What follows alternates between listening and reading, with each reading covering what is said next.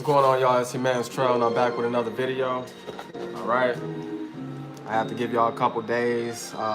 These Northern Kingdom videos have been about 4 hours apiece, so I wanted you guys to catch up. I also, sharpening my sword, getting it ready for you guys. So without further ado, I want to give all glory, honor, and praise to Yahweh Bahashem, Yahweh Shai, Bahashem Rakakodesh. All right, that is the name of the Heavenly Father, Yahweh. All right. His only begotten son, Yahweh Shai, okay? We don't call on the name Jesus. That's a new invention, okay? That's from the Anglos, all right? That's from the white people. We don't call him that, all right?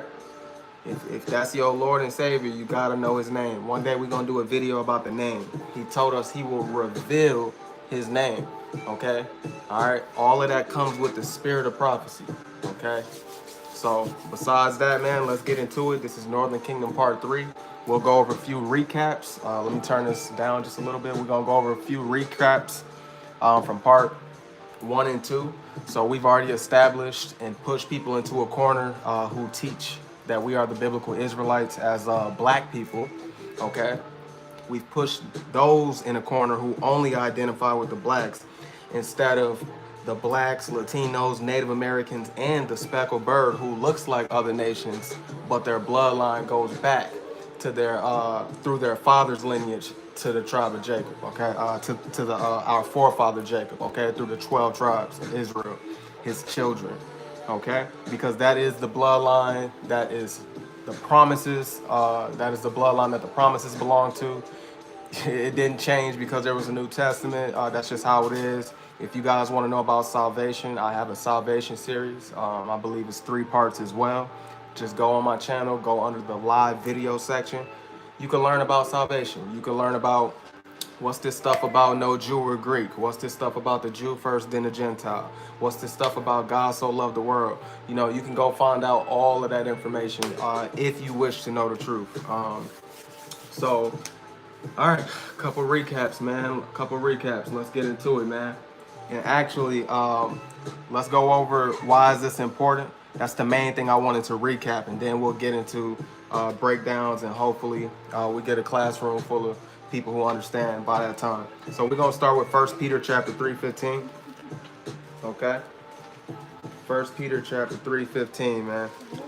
Because only people who's gonna sincerely watch these videos in depth are those who want to sharpen their sword so that they can wake up other people. The whole point of me feeding the sheep is so that they can grow up and feed the sheep as well. Okay, we all got to feed the sheep. That's our job. So 1 Peter 3:15, it says, but sanctify the Lord Yahweh in your hearts. Okay, sanctify means set apart, purify. You can put that down, it's okay. Yeah.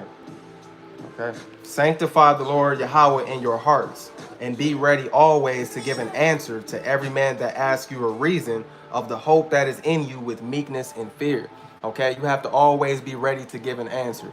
All right, it tells you to set apart the Lord Yahweh in your hearts. Okay, your heart and your mind is synonymous in biblical context. Okay, it says be ready always to give an answer to every man that asks you a reason of the hope that is in you with meekness and fear. Why does it say with meekness and fear? Because you handling the Lord's word. If you're not terrified to teach a lie, you shouldn't be a teacher. If you're not terrified to go a little to the left and a little to the right on this narrow path, because you're gonna fall off, you won't be able to get back on, then you're not equipped to teach this word. Okay, so we gotta know the truth so much that we're teaching in the fear of the Lord. The fear of the Lord is the beginning of wisdom. The fear of the Lord is the beginning of knowledge, okay? And without wisdom, you won't have understanding, all right? So that's always have an answer when a man asks you. Let's go to Philippians 1, okay? Always have an answer. This Northern Kingdom thing that we're talking about, a lot of people don't have answers. It's a lot of rebuttals, right? It's a lot of, trash talking, but it ain't no answers, you know what I'm saying? So the ones who got the answers, we're set up to be defenders of the gospel, which is what we're getting in right now. And we have to prove it. All the time, even when you're right, that don't mean people are even going to admit it. You know what I'm saying? Bob White, what's going on here in the building, man? What's going on, brother? We might be in for a long one today. There's so much history about to come out, man. There's so much history about to come out. But hey, that's what I signed up for. That's why I gave it a couple days. So shalom, my brother. Yes, sir. All glory, praise, and honor to Yahweh Bahashim Yahweh Shah. I'm glad you're in the building. That's a Northern Kingdom brother, by the way. So Philippians chapter 1, we'll start at 16. It says, some indeed preach Hamashiach, even that is who the world calls Christ, even of envy and strife, and some also of goodwill. So some people teach this book with good intentions. Other people teach it just to fight with you. They want to fight. They want to fight. So you got to know, if there's people coming to you with other doctrines, other beliefs, other interpretations, but this mean that and this mean that, and you know dang well it's wrong, well, we teach in the fear of the Lord. So what you gonna do? All right, we gotta defend the gospel, okay? Because we respect it, we hold it to high regards. Verse 17 says, but the other, so another person who's not teaching in contention, he teaches of love, knowing that I am set for the defense of the gospel. All right, so the Lord has pastors that he has set up after his own heart, okay? He has teachers here right now, okay, who was of old, okay, but who are here right now set for the defense of the gospel, okay? And that's what we're doing. When we're presenting this Northern Kingdom doctrine and you see me going live for hours and hours and hours, well, do you know how much confusion is out there? It's so much more confusion than it is understanding being pushed out. So that's why these videos take so long. So it'll be okay. All right. So 1 John 2:20. 1 John 2:20. Promise y'all, we're gonna learn a lot, but we gotta cover prerequisites. You know how I do it on this channel. So if you get bored of that, hey, come back later, or don't come back at all. But I'm trying to set up men and women who understand this so that they can give it out. Okay, so 1 John 2:20, it says, but you have an unction from the Holy One, okay, and you know all things. All right, so we're set up to know all things. If you're truly of the Spirit, he's gonna give you the conclusion, all right, of the puzzle. All right, this Bible is like a Rubik's Cube. Remember Isaiah chapter 28 verse 13, it says that the Bible is set up precept upon precept, line upon line, here a little and there a little. So to get true understanding and to break up any confusion about any topic, you have to go to every single place where that topic is and weigh it in a balance to get the proper understanding. And the Most High is you can't get understanding without him. You can't get understanding without wisdom, which is Sophia in the Greek.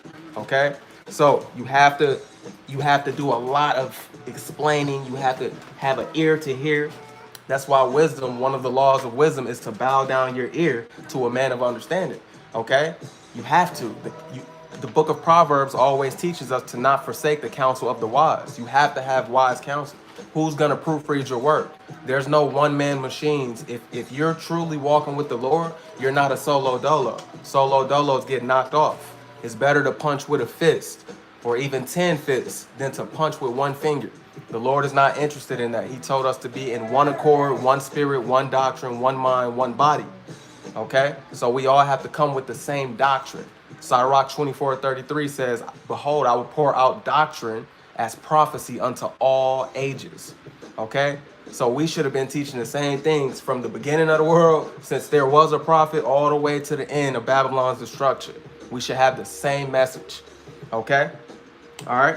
So we gotta have the spirit to know all things in order to truly teach a topic like this. You have to be prepared to have an answer when a man asks you a question, right? And we're set up to be defenders of the gospel. So we covered that.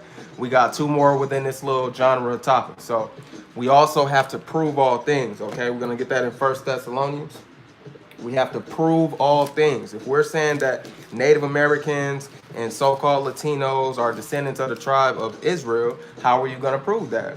Okay, we don't have DNA labs. We don't have access to, things that the archaeologists have access to. We don't got that type of stuff. So how do we get it with the lack of resources? Through the help of the Holy Spirit. The Holy Spirit is the revealer. The Lord said he reveals his secrets to the servants, his prophets. Okay, Amos chapter 3, verse 7. He's a revealer. If you don't believe that, we don't have the same God. Okay, so 1 Thessalonians chapter 5, verse 10, it says, 5 verse 20, forgive me. We'll start at 19. Quench not the spirit. All right, when you quench something, imagine a fire and somebody comes throw a bucket of water on it. The fire's put out. So he's saying, put not out the spirit. Okay, so quench not the spirit. Despise not prophesying. A lot of people, when they see the difference from a teacher who can read this and break it down like boom, boom, boom, they get offended because our people have a lot of competition in them. They're like, no, I can break that down better than you. We got to stop all that. We should be teaching the same things. It's not about who could break. No, we should be, if we have the same spirit, it should be the same breakdown. All right. Now, within the same breakdown, sometimes the Lord will give you another angle. All right. But there will never be another understanding. One understanding. All right. One breakdown. Truth is on one accord. So somebody has to be lying if there's a contention.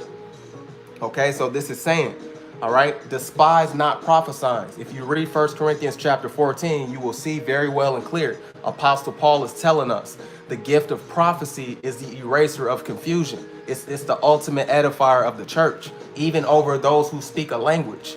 All right. Language and definitions cannot break down what this Bible means more than prophecy. Prophecy is the end of the story. Prophecy is the end of the movie. If I already know the end of the movie, there's nothing you could tell me about the conclusion of the matter if I already saw the ending. So he's blessed men out here who already understand the ending. So no matter what we get tied up and confused in as far as language, okay, prophecy is the ultimate edifier, all right? Because language goes into, remember, Isaiah 28:13. Why did he say he put the word here a little, there a little, like a Rubik's Cube? You got to figure out a maze just to get proper understanding. How come?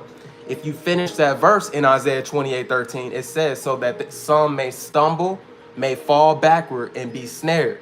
It's a trap. The Lord is not interested in everyone waking up this first time around in Israel. All right. Everyone's not supposed to be able to pick this up and understand it. That's why there's so many deemed to be so-called contradictions. Okay. The Lord has it set up that way intentionally. He could have made this like a Harry Potter book to where everybody could read it from beginning to end and have the same understanding. But that's not how this book is written. It is intentionally set up for some people to have one way of thinking and others to have another way of thinking. All right. But many are the ways of man. All right. Forgive me. A man can think in his own way. I need that scripture, man. Goodness.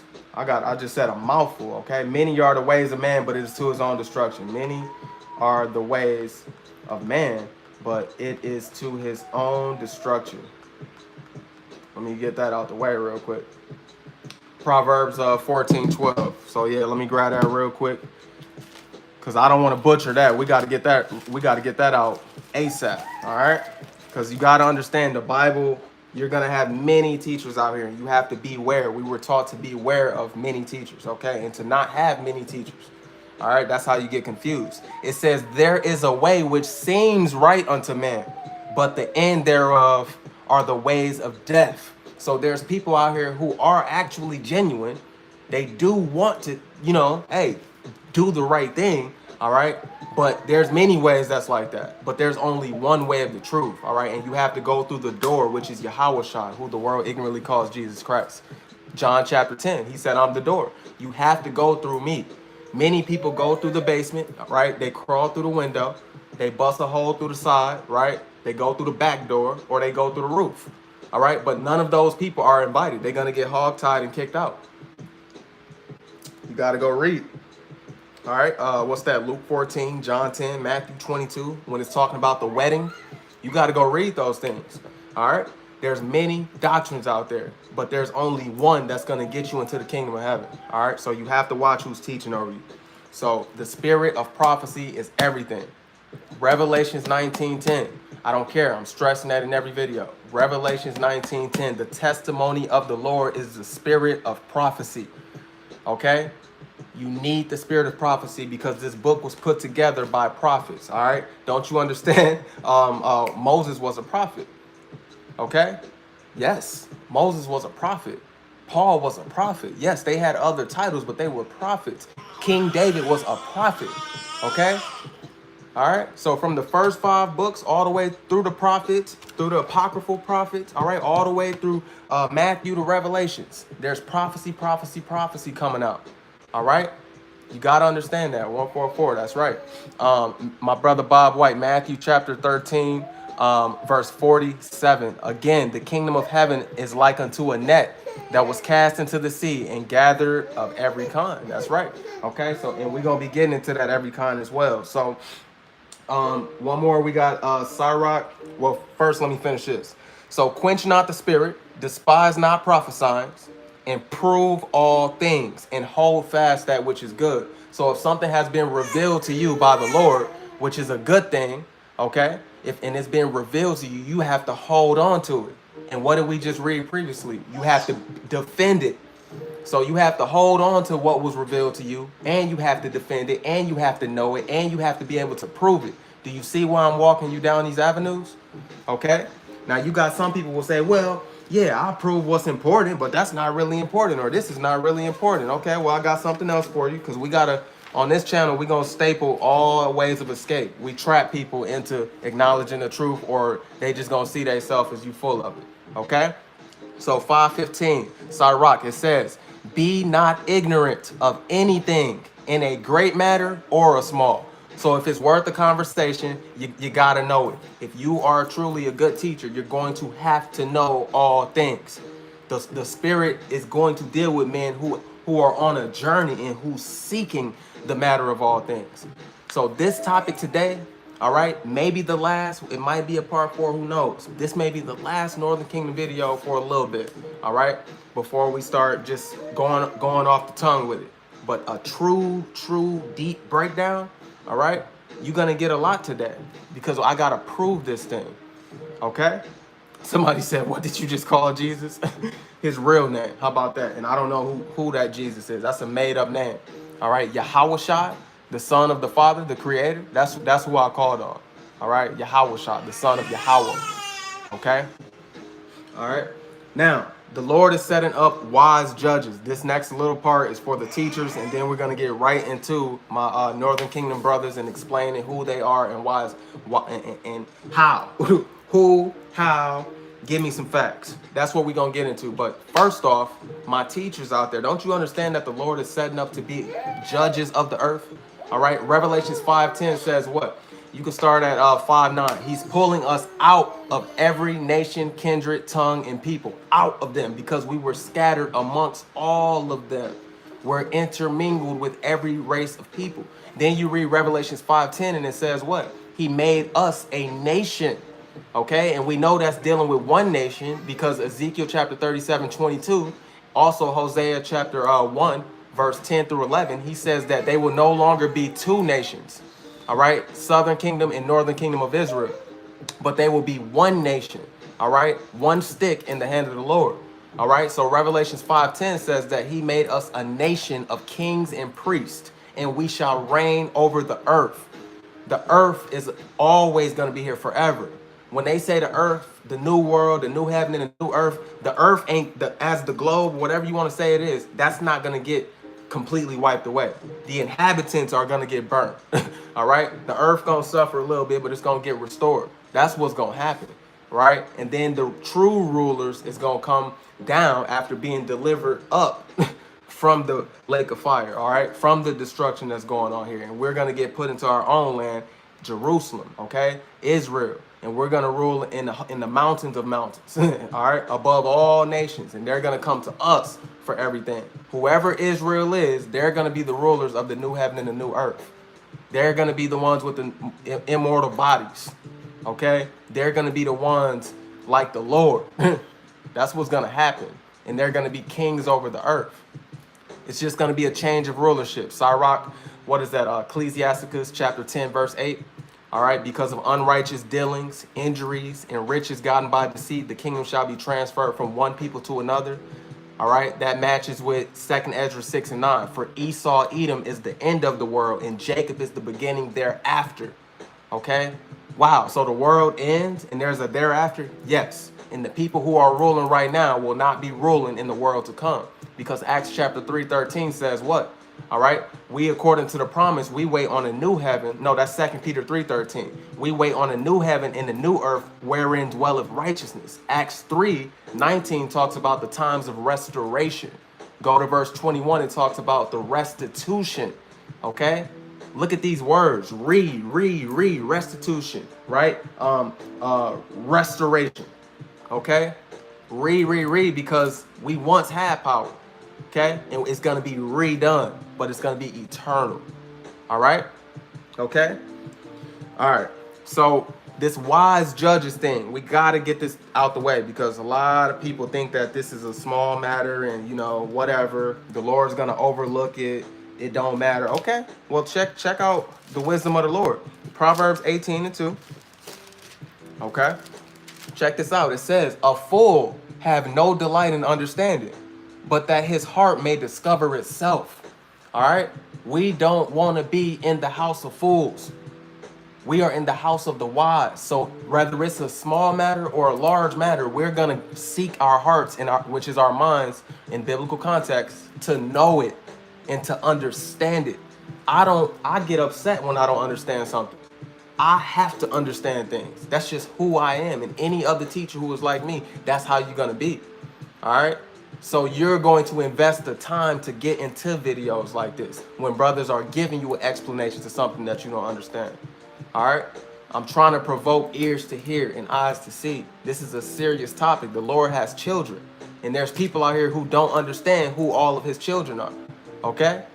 It's not the whole earth. All right. Deuteronomy 7:6. He chose one group of people to be above all nations that are upon the face of earth. Now, that is contrary to popular belief, because Esau Edom, the so-called white man, has hijacked the Bible and created a million religions and a million different doctrines. So there's certain scriptures you don't even know about. All right. So learn something. Okay.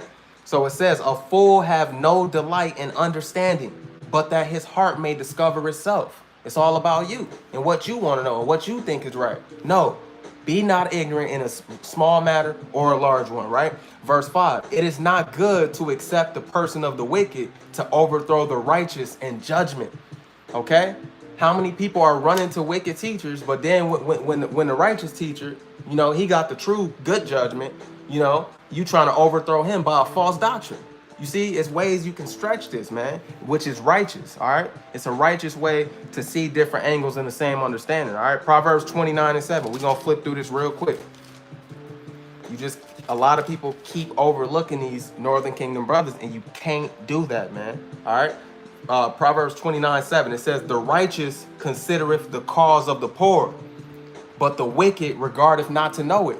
Doesn't Sirach 10:8, also known as Ecclesiasticus, say, because of unrighteous dealings, injuries, and riches gotten by deceit, the kingdom is translated from one people to another, right? So unrighteous rulers who are ruling right now, who don't care about the poor, they don't care about the matters that are small.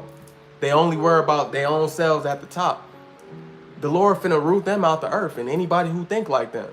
So if you truly about to be a king of the world to come, if you truly about to be a wise judge, didn't the Lord Yahushua say in red letters, if you can be trusted in a small matter, how much more can you be trusted in a big matter?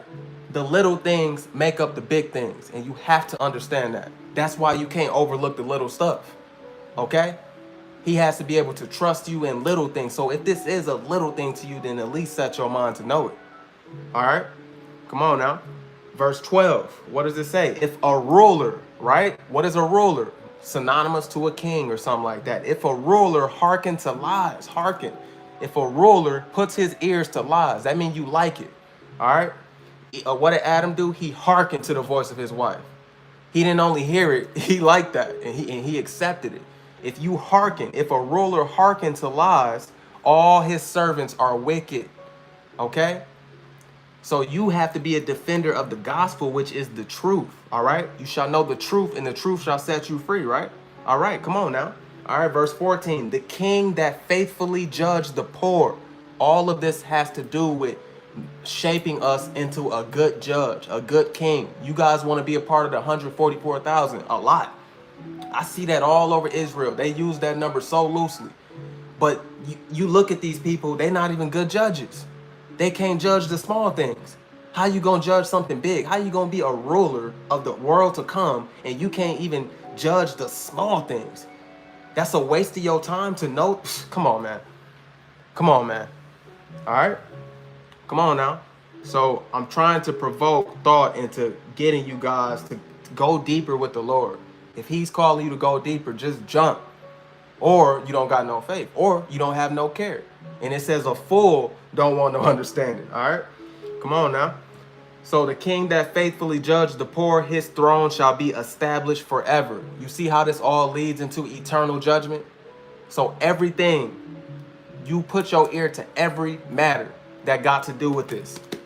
When it got to do with this book and somebody saying something means something, and you are giving eyes to see and ears to hear, all right, you better defend it. If you don't know, you better set your mind to know it. That's what I'm trying to tell you here. All right. Wise judges will consider the cause of the poor.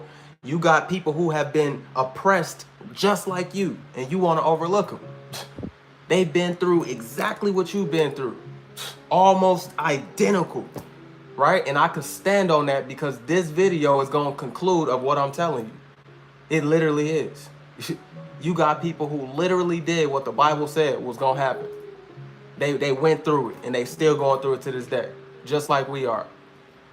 This is about Northern Kingdom. Southern Kingdom, we got issues through the roof. Why would I neglect that? Never have. All right, this channel was built on catering to y'all. But right now, we got other brothers that need us to stand up for them. And they can't stand up for themselves biblically as a collective as we do, because it's easier for us to know who he is. So who gonna set their mind to know this thing and go out and wake up these lost sheep? You heard what the Lord said in John 10:16. I have other sheep that are not of this fold. I must bring them too. Who was that other sheep? The 10 tribes that he didn't even come to. Come on, man. Let's get serious over here. Sirach 10 and 2. We only got a couple more, and we're gonna get right into our Northern Kingdom brothers. But like, you know how I do it on this channel. It's things you need to hear before you can just slide on into the important stuff. Come on now. We gotta check your heart at the door. Sirach 10:2. As the judges of the people is himself. So as the judge is, so is the people. All right. So are his officers. And what manner of man the ruler of the city is, such are all they that dwell therein. That's why the Lord tells us to come out of Babylon, right? He says, this is not your rest. Micah 2:10, right? Arise ye and depart, for this is not your rest. He's not telling you to leave Babylon physically and go to Africa and think you ain't gonna get burnt up. No, he's telling you come out the philosophy, right? Babylon pours out her wine to all nations, that wine of fornication. Come out of her mindset, okay? Come out of the American pride, that spirit of pride. That's what the Lord is telling you to do, okay? Because you're going to be just like the rulers, and you're going to get judged like the rulers, and didn't even get to live like the rulers. He said the rich going to suffer just like the poor one. That's right. They both going to burn. So what did you get out of it? Come on, man. That maybe you had went over some heads, but oh well. So as the ruler is, so are the people. The Lord wants wise judges. That's why it says when the wicked are in rulership, all right, the people are mourning. When the righteous is in rulership, the people rejoice.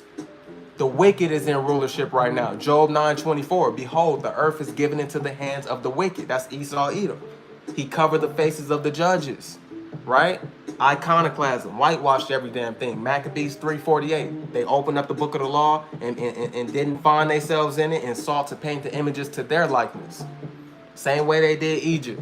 They did this. Okay? All right? Come on, man. And y'all all accepted it and said, okay, y'all went with the flow because the rulers was wicked and so was the people, until the Lord revives you and separates you from the congregation of the dead. And now you have that spirit of life and you can see clearly in this dark place. All right. That's the only time you're going to start talking like this. Teachers, you better properly examine this matter and be not ignorant. I'm telling you, man, be not ignorant. Two more. And we're going to get right into this amazing video. All right. That the Lord got prepared for us. Matthew 15:14. Because I bet you, it's going to be some things in here that you may not have known. All right. Matthew 15:14.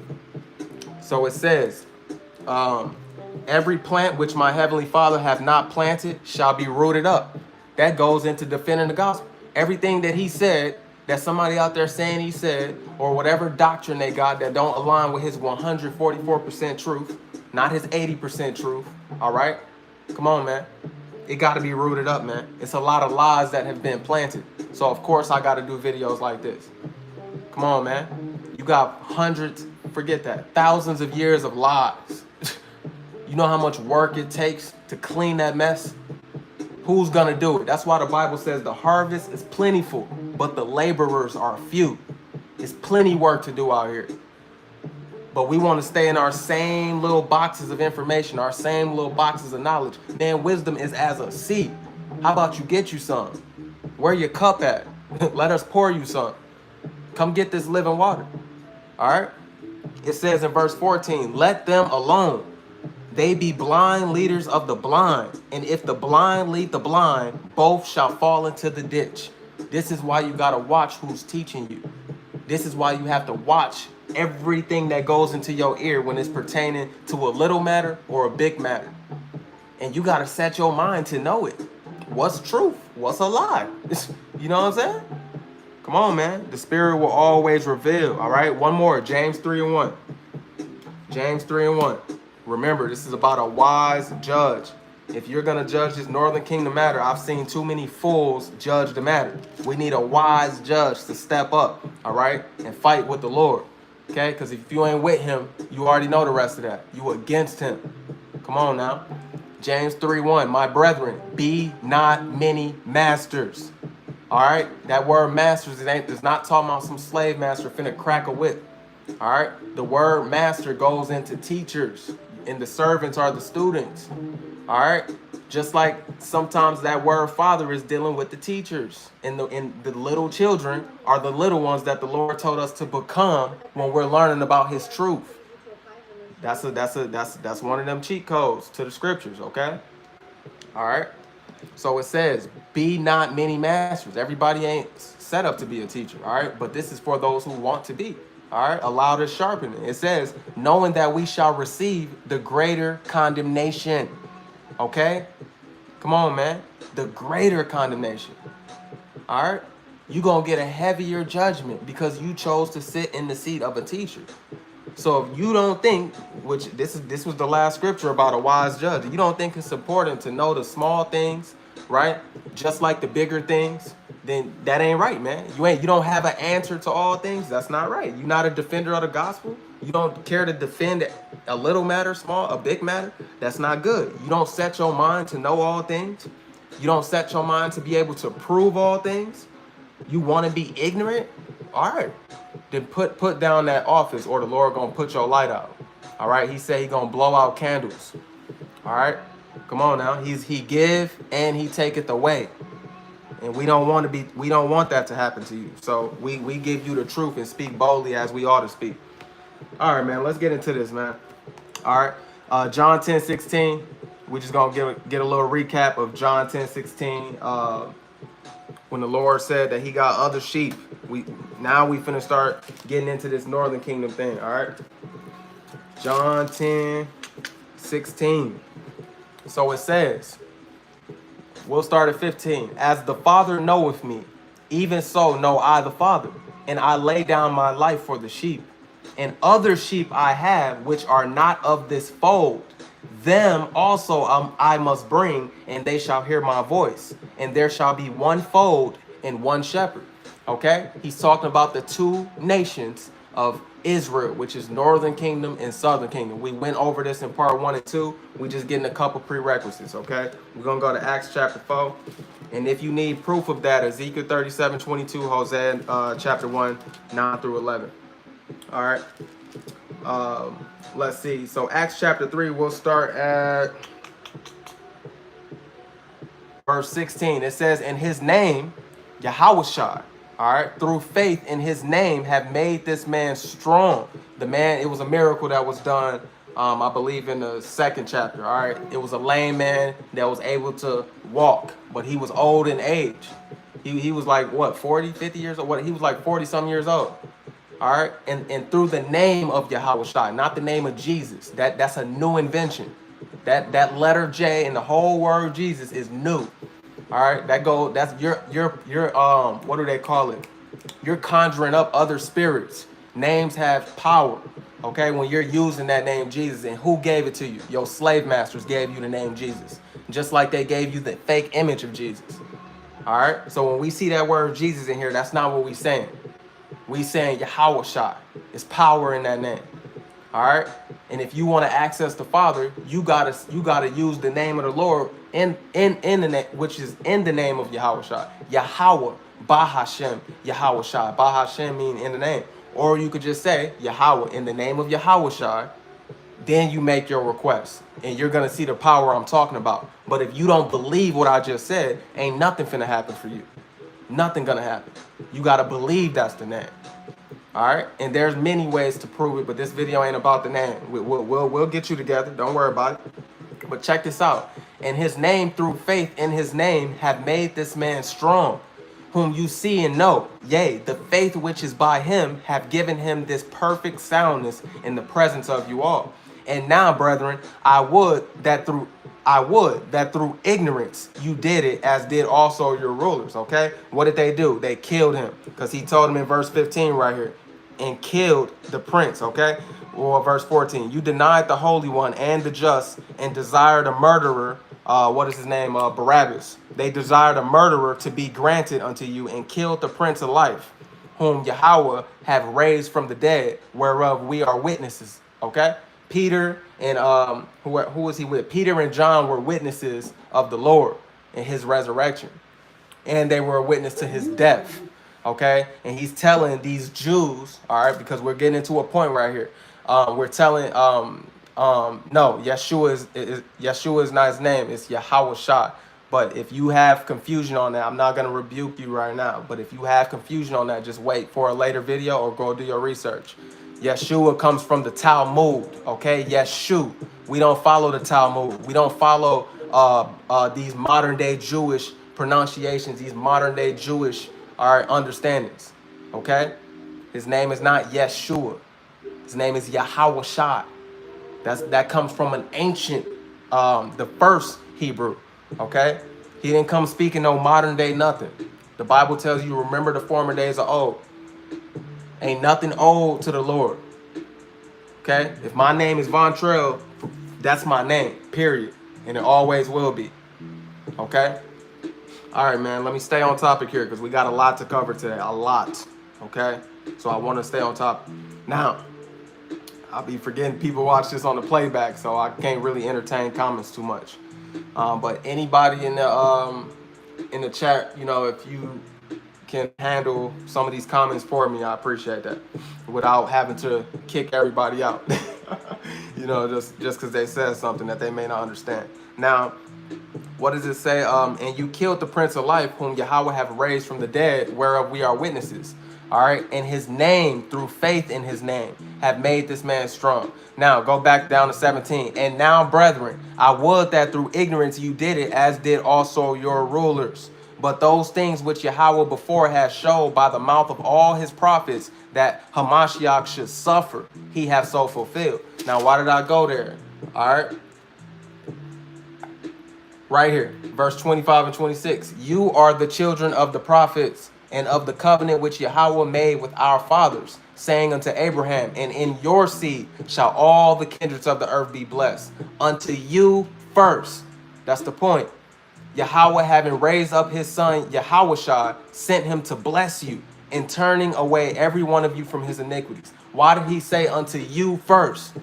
Because only Judah, Benjamin, and Levi was in the land of Israel when they were doing this. Remember, Yahweh Shai is already gone. And who did he go to? The Jews first. Okay? Come on now. And he told his disciples, all right, don't go into the city of the Samaritans, right, which was mixed northern kingdoms, right, with heathen. And don't go into any other lands of the Gentiles, but go only to the lost sheep of the house of Israel. And who was it first? The Jew first, and then the Greek. So they went to the Jews first. When you look at the modern day small hatters, they're calling themselves Jews, every single one of them. But there's 12 tribes of Israel. So if y'all Jews, where's the rest of them at? Where is the rest of them at? Okay, that's how you checkmate them. They're never going to tell you, I'm Asher, I'm Issachar, I'm Gad. They're never going to, no, they're going to say, I'm Judah. or I'm Benji, or I'm a Levi. They're confused in the face. Okay? That's how you confound them up. They don't know nothing. All right? They just hijacked our stuff like the Bible said they would, and they're messy and sloppy. And people who don't know enough, they can get fooled by these people. All right? But look, it says unto you first. Now, that means that somebody else can get it. Now, we know the scripture says the Jew first and then the Gentile. If you're confused on who the Gentiles were and who the Greeks are, you have to go watch my salvation videos. Unfortunately, you're going to be confused in this class. All right. If you do know that those are talking about Israelite foreigners, all right, who lived outside of the land of Judea, all right. If you do know that that's talking about the northern kingdom that never came back to the land, all right, after they went into Assyrian captivity by Salmanasar, they never came back into the land of Israel. Never. Instead, according to the Bible, they went and sailed all the way to a land where no one inhabited so that they can keep the commandments. But we understand that they were cursed, so they didn't keep the commandments, but they isolated themselves to the new world, which is the west side of the world. Everybody lived on the east side of the world. So the Lord never went there and did what he did in Southern Kingdom. He went to Southern Kingdom, he was rejected by Southern Kingdom, and he so-called died in Southern Kingdom and was resurrected amongst the Southern Kingdom. Okay? All of that happened only with 3 tribes. All right? Judah, Benjamin, and Levi. And we're speaking predominantly, because they'll go and find the wife of the prophet who says she's from the tribe of Asher, and they'll say, see, there was northern kingdom there, and da-da-da-da-da-da. Bro, there's always a little remnant, okay? There was also Samaritans. What you got to say about that? You know what I'm saying? What you got to say about, do you even know who the Samaritans are? Come on, man. It's a lot. It's intricacies and nuances when you're dealing with a book that's set up to trap people into misunderstanding it because he don't want everybody. I saw 144 as soon as I said that. He don't want everybody. He wants who he predestined. Okay? So if you falling and tripping at stuff that's simple to a learned one, then that's on you. All right? Okay. But we gonna do our best to get you this message. So he has other sheep that are not of this fold. We identified those people, right? We also went through what? Hosea chapter 7. Check this out, because we're just doing a quick recap. Then we're going to get into some history and start really dropping jewels. Because if you want to identify who these 10 tribes is, you will identify them by the curses. He said, if you want to know who my people is, well, hey, I got signs on their foreheads. I'm paraphrasing, man. We talking about Deuteronomy 28. So let's go to Hosea 7 real quick. These people do not look all the same. All right.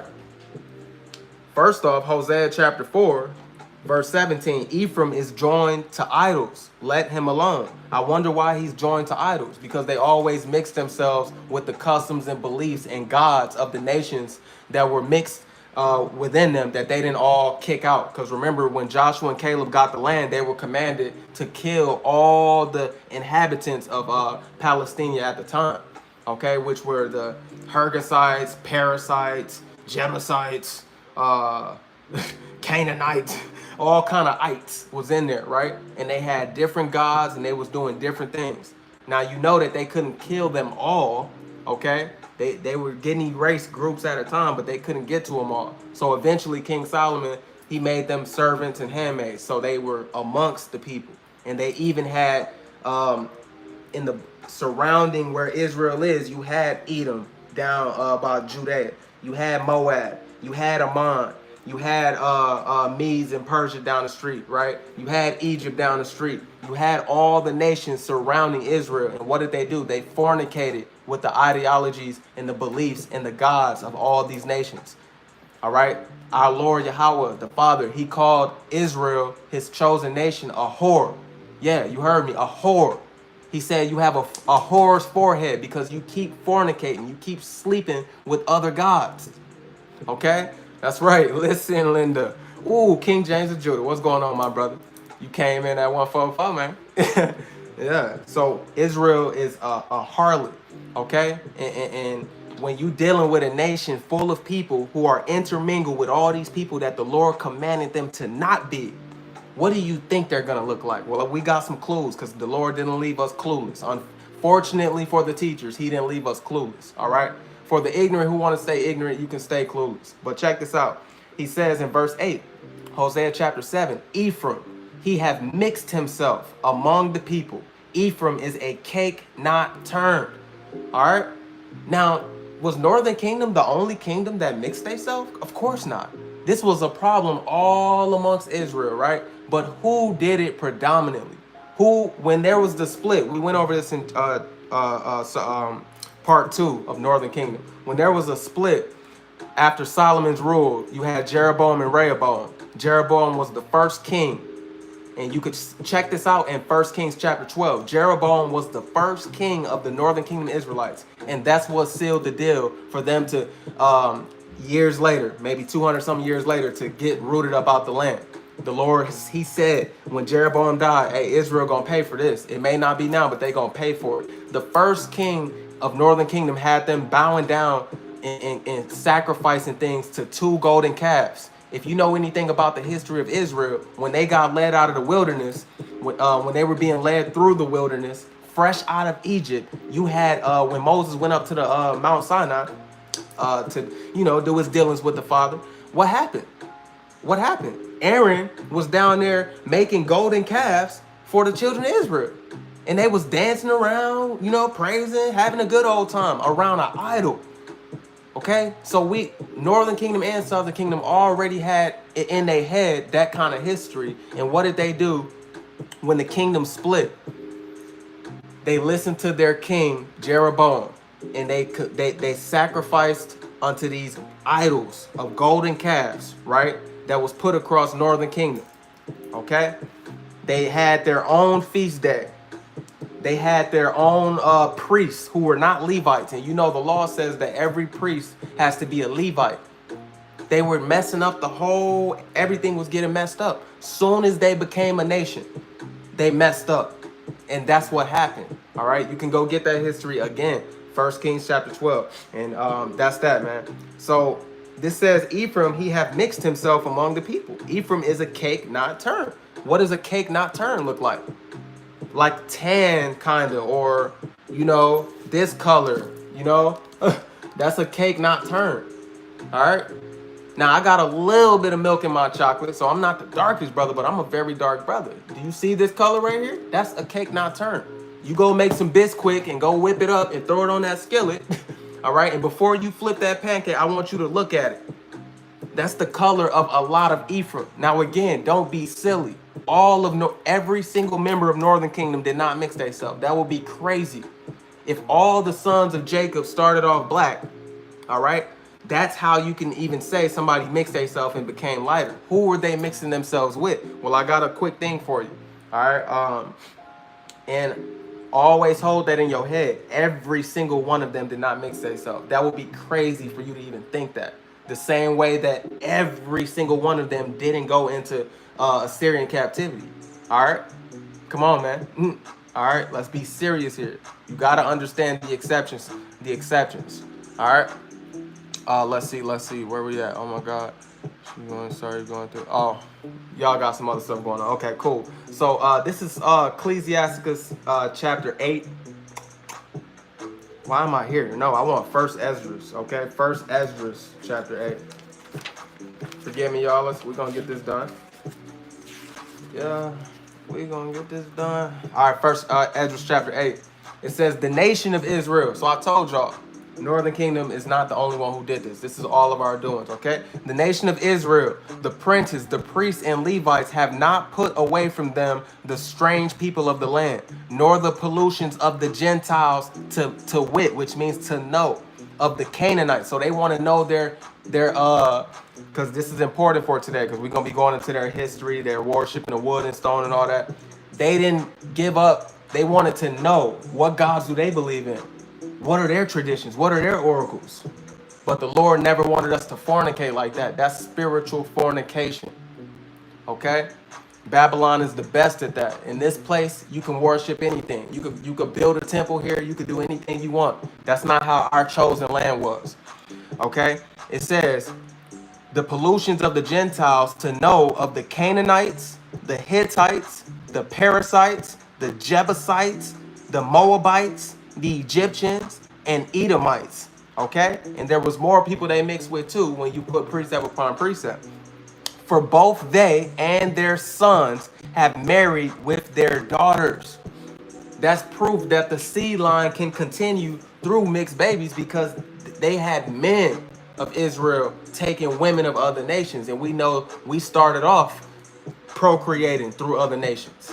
All right. And then as you know, as we got populated, all right, once an Israelite man have a daughter, that woman is considered an Israelite now. Okay? Because you came out of our seed. All right. Now, when you can and you have the choice to be with an Israelite woman, the Bible does say you should be with that Israelite woman. Okay. That is what it says.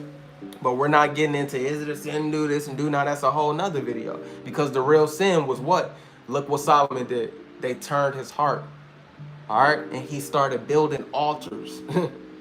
Right? You building altars in the Lord's chosen land. That's why he lost the 10 tribes in the first place. That's why we're split in the first place. Because of the mixing. All right? Because of the fornication, the intermingling with all the other nations. Okay? But we're still his children because it's through that father seed line. The Lord is not a man that he should lie. He's looking after this seed line. And he has a promise to Abraham, Isaac, and Jacob. All right? Come on now. That his seed is going to be blessed. But look at this. It says, for both they and their sons have married with their daughters. Just to prove to you, this is the mixture of people. All right. That's in Hosea. It says, in the holy seed. What does the word holy means? All right. From the Hebrew word kodesh or kadesh in modern Hebrew. Right. And what is, so it means set apart or separate. So the separate seed is mixed with the strange people of the land. And from the beginning of this matter, the rulers and the great men have been partakers of this iniquity. The Lord told us not to do it. Specifically, he told us not to mix with the inhabitants of the land of Israel, which is the land of the Palestinians, so-called, right? Not the modern day one, all right, of old. Many nations was in there, all right? 5 main ones. And they still live there. He said, hey, do not marry your sons to their daughters and do not marry your daughters to their sons. That was a commandment. But what did we do? We kept doing it, man. So we've been mixing. All right. But this points out Ephraim. They took everything through the roof. Northern Kingdom took everything through the roof. And that's why they were the first ones to go into captivity. All right. The Assyrian captivity. Judah, they later went into their own, but we look more darker and, keeping our roots because why? Well, for one, even when we left the land out of 70 AD, we went in, I ain't even gonna bring up that point, but we stayed dark because we stayed dark. We didn't mix as much as them, okay? And you can read the book of Nehemiah and Ezra within the 66, and both of those books are going to tell you that we put away our strange wives and children, right? Have you read that? You got to ask yourself these questions. See, precept upon precept, you can start making sense of things. So we even had mixed children that we did away with, okay? Who went off into the earth. We had them, but hey, we got in trouble behind this. We got to let you go. Why? Because their children was speaking the language of the, what do you call them people, man? They were speaking the Philistines language before they was even speaking the Jewish language. They was catering to the mama instead of the mother catering to the father's belief. So, hey, that was a big thing that happened to us Southern Kingdom ones. All right. But the Northern Kingdom ones, hey, they just went on about their business and they moved to the New World. All right. But we actually had issues with this race mixing and we have it documented. It's in Ezra and it's in Nehemiah. Go check that out. Documented. Yeah. Okay. They let their women go and their kids. The Lord was not playing, man. All right. But yet, nevertheless, okay, the seed line, when the Lord died for us, okay, the Jews and the Gentiles, which are the Israelite foreigners. So people who was cast off before, that now they're welcome in. Do you understand that? Now they're welcome in because of the blood of Yahushua. That's how important his blood is. We cut off a lot of people. Yup. Because of mixing, right? because of idol worshiping, okay? Because of territory, many reasons we cut people off. But when the Lord died, he died for all, okay? All right, that's beautiful right there. So Ephraim, he had mixed himself among the people. Ephraim represents the northern kingdom of Israel, 10 tribes. All right, there's 12 tribes, 10 of them is Ephraim, okay? Strangers have devoured his strength, and he knoweth it not. Yea, gray hairs are here and there upon him. So now we looking at a people who have this lighter skin, okay? And I would say predominantly, not every single one. And we're telling you that it's the Native Americans and the indigenous. I'm not going to call them Latinos or Mexicans or anything like that, because those are new names, okay? The indigenous, all right? Who you call a Puerto Rican, a Dominican, a Cuban, a Colombian, right? Guyana, whatever the heck you want to say. What you call these people, Mexicans, Central Americans, Panama, Guatemala, what you call these people are not that's not their biblical identity. All right, you don't see anybody in here with the same identity as the Bible portrays them to be. Okay, they are indigenous to the land, which means they are the first ones who was there, and that's a biblical fact as well. Okay, and that's right, Bob White, Proverbs 18:10. The name of the Lord is a strong tower. The righteous runneth into it and is safe. Okay. And we know what Peter said, there's not any other name in heaven that can save. So you better get the name right, but that's a whole nother topic. So let's get back into this, man. Babylon, okay? So we identified that these people, they had lighter skin. They never came back. This was 2,400 years ago. If Assyrian captivity was, it's not 800. I know I mistakenly said that. About between 700, 750 BC, okay? Before Common Era. All right, before who they call Christ, right? Before that, 740 plus what? About the 1500s. So that's about 2,200, 2,300 years later. You expect these people to all look dark skinned with kinky hair. Come on, man. Who's to even say that they all had the same phenotype? So now we're telling you that they're the indigenous people of the Americas. What does the Americas consist of? We're going to get into that. And we're going to get into the different, we ain't going to talk about phenotypes too much today. That may be a whole nother video. But all the Native Americans don't have the same hair texture. Okay, all of them don't have the same skin color. All of them don't have the same eye color. That's what you have to understand. These people mix themselves, and I named the nations for you right in your face. So if you have faith in this Bible, you have to acknowledge the fact that they mix with white people. That's who the Edomites are. Moabites, that's the Chinese. Okay, Ammonites, come on, man. They mix with everybody. So some of them gonna look Asian. Some of them gonna look white. Some of them are gonna look Hamitic, right? Which is the dark races, right? Some of them is gonna look like that. The dark races, not the Negroes. All right, better go check that out. All right, just to clear that up. So it is so hot. Huh? Yes. Let's see what that do though. All right. I really want to get into these documents, man. Okay. So Babylon. We'll move on from the color until we get to pictures and things like that. But Babylon the Great. That's the last recap I want to do. So we went into the Valley of Dry Bones. Revelations chapter 11, verse 8. Okay, let's go there real quick. We ain't finna break this down. We already did that in part 1. All right, this was checkmate. We're just gonna give you a quick little flash. Revelations 11:8, it says, "And their dead bodies shall lie in the street of the great city, which spiritually is called Sodom and Egypt, where also our Lord was crucified." Okay, spiritual Sodom and Egypt represents the land of our captivity that Deuteronomy 28:68 told us we were gonna get sent to by slave ships. Okay, Babylon the Great is the prime slavery. Babylon the Great, aka America, is the big showdown. They're going to be the most destroyed because they were the most built up by the Israelites. They are the most proudful with the Israelites in it. And what I'm bringing you here for is to prove to you all 12 tribes were here. So this same dead bodies that lie in the street lines up with Ezekiel chapter 37. And we prove all this in part 1. So if you want the proof and you want to see how beautifully this ties together, you got to go watch part 1. So Ezekiel chapter 37, verse 11, it says, "Then he said unto me, Son of man, these bones are the whole house of Israel." Okay? The whole house of Israel. That means the all 12 tribes. Okay? So if all 12 tribes have to be in Babylon the Great, and then you read things like Jeremiah 50. Okay? Jeremiah 50. Bless Jeremiah 50. Check this out. Verse, we could just go to 33 because it's many we can do.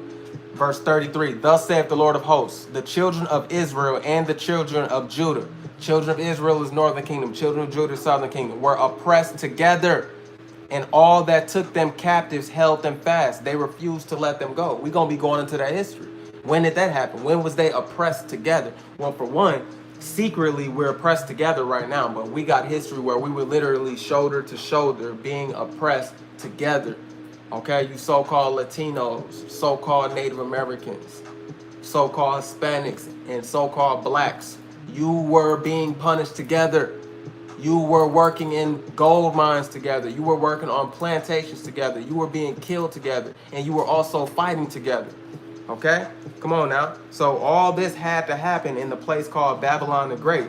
So my question for people who are the naysayers is, where in the heck, where in the heck who are these other 10 tribes if you're telling me that they all have to be black?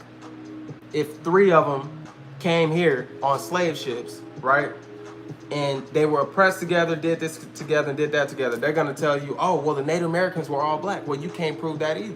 You know what I'm saying? Because their first excuse was the 10 tribes is in Africa, and that everybody here that's black is Northern Kingdom, right? And yes, those Buffalo Soldiers, definitely. Let's get into, we talked about the scattering, right? So now let's get into color real quick, all right? If you want more information on the things that I just brought out, because now we're going to start bringing out some different kind of blows. We're going to start bringing out some blows, all right, for the naysayers. But what was I about to say? Go check out part 1 and part 2 if you want more information on the type of things that I was just bringing out, okay? But now it's time to roll out some stuff that the Spirit, you know, got me like, hey, you right. So, as you know, Abba Bivens, he's the starter of the doctrine that we have, okay, of Northern Kingdom, Southern Kingdom, right, Latinos and Native Americans being the oppressed, lost 10 tribes of Israel as well, right, because they're all indigenous to the Americas. So Abba Bivens was killed by a Muslim, but he is the starter of the complete truth. He's not the first one to know he's an Israelite. All right, but the Lord did say he was going to raise the tents of Judah first. All right, so we woke up first and, you know, came out of a camp called One West. Okay, you could do your own research with that. But check out his grandson. All right, I want you to see something because we're confused about how somebody can have a certain hair type or a certain look, but we're telling you that they started off black and that they just look like that because that's what happened. Now look at, watch this. Look at Abba Bivens' grandson, and I'm gonna show you Abba Bivens. Abba Bivens is right here. He's what you would call a straight Negro or whatever. This is his son. He looked like every single South American I know. You know what I'm saying? Come on, man. Watch this. Hold on. Let's let him talk. Started some sect of black. Is Puerto Rican. My grandfather is black. Is there a story there? So his mother is Puerto Rican and his grandfather's black. My grandmother is Puerto Rican. My grandfather is black. Is there a story there? My great-grandfather started some sect of black Israelites that's like pretty known today. It's chilling. And then my grandfather decided he wanted to convert because like wanted to be part of the Jewish community. He converted, married a Puerto Rican woman, and then my dad was born. And then they weren't sure if the conversion process for my grandmother was correct, so my dad had to get also converted when he was like a little bit older. That's a crazy story. The bottom line is Jews come in different flavors. Okay, ready? Not you. See, that dude right there is not a Jew. That's a small hatter demon, all right, who's posing to be you. Revelations 2:9-3:9. And he's using Abba Bivens' grandson. This is deceit right here. He's using the founder of the Black Hebrew Israelites movement. He's using his grandson to prove, because you see he got on a small hat and he got on a small hat. He's using him to prove a point that, see, Jews come in all flavors. No, you peon, you Edomite, you're not the same lineage as him. We know that he's Judah because his grandfather is through his father's seed line. But look at how his grandfather was a dark-skinned black man. Look up Abba Bivens. All right, the picture right here don't do you no justice, But that man is about darker than me versus him. You see how just one, all right, if that's your grandchild, that means Abba Bivens got with his mama, and then he said his mama is Puerto Rican. So one generation of mixing caused a brother to look like that. One generation of mixing caused him to look like that. And you over here puzzled and confused how Israel looks like a speckled bird? Make that make sense, bro. See, you got to use real examples, because we could tell you, look at Drake. Drake dad is a so-called black man, the artist Drake. Look at Drake. And then look at Drake's son when he got with a white woman. When a mixed kid, one mixed generation, got with a white woman, look at his son. His son looked like a white boy. What if his son, just 2 generations down, got with another white woman because in their lineage, they just love white women? Dude gonna look like a complete white boy. But they over here confused that we telling you the Native Americans and the Latinos are descendants of us, right? Come on now. That's insane. When I say us, people that look like us, right? Not of me, all right? But our ancestors, because we look like how the Lord looks. If you read Revelations chapter 1, 14 through 15, it says that Yahweh, who the world calls Jesus, is dark skinned, okay? He's so dark, his skin is like bronze, as if it was burned in a furnace. And his hair is like wool, all right? The Father also looks like that, the Ancient of Days. Daniel chapter 10, 6, Daniel chapter 7, 9. All right, the angels as well. They look the same way. They're all dark skinned. But how did 10 tribes start to look like this God? Him. How did they start to look like this God? Well, you just seen. That's one generation of mixing. Come on, man. That's not all I have for you. Watch this. Check this out. Look at this dude's dad. He looked like a Juan or a Carlos. Watch his dad come in the scene.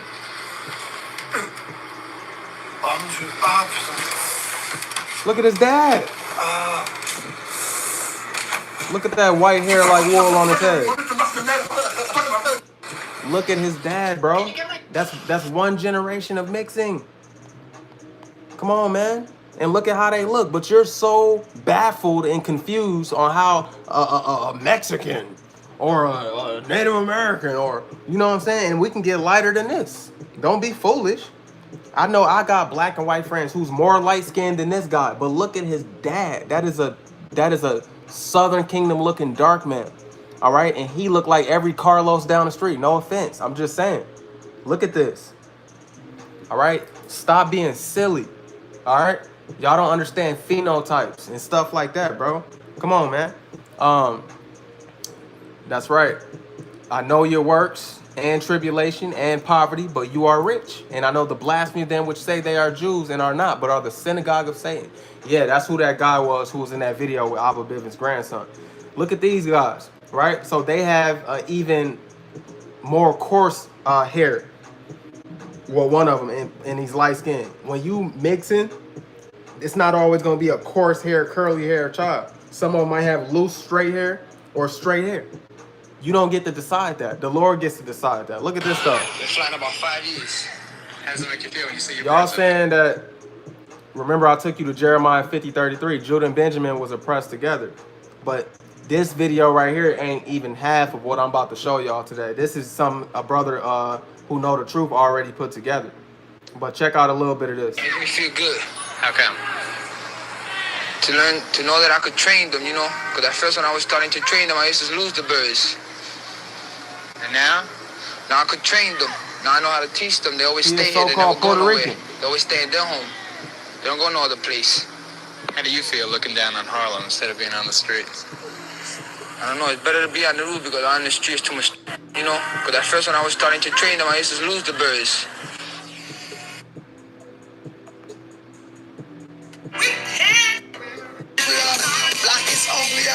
Love is murky and that's mighty tough on the Midas touch. Okay, I guess that was it right there. So I guess he was just talking about the struggle. He was getting more peace feeding the birds because the city was so corrupt. That's a Puerto Rican looking dude. You know what I'm saying? You would think that he was half black, half white. No, he's Puerto Rican, which they are mixed with Taino and so-called African, which we know those are Israelites who were brought over during the transatlantic slave trade because the Tainos was dying off. We're going to get into that today too. Mixed with, you know, little Edomite. Okay? Where we at right here? Look at these people, man. These are Puerto Ricans. All right? How you gonna deny and say that they are not? Look at this dude, bro. Why are you so wrapped up in the shade of color the skin is? Preach the word. No, explain to him what's going on. Cause if I do, you know what I'm saying. Hey, what Gorilla Hebrew? Let me look him up. This dude is mixed. Gorilla Hebrew. His father is a so-called Haitian, and look at this one generation and look at his hair. They get so caught up in hair, right, and skin color that they can't understand. That's crazy. Look at Judah the shooter. Y'all know Judah the shooter. That's funny that he popped up. All right, watch this. Where's his hair at, bro? Y'all could go look the dude up, but this is Gorilla Hebrew, all right? He looked like a damn bomber from the Middle East. You know what I'm saying? This dude looked like a Palestinian, right? But his father is a Haitian. You know what I'm saying? Look at him. That's one generation of mixing. One generation. But we got problems, okay? We got problems with acknowledging people just because they look a little different. When the Bible told you, don't his skin look like a cake unturned? Come on now. Come on, man. Stop playing. Bob White is crazy for that. He crazy for that. I wanted to get this man hair, but I guess you ain't gonna see it. So this is simple stuff right here, right? Just simple stuff. We getting into way deeper things in this. This is simple, man. I'm finna take you down History Avenue and line it up with the curses. That's what I'm about to do. All right, but this is just simple stuff. Look, we do the same things. I'm from Milwaukee, Wisconsin, bro. South side Milwaukee, if you know what I'm talking about, same thing as north side Milwaukee. We both shooting each other, killing each other. Sometimes we go against each other, but the most part, we doing it with each other. Blacks and Mexicans and Puerto Ricans. And they put Puerto Ricans and Mexicans in the same damn hood. Along with the Colombians, along with the Honduras, they put you all in the same hood. And unfortunately, our Northern Kingdom brothers, a lot of them is isolated on reservations. We're going to be getting into that, which is a hell of a life. Not the good one. You understand that? Okay? Come on now. Look at it. Come on, man. Come on, man. Southern Kingdom, Southern Kingdom, Northern Kingdom, Northern Kingdom, Northern Kingdom, Northern Kingdom. We do the same stuff. We're all crash outs. Come on, man. We're all crash outs. We all into drugs. We all getting killed. We all overdosing. We all doing all of that. And this is just modern day stuff. I'm finna take y'all down History Avenue. All right? And then down Statistics Boulevard. Then we gonna see what's up. Okay? All right? Where we at? Oh yeah, remember this, right? They knew God and they rejected him. Always remember this. Eliminate the Indians entirely, beginning with the Pasquinel brothers. Eliminate? You mean slaughter? They are God's outlaws. Lamanites. Remnants of the lost tribes of Israel. They knew God and they rejected him, and he put a curse upon them. Eliminate the Indians entirely, beginning with the Pasquinel brothers. He's telling you, Esau does this. He puts truth into his movies, okay? You go to 2nd Esdras 13. Now, we covered this in part 1 and part 2, but it's such a good scripture. It's like, hey, you know what I'm saying? 2nd Esdras 13, when it says that these are the 10 tribes, verse 40. which were carried away prisoners out of their own land in the time of Osea the king, whom Salmanasar the king of Assyria led away captive. He carried them over the waters, and so came they into another land. But they took this counsel among themselves. So let me, before I just keep talking your ear off, Northern Kingdom, the 10 tribes that were cast out of the Northern Kingdom of Israel, while Southern Kingdom, Judah, Benjamin, with some Levites, stayed in Southern Kingdom. They stayed in Israel. When the Lord visited the earth, the only ones that were there was Judah, Benjamin, and some of the Levites. That's why we say 3 tribes, right? With the Northern Kingdom, they went into slavery, all right? They went into oppression, okay? Now, when they got let go, all right, this is the results. He's giving you the history, because 2nd Esdras 13 is from this book, the 1611 King James Bible. All right, we know Esau Edom took that out because it's too much proof and history in the original King James, so they had to take this out so that you'll be looking at a puzzle that's incomplete. So we got the complete puzzle. This is dealing with end times and how the Lord gonna come back and destroy the earth. The question was, who are those multitudes of people? The Lord is telling you, those are the 10 tribes, which were carried away prisoners out of their own land. But we read that, verse 41. But they took this counsel among themselves. So the 10 tribes, they came together amongst themselves, and they had a meeting. What happened in this meeting? Check this out. It says in the time, forgive me, that they would leave the multitude of the heathen. Because remember, what was their problem? Mixing with the heathen. Ephraim is a cake unturned. Their skin is mixed.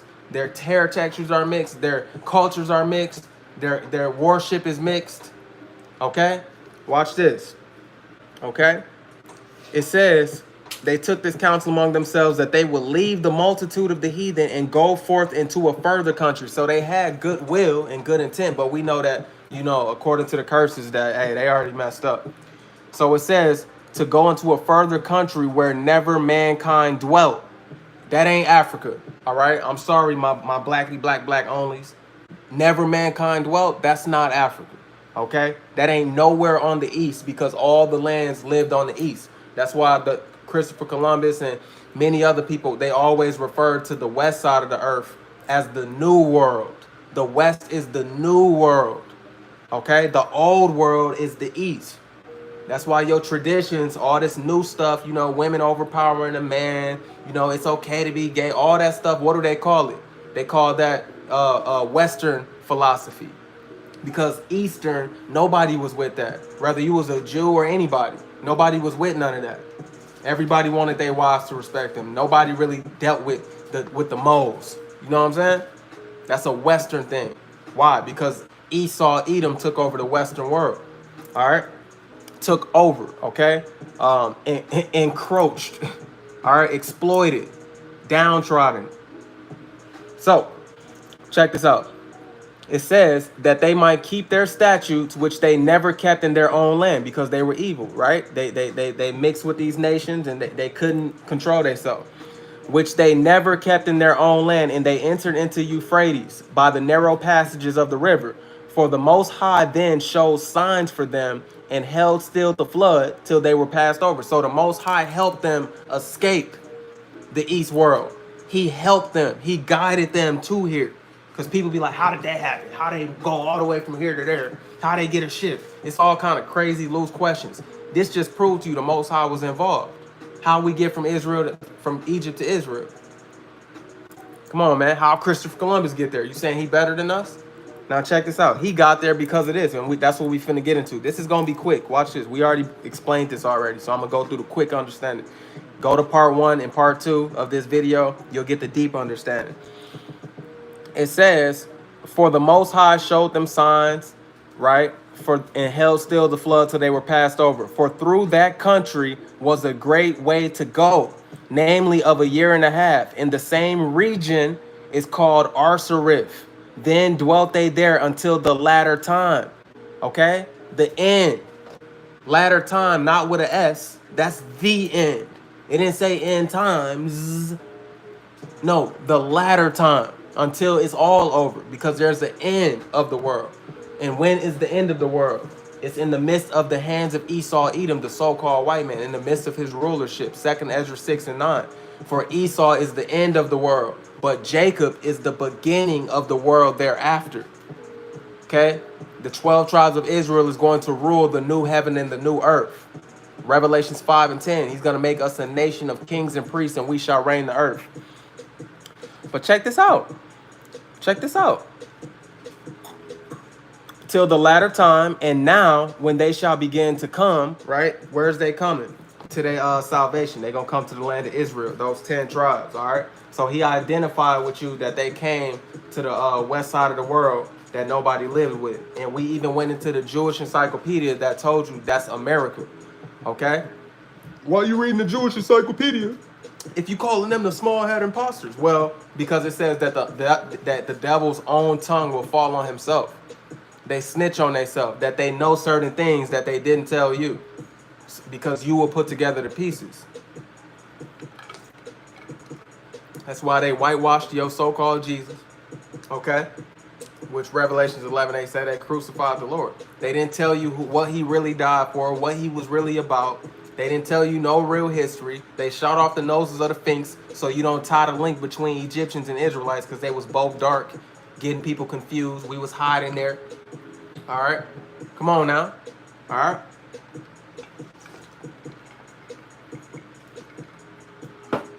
All right.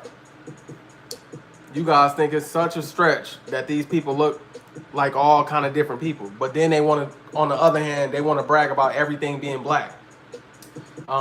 Everything starting from black. Everything started from black. You came out the black man. You came out the black man. But when you talk about Israel, no. They all black. They all black. All right, bro. All right, bro. I just showed you one generation of mixing make you look like a whole Pablo out here. One generation of mixing make you look like a whole Palestinian out here. I just proved that to you. So we talking about 22 to 23 to 2,400 years of separation, and you telling me that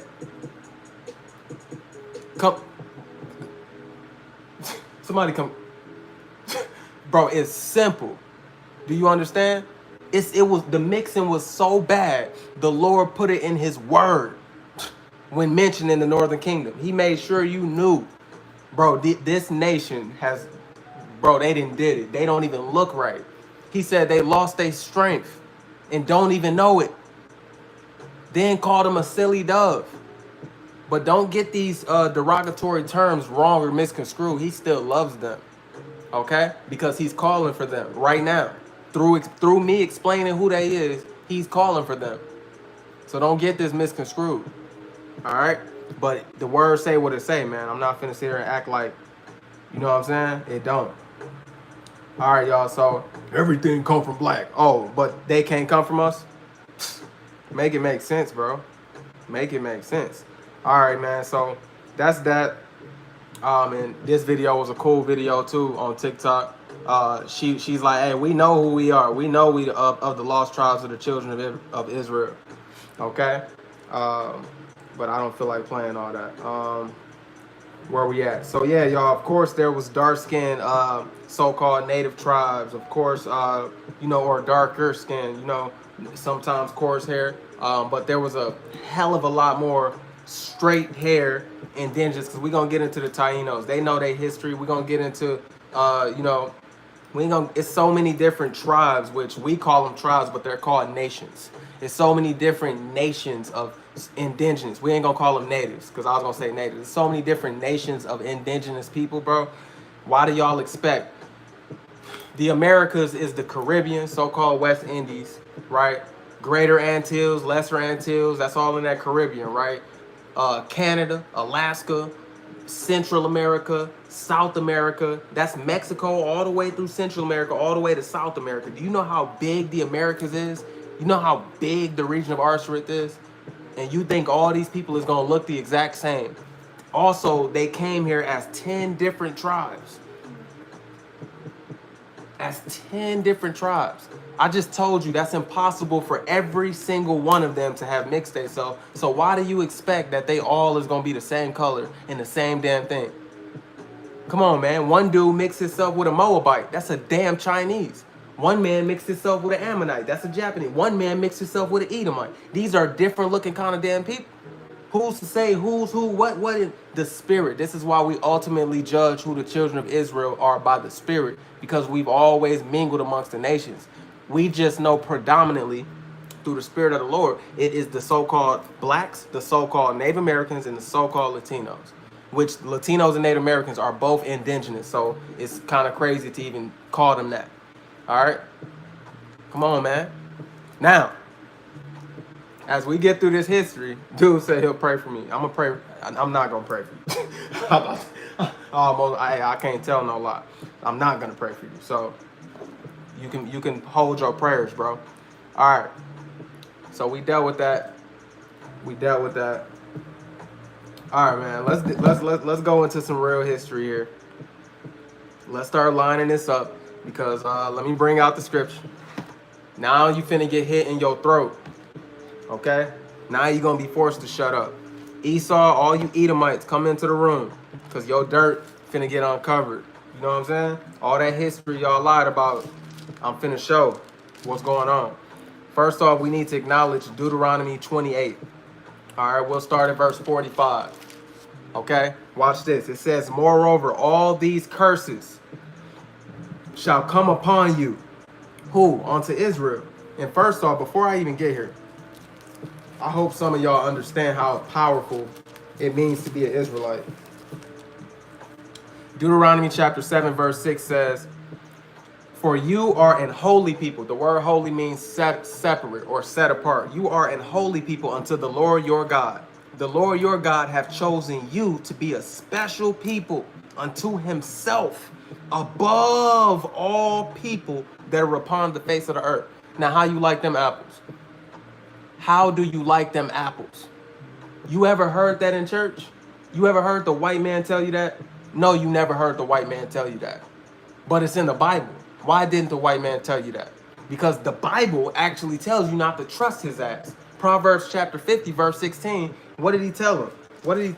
If you knew who was who, all right, you will understand what this book means. But the white man always hid from you who is who. He told you that the Israelites were the white people. And he will never say that he's Esau Edom, right? He will never say that he's the so-called wicked of the Bible. In Malachi chapter 1:4, who the Lord hates forever. When the Lord said, I love Jacob and hate Esau, he will never identify himself as the one that the Lord hates. Why do the Lord hate him? Because his spirit is not upright in him. If you know anything about the reincarnation and all that kind of stuff, which we're going to do a whole video on, yes, all you who raise the eyebrow, you're going to be confounded. All right, if you don't speak against what you don't know, that's within these scriptures. That's not pulled from the split of my butt. All right, that's pulled from the Bible. Okay, we're gonna have a lesson coming out about that. He got the same spirit as Cain. Okay, same spirit as the serpent in the garden. All right, that's what it is. He wasn't created to. You better read Romans chapter 9. The Lord created vessels of honor, and he created vessels of dishonor for his will for his overall purpose to be right. Okay, you're just a creation. Your opinion don't matter. I'm just a creation. My opinion don't matter. All right, we haven't even stepped on the false doctrine that all 12 tribes are still all blackity black black black. We haven't even put the staples in their throat yet. You know what I'm saying? That's coming. Everything that I said before, that's light work. This history I'm finna bring out, that I'm about to invest more of my life into telling you, watch. Just keep on watching, all right? Anyway, let me identify your enemy, your common enemy first before I even go there. Psalms chapter 50:16. This tells you, but unto the wicked, okay, God, Yahweh, the Father, he says, what have you to do to declare my statutes, or that you should take my covenant in your mouth, seeing you hate instruction and cast my words behind you? When the Lord said, I love Jacob and hate Esau, what did Esau do when he taught you the Bible? That don't matter. No, I'm not going to tell them that. I'm going to tell them all nations is equal and everybody can be saved. He cast his words behind him. Anytime you see an Edomite up there teaching, he's always going to say some little truth and it's going to be covered in lies. Because that's the art of lying. You got to have some truth in there. Even the ones that admit that you are the children, what they going to do? They going to cover it in lies. You know what I'm saying? Come on, man. All right.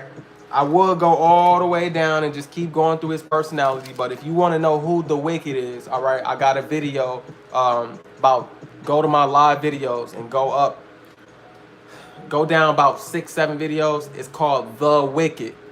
The Wicked. Okay? You're going to understand who Malachi 4 is, which we'll just go there real quick. I love telling you who the wicked is, but then I get so mad at Esau that, huh? Yeah, Malachi chapter 1. But then I start going in so hard, I stray off the original topic, which is Northern Kingdom. So Malachi chapter 1 verse 4 says, whereas Edom saith, okay, who is Edom? All right, that's Esau, okay? That is the one who was rejected, all right? That's why he's out here teaching you false doctrine, false history, not telling you who's who, because he's not included in the eternal blessings. He was blessed to have the fatness of the earth, and that's why he's in rulership right now. And he only got that when we fell and we were disobedient. But it's all a part of the Lord's story. See, you looking at us now, it look like we the hated ones because of all the pain and trauma that's going on in our lives. And you look at him, it look like he's the blessed one. That's why they can call themselves the Israelites and go in our land, right, in 1948 again, because they've always been in our land many times. Many times. That ain't their first time intruding, encroaching on our land. Damn roach. All right, check this out. We'll start at verse 1. The burden of the word of the Lord to Israel by Malachi. I have loved you. This is to Israel, saith the Lord. Yet you say, wherein have you loved us? Was not Esau Jacob's brother, saith the Lord? Yet I loved Jacob, and I hated Esau. This is repeated in the New Testament, Romans chapter 9. Okay? And laid his mountains and his heritage waste for the dragons of the wilderness. Whereas Edom saith, we are impoverished, but we will return and build the desolate places. That happened in the Renaissance, okay? Thus saith the Lord of hosts, they shall build, but I will throw down. He has not thrown down Esau, Edom since the Renaissance. He has not done that, okay? They still are waiting on their judgment, okay? They doing wickedness more and more and more as the years progress, going to war after war, killing and conquering and slaying and dividing and lying and stealing and cheating and raping and pillaging, okay? And they ain't nothing's happening to them. You got to ask yourself why. He said they're going to build themselves all the way through the moon, all right? And the whole earth is going to shake at the fall of Esau, Edom, damn it, okay? That's in Jeremiah. Whereas Edom said, forget all that. They shall build, but I will throw down, and they shall call them, who was they shall call them? The border of wickedness. All right, only the people who know and who it was revealed to. Amos 3:7. Surely I do nothing lest I reveal it first, my secrets to the servants, my prophets. The prophets know who the wicked is because he revealed that to us. That's not easy for people to swallow. The wicked, they're going to get confused. Everybody's wicked. What do you mean the wicked? That's talking about everybody. If you eat the pork, you wicked. If you lie, you wicked. So how the hell is the wicked? They're going to have a whole tantrum. All right, just let them go. You know what I'm saying? It is what it is. Let them get confounded. But you who have an ear to hear and eyes to see, we understand how spiritual this book is. We understand it's a Rubik's Cube. It's meant for people to stumble and fall, right? It's meant to set up false teachers when they're confused and confounded. Okay? Come on now. But check this out. So they shall call them the border of wickedness, and the people against whom the Lord hath indignation forever. The Lord is angry and do not like these people forever. They were not created to be likable. They were created to be a damn cancer to the earth. That's why your air is polluted. That's why they got weather machines and atomic bombs and nuclear missiles and ARs and all the damn weapons you could think of. That's why all hell is about to break loose. That's why your groceries cost so much, your gas costs so much, your rent costs so much, your food is polluted, bread is defiled. Come on, man. Your water is polluted. Your damn toothpaste is polluted. And I'm not lying, bro. And I'm not being petty. Everything you do, touch, and eat is set up to kill your ass because the wicked is in rulership. Why is the wicked in rulership then? Because the righteous became wicked. It all started with Adam. All right, and this is the curse that we got to endure through. All right, but for a period of time, because like my brother Bob White always brings out, the joy of the wicked, the triumphing of the wicked is only before a moment. All right, it's only a little. Remember, one day to us right? I mean, 1,000 years to us is one day to the Lord. It's only been 2 days since the Lord Yahushua was crucified, right? And it's only been a few days since we've been going through pain, all right? So don't even worry about it, all right? Before you know it, we're going to be living eternal and we're going to be straight. But if you want more on the wicked, man, and who they is, man, got some precepts. Jeremiah 5:28, that goes into, he's naming the sins of the Israelites as sinners. But he says they even overdid the wicked. They even did more evil. Let's go there. They surpassed the deeds of the wicked. That's what it said. They surpassed the deeds of the wicked. That means the wicked is a specific people, right? I'm not going there. You go there. I gave you the scripture, all right? Proverbs 11:31, right? It says that the day of the Lord will surely be recompense to the wicked and the sinner.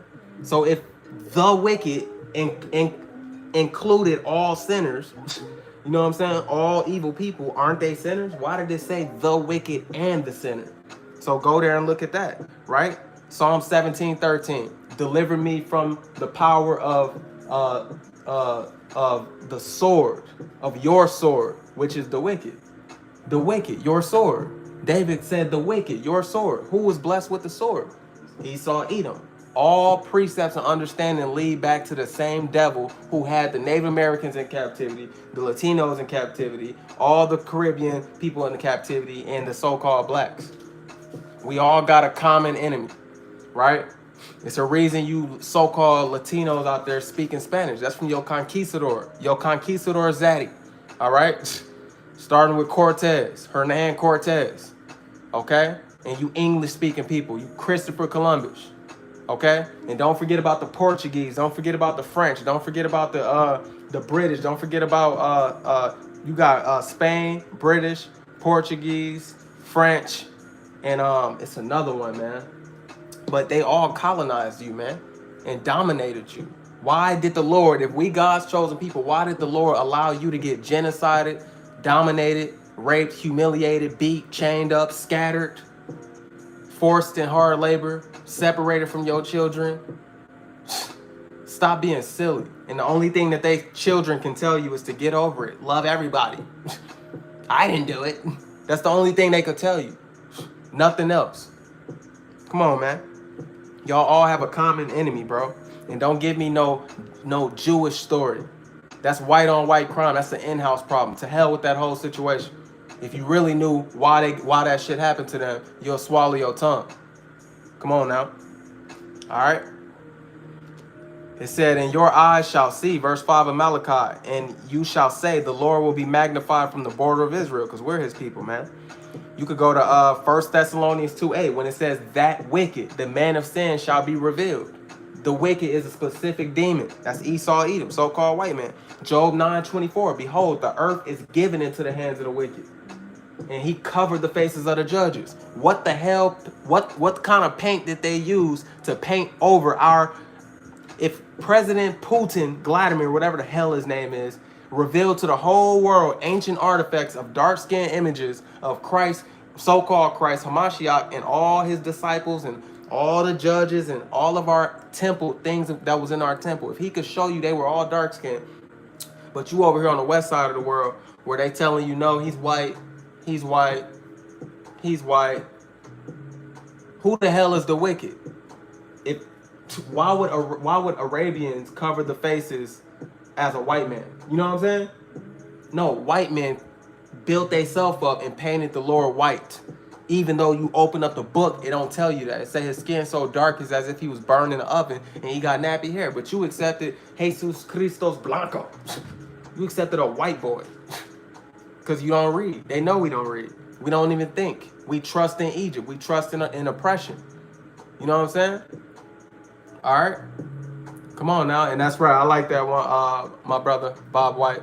Job 25, that the triumphing of the wicked is short and the joy of the hypocrite before a moment. Amos 3:6. Shall a trumpet be blown in the city and the people not be afraid? Shall there be evil in a city and the Lord have not done it? So why did the Lord do this to you? Why did he allow you to be pulled apart from your families, speaking into other languages? You got to know it's the curses. Isaiah 28, he already told us, with stammering lips in another tongue will I speak to these people. Come on, man. All right. Ooh, I could go in on the wicked, and I knew I was going to do too much. I'm going to just get off of it. Listen, if you want to learn about the wicked and who they is, can you look up the video that was like that? Remember, we was doing salvation, and then I got off on a whole tangent about Esau. Whatever I change the name to, just reveal it to me. So Deuteronomy 28, let's get back to business, man. This is about Northern Kingdom. Esau. What is it called? It's called the wicked, be not deceived. It's called the wicked, be not deceived.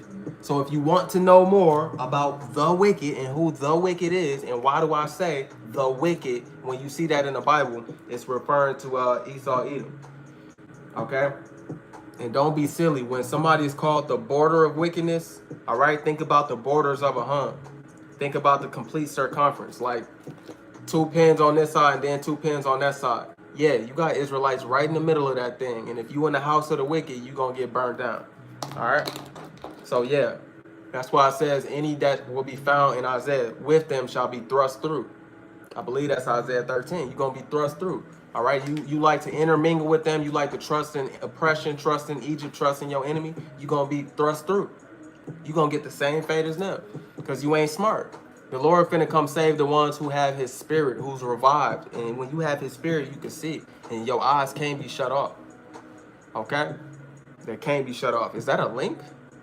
That's what it's gonna find. Did it work? No. It didn't work. I see a link on my phone. But if I touch it, the live gonna go. I see a link.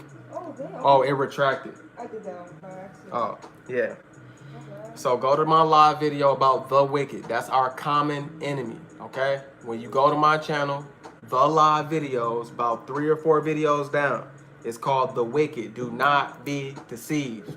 You can learn what you need to learn about our enemy who did all this stuff I'm about to show you, okay? All right? Okay.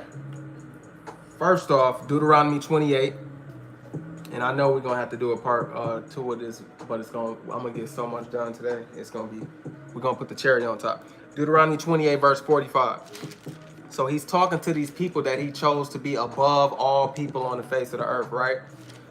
Now, mind you, these people are supposed to be the original masters of the earth, okay? All right, because look at Genesis 27:29. This is the blessing of the seeds of Jacob. Let people serve you, and nations bow down to you. Be Lord over your brethren, and let your mother's sons bow down to you. If this is Jacob, he's talking about Esau and his descendants, because they only had Esau and Jacob, right? So this is a perpetual covenant that Jacob is the ruler, right? Just like when he was in the womb of Rebekah, the elder shall serve the younger, right? Who came out first? Esau, Edom. Okay? All right? Let nations bow down to you. Be Lord over your brethren, and let your mother's sons bow down to you. Cursed be everyone that curse you, and blessed be he that bless you. And it came to pass as soon as Isaac had made an end of blessing Jacob, because this was the blessing of Jacob.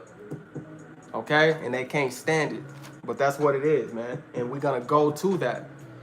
That's what it's going to be like. Revelations 5:10, a nation of kings and priests, and we shall reign over the earth. Revelations 2:26 through 27. He that overcometh shall I make ruler over the nations. Right? And how we going to rule them? I want you to go get yourself a tree and go finish the rest of that. He's going to share with you the same blessing his father gave him. Our father gave his firstborn of many brethren, Yahushua, in Psalms chapter 2, verse 7 through 9. He's going to give that to everyone who overcomes. How do you overcome?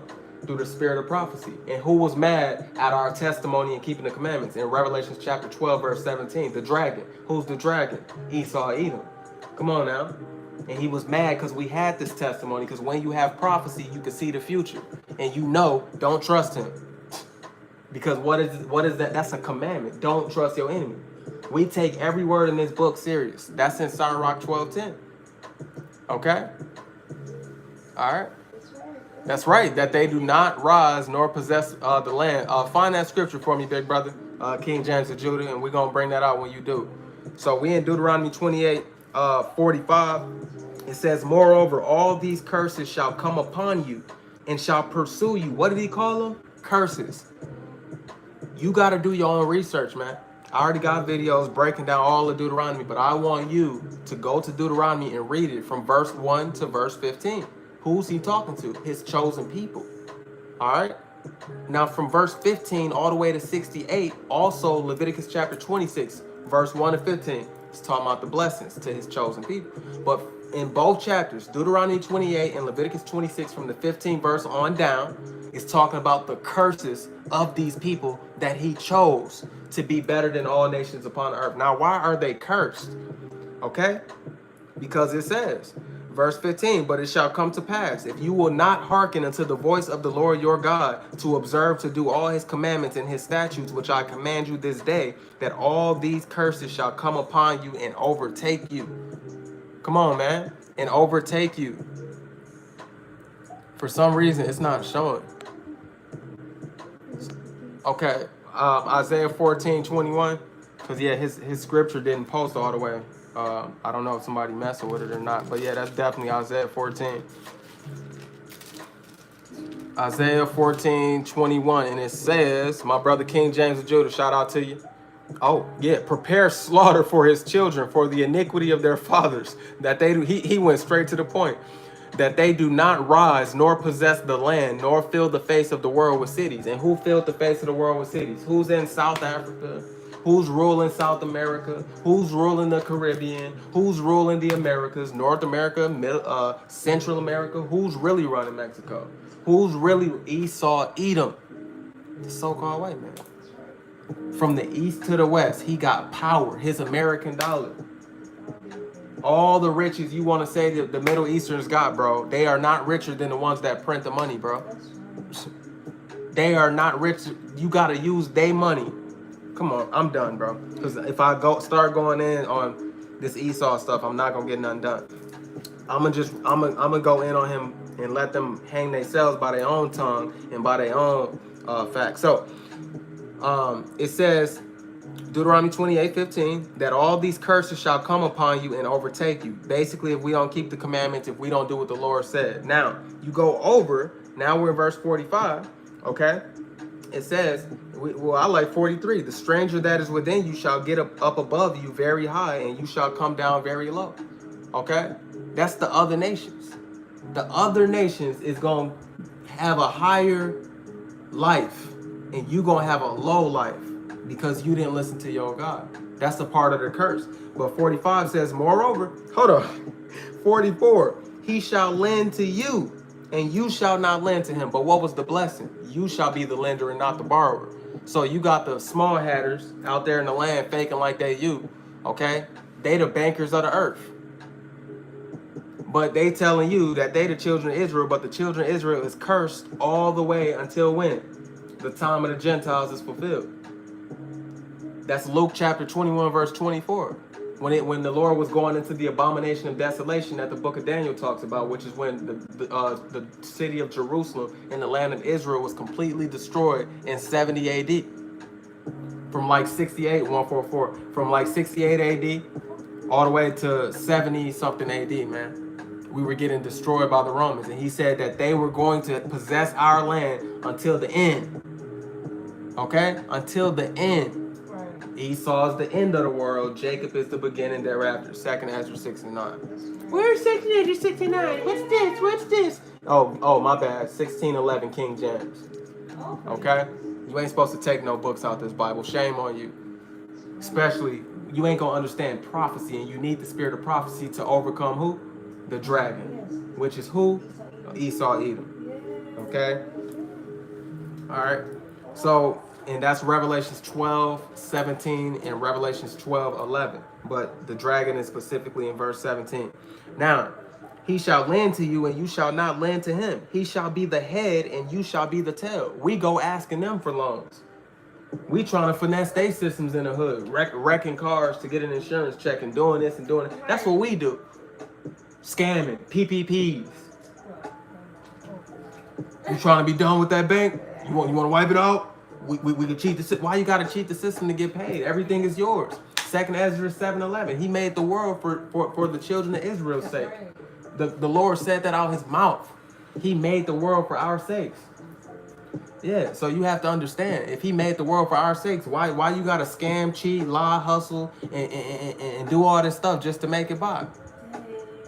Come on, man. It's all good, King James and Judah.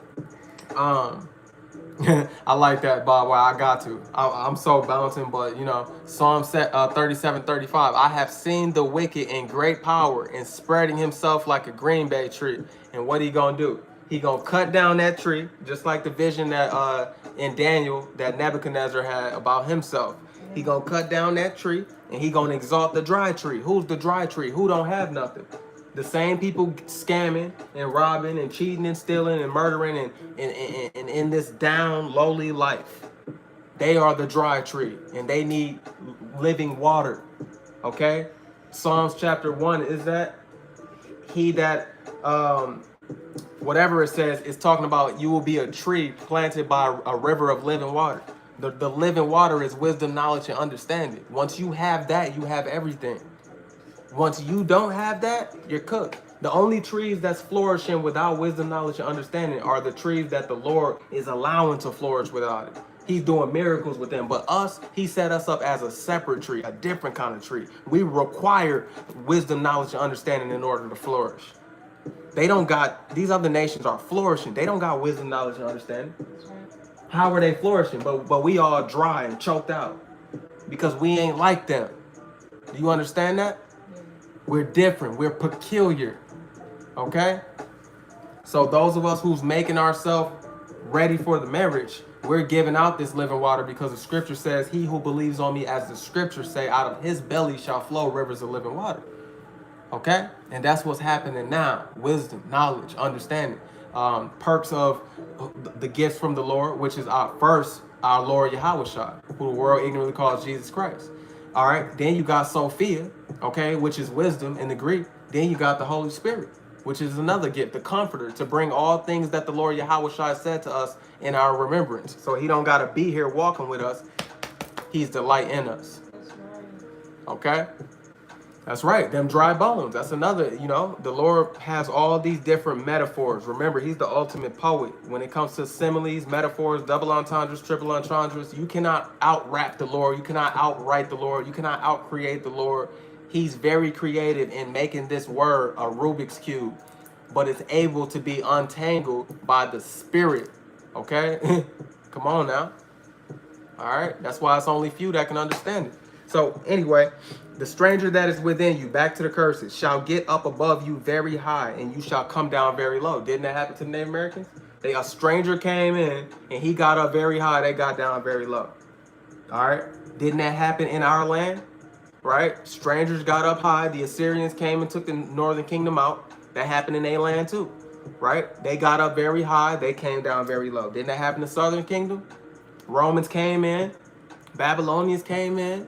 Medes and Persia was more like a time of, yes, we were being ruled by the Medes and Persians. They did have ownership of us for 200 years, but it wasn't as harsh as Babylonian captivity, Greek captivity, right? Because King Cyrus allowed us to rebuild our temple, okay? But Greek captivity, Roman captivity, right? Babylonian captivity. Look at how harsh those things was, and yet alone the transatlantic slave trade. Come on now. Because why? We didn't keep the commandments. We didn't do what he said.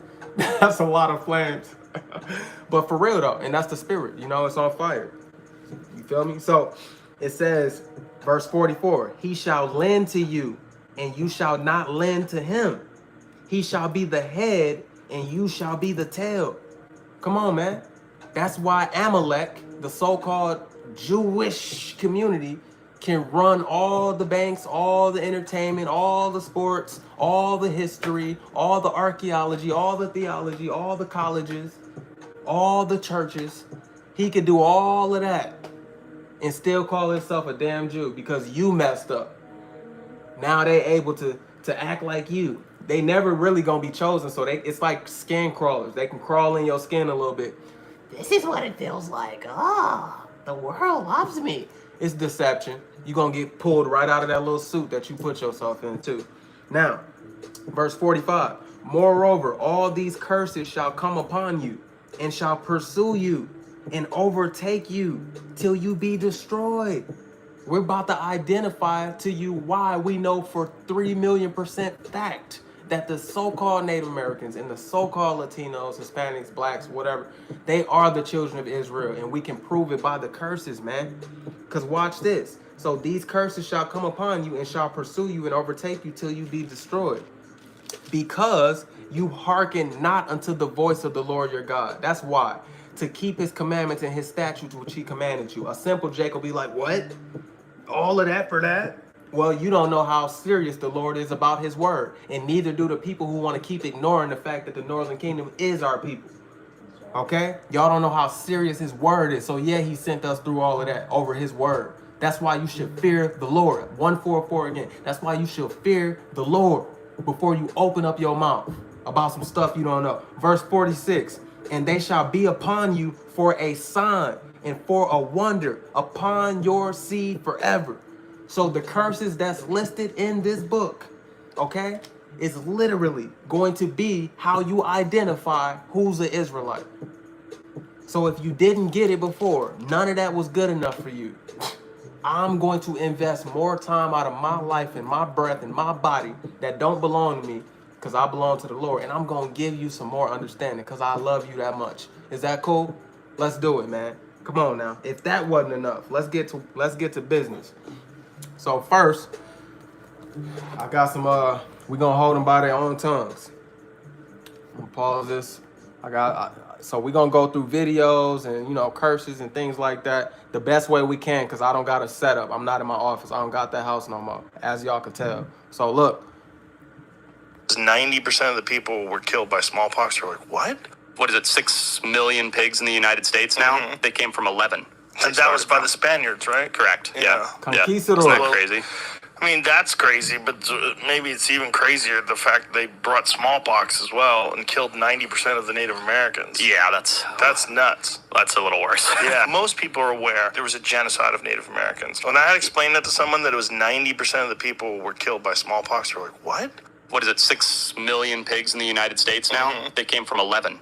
And that was by the Spaniards, right? Correct. Yeah. Isn't that crazy? 6. I mean, that's crazy, but... And this ain't even about the pigs, but when I heard that, it made me look something up. But watch this. I think these comments got me too. Somebody said, I'm a result of the 10% that didn't die from diseases. That's crazy to think about. That was by the Spaniards, right? Correct. Somebody else said... Isn't that crazy? I mean, that's crazy, but maybe it's even crazier the fact they brought smallpox as well and Europeans are too. It's just that no. 90% of the Native Americans. Okay, there we go. Somebody said, as a native, I don't know my ancestors survived. I don't know how my ancestors survived to get to me, considering tribal warfare, tribal justice, disease, famine, colonization, slavery, and guerrilla warfare. Okay?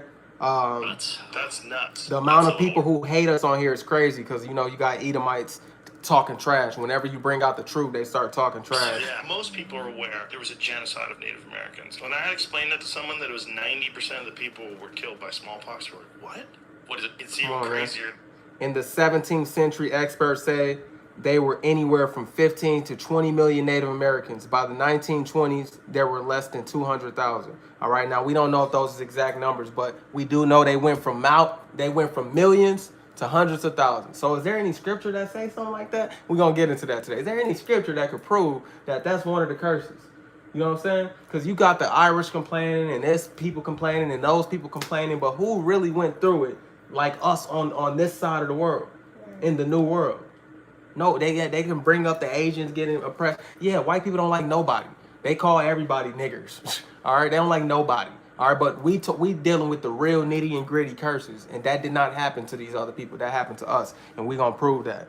All right. First and foremost, let's go to Deuteronomy 28 and 21. All right. Let's get a couple of these out the way.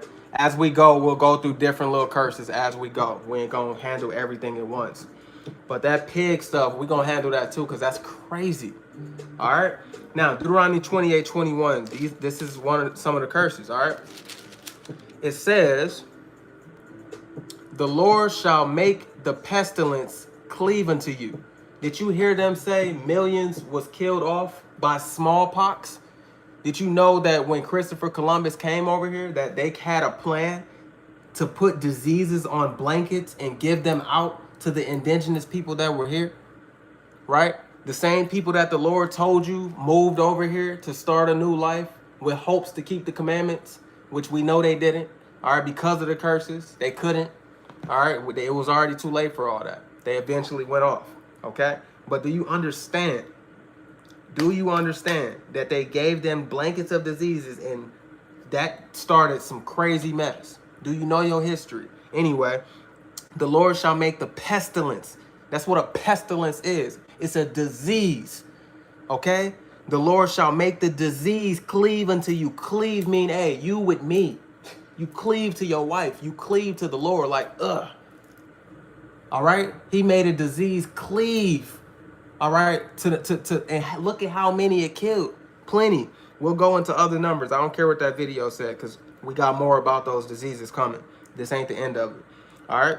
It says, until he have consumed you from off the land where you go is to possess it. That works for Israel, right? And that works for wherever you at. And he got that in here too. All your dwelling places. It don't matter where an Israelite is, you gonna be cursed. Do you understand that? You cannot run away from these curses. All right? Come on now.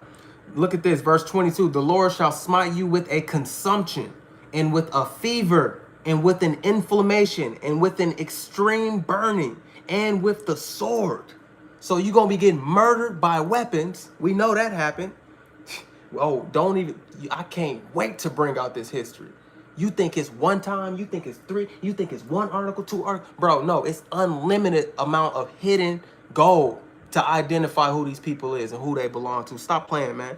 This ain't no little smack on the wrist, little experiment. No, this is the truth. So we're gonna bring it out now. Now the big blows finna start coming out. All right. Check this out. A fever, inflammation, and with extreme burning, and with the sword, and with blasting, and with mildew, and they shall pursue you until you perish. Come on, man. Now we know dang well this happened to Southern Kingdom, right? This happened to them as well. And this ain't about Southern Kingdom, but just to show you, we ain't the only ones oppressed, bro. Stop it. When we was ruling Europe, what did they send on us in Europe? The bubonic plague. And the Lord is the one who sent it. The bubonic plague took out almost 200 million. And that helped the Edomites come out them Caucasus Mountains during the Renaissance and destroy us. Because we were weak. We were getting taken out. They call it the Black Plague. During the Dark Ages. I wonder why they called it the Dark Ages. Come on, man. All right? And if you lazy in your research, Google they ain't gonna always tell you everything you need to know. You got to go deeper, bro. All right? That's the last short you made, right? When I told them, be careful on this internet. You know what I'm saying? It's something on that. Go watch my shorts, man. All right? You need the spirit. You need the Bible to give you the accurate truth. And then you go use facts to prove it. But you got to dig for facts. All right? It ain't going to be easy. Esau ain't going to make this easy for you. First layers of questions and first layers of understandings. You lazy in your research, you're going to get lazy understandings and lazy interpretations. All right? Come on now. How bad do you want to know this? All right? That's how you're going to find it. All right? So that says until you perish. Right there, the Lord shall smite you with a consumption. That means that's long for consume. You're going to get consumed, right? With a fever and with inflammation and with extreme burning and with weapons and with blasting and with mildew, and they shall pursue you until you perish. That's the only way you can get these people cut down from millions to thousands. So the Lord helped Christopher Columbus. In fact, we candled this in part 2. Christopher Columbus found out how to get to the Americas by using Second Esdras. Do they think I'm lying or something? That's literally how he found out. Seriously. That's why I played that video for y'all. Look, that's how he found out. It's in his records. We can't make this up. It's in his records. He said that. You said that. You're making it up. He said that. Get the hell out of here. All right? Contrary to legend, Columbus did not sail to prove the earth was round. Most educated Europeans and mariners already knew that. See, the educated Europeans know that. Columbus estimated the size of the Atlantic Ocean partially from reading his Bible. I'll admit it said partially. He had read in the second book of Esdras in the Apocrypha that God created the world in 7 parts, 6 of them dry land, and the 7th water. He thus calculated that the ocean separating Portugal from Cipangu, Japan, was 1/7 of the Earth's circumference, or about 2,400 miles. I'm not reading the rest of that. Just understand he got a lot of his knowledge from second Esdras. Okay? Let's see.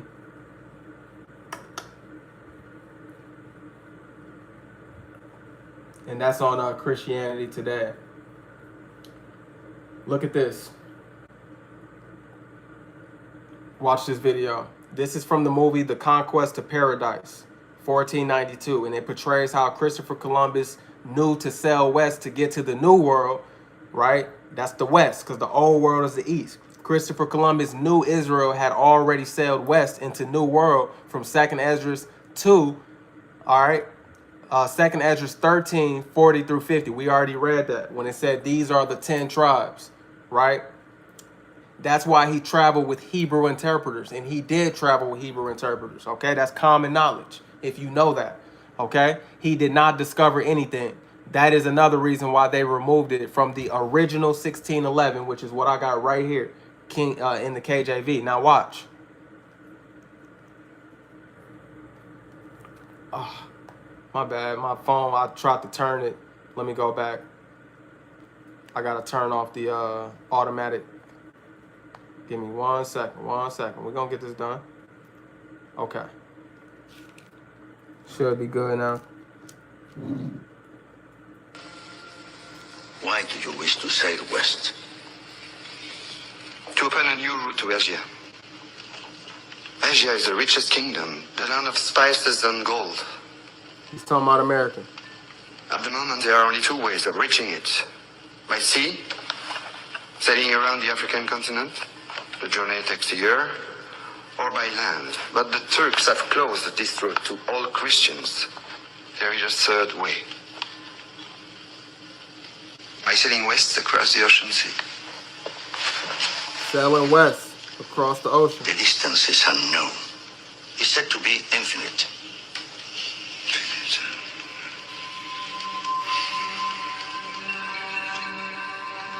Superstition. I believe the Indies are no more than 750 leagues west of the Canary Islands. How can you be so certain? The calculations of Toscanelli, Marin de Tir, Esdras. Esdras is a Jew. He said Esdras is a Jew. 2 minutes, and already you're a dead man. For telling the truth? Yes. We are Yes, burning that's people Columbus. for less. The men you're about to confront have no emotion. Come on, man. All right. Come on now. All right. Make that make sense. This is common knowledge. Esau put stuff in his movies, all right, for those who are intelligent enough to receive it. It's little nuggets of true history, okay? That wasn't for the ignorant. That's for the knowing, all right? Come on now. Yeah. Now, that ain't all. That ain't all. We got a whole lot more to show you. Just give me 1 second. So we went here. I gotta scroll down, scroll down. Oh man, this is what I wanted. I scrolled past one of the videos that I wanted to play. We're gonna deal with my Mexican brothers. Don't worry about it. We coming to you.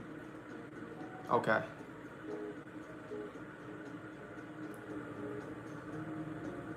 Give me 1 second. Northern Kingdom. Okay. Here we go. Now we back. Now we back. So let's go to Deuteronomy 4:27. Because remember, this was the original video. 90% of the people were killed by smallpox. We're like, what? What is it, 6 million pigs in the United States? He said 90 million people were killed by smallpox. That's insane. So we read you Deuteronomy 28:21, where it says, the Lord shall make the pestilence cleave unto you, which is a disease, until he have consumed you from off the land where you go to possess it. The Lord shall smite you with the consumption, and with a fever, and with an inflammation, and with an extreme burning, and with the sword. These are the curses, right? And we know that the curses, what did the Lord say in verse 46? and they shall be upon you for a sign and for a wonder, and upon your seed forever. The curses in this book are a sign of who his children are. Okay, now if we prove to you that these people went west to the New World, just like Columbus already knew, okay? Come on, man. The jig is already up, bro, but we gonna keep going because it's way more evidence. Deuteronomy 4:27. Let's head there, man. Go look at these curses, man. You thought the Lord was Mr. Nice Guy. He's not Mr. Nice Guy. The Lord is very merciful, but when you cross him, you're done, bro. You're finished. Luckily for us, he ain't gonna be totally finished with us. So Deuteronomy 4:27. And the Lord shall scatter you among the nations, and you shall be left few in number among the heathen where the Lord shall lead you. They like, well, the Native Americans, they go together and they did it they so. Oh, my bad, Patrick. 2nd Ezra chapter 13. What does this say? Verse 44. For the Most High then showed signs for them. Come on now. He showed signs for them. That's right before he's telling you that they went to the country in the region of named Arsarit. Okay? Which took a year and a half to get there. You sailing a year and a half from the east to the west to this new region nobody ever lived at. Why are you still playing with me in my face? Why are you playing games? You get what I'm saying? It's either you believe the Bible or you don't. Stop playing in my face like that, man. Come on now. That's just that now you playing games. Like, be real, bro. And he just told you. Check the scripture out. Deuteronomy 4:27. And the Lord shall scatter you among the nations. Right? And you shall be left few in number. These white boys just told you. They came. Watch this. 90% of the people were killed by smallpox. We're like, what? What is it, 6 million pigs in the United States now? They came from 11. And that was by the Spaniards, right? Correct. Yeah. Isn't that Well, crazy? I mean, that's crazy, but maybe Why? it's even Why? crazier the fact that they brought smallpox as well and killed 90% of the Native Americans. Yeah, that's nuts. That's a little worse. Yeah, most people are aware there was a genocide of Native Americans. He said, yeah, you talking about the pigs, but what's worse is the fact that they brought smallpox intentionally and killed off 90% of the Americans, right? So if you killed off 90%, now read this scripture again. The Lord shall scatter you among the nations, and you shall be left few in number among the heathen where the Lord shall lead you. Come on, man. Be real, bro. This didn't just happen to the landmass of what we call America today, bro. This the whole America. America includes of what? The Caribbean, the Greater Antilles, the Lesser Antilles, North America, Canada, right? South America, Central America, Mexico. Do you see how big America is? They all, when white people came, they always infested the people that was here and killed off a lot of them. And now they're least in number, especially in this place called Babylon. They went from millions to hundreds of thousands. That's disrespectful. That is disrespectful. Come on, man. He told you. And look, this is the key. In number among the heathen where the Lord shall lead you. Yeah, we know he led us into Israel, but we just proved to you he also led you he also led the Northern Kingdom 10 tribes into America. And you got to believe that because the Bible says so. You understand that?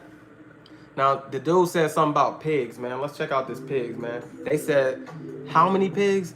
Well, I looked that up, all right? It says, no, pigs were not present in the Americas before Christopher Columbus, because I believe my question was, were pigs in the New World before Christopher Columbus? Because I know wherever the swine go, they bring in a swine, if you get what I mean. No, pigs were not present in the Americas before Christopher Columbus voyages. Now, what's in our dietary law? To not do what? To not eat pork, right? That's in our dietary law. That is a disrespect to the Lord to do that. Okay? And what did they just tell you that these people brought with them that was not here? Swine. And now, what's their favorite food? I'm not coming to my Native American brothers because I don't know much about their diet, right? But I did see some things through research. But mainly my so-called Latino brothers, the other indigenous, right? What do they eat and what do they love? Pork. What do my people, the Southern Kingdom, love? Pork. Yeah, that's where you start losing people. That's where you start losing people. And that's cool, you know? That's cool. This is for the ones who got the appetite of the whole truth. Ezekiel 3:1, Revelations 10:9. You got to eat the whole roll. You can't eat partial of this truth. You got to eat the whole entire truth. Need I remind you, Isaiah chapter 65. Watch this. Verse Isaiah 66. This is, remember I told you, when you know the end of the movie, you don't got to argue about the dream of Peter in Acts chapter 10. That was dealing with the beast of the field, as in the Israelites that was coming back into the truth. We called them beasts and animals, wild beasts, because that's what we call the Gentiles and the heathen. So when you act like them and you live amongst them and you're fornicating with their gods, that's who you are as well. We don't got to argue about when Paul said pray over the food and this is not. No. Ain't no escape route. You ain't supposed to eat that trash. And them bringing it to us is more evidence of who we are. So I have to show you this. Okay? It says in verse 17, Isaiah 66, they that sanctify themselves, that means you set apart yourselves and purify themselves in the gardens, okay? What are the gardens? Wisdom says she will water her best garden. All right, those are the nations. So you set apart yourself in these amongst these nations, behind one, in the midst, okay, behind one tree, but that tree is slanted. We know that's a word that was added, but the trees even go into nations. It says in the midst, eating swine's flesh and the abomination, the things that he told you not to eat, right? And the mouse shall be consumed together, saith the Lord. This is the day of his coming. You're gonna lose your life over pork. So what these Europeans did, they brought the pigs to all your Caribbean islands, right? To all your American lands, Mexico, right? Cortez brought them too, right? Central America, South America, North America. We didn't have no pigs in the New World. Okay? So the pigs of the old world brought the pigs. How about that? Okay? Now we ain't gonna go too deep into this pork topic. I already got videos about that. It's just funny that they mentioned that. You know what I'm saying? So I looked it up. And they said, here you go. All right. No, pigs were not present in the Americas before Christopher Columbus voyages. Pigs are native to the old world and were introduced to the Americas during the Columbian Exchange. Columbus brought pigs to the West Indies on his second voyage in 1493. What's the West Indies? That's the Caribbean. Okay? That's in 1493, and they were later introduced to the continental United States. All right, we was eating more stuff like birds and you know what I'm saying, different kind of animals, not no damn pig. So yeah, we ain't gonna go too deep on that. Just had to definitely show y'all that because it's facts and it's truth, and that's what we do on this channel. So Jeremiah 42:22. Okay, when it comes to the diseases and the things that he does to his own children, you have to understand, if the Lord curses his own people, what is he going to do to these other people? And if he dealt with us like that for not keeping this covenant, then what you think he going to do in the day of the Lord when he coming with fire and judgment? It ain't going to be sweet. It's not going to be sweet, bro. You got to fear the Lord. All of this happened because we lost the fear of the Lord. That's why you have to come back to him with all your heart and all your soul and seek him 10 times more. Okay? Because we already transgressed against him. Now, read this in Jeremiah 42:22. He did this to Southern Kingdom. How much more does he do this time after time after time again? It says, now therefore, know certainly that you shall die by the sword, by the famine, and by the pestilence. This is the style of the Lord. This is his stamp of judgment. The sword is a weapon, okay? Famine is hunger, starvation. We're going to have proof. We finna go into way more evidence, right? And by pestilence, which is disease. When them damn Anglos came over here, right? They don't even deserve to be called. When them white people came over here, all right? What did they do? They killed you with their weapons. They killed you with their diseases. And they killed you by starvation. Okay? Come on, man. You can't make this stuff up. This is his style on how he deals with his people. He did not do this to any other nation. Why did he do it to us? Amos chapter 3 verse 2. Out of all the families of the earth, I have only known you. Therefore, I will punish you for your sins. Okay? We're his children. So he's dealing with his children first. Judgment begins at the house of the Lord. Okay? And do you see how crucial he could be? He's a king of terrors. He's a man of war. Exodus 15:3. Why would you play with him? Well, we played with them and we got made an example out of. But guess who's going next? The people who did it to us. It's not all bad, because the triumphing of the wicked is for a short time. Deuteronomy chapter 30 verse 7 says all the curses that was on you, it's going to be put on your enemies. Come on now. All right. Okay. That's his style. Okay, so he says, therefore, know certainly that you shall die by the sword, by the famine, and by the pestilence in the place where you desire to go into sojourn. Okay, that's for Israel and any other place you go to. We suffer the same exact curses: starvation, okay, the weapons destroying us, and what else? Famine, disease. There we go. Understand the style of the Lord, and you will understand who his people is, all right? Now, Native Americans enslaved, okay? Because Southern Kingdom, all right, my beautiful chocolate people, all right, we like to think we was the only ones in chains because the education system has failed us. They never mentioned our brothers. They never mentioned us being slaved with the Latinos. They never mentioned us even being in Mexico working with them. They never even mentioned the Native Americans being in chains and being put to hard work and working in them mountains and working on them plantations. They never showed us that. They never told us, never showed us. It was never a thought. We think we the only ones that went through something. We all did. Okay? Now let's get to proof. All right. So Europeans took some indigenous people from the Americas back to Europe. Okay? Did you know that? Did you know the same slave ships, okay? And it was even before the transatlantic slave trade. They was doing this in the 1400s. When he so-called discovered this place, okay, they literally would look at what they discovered and bring people and bring them back to the old world. But I'm gonna read the articles.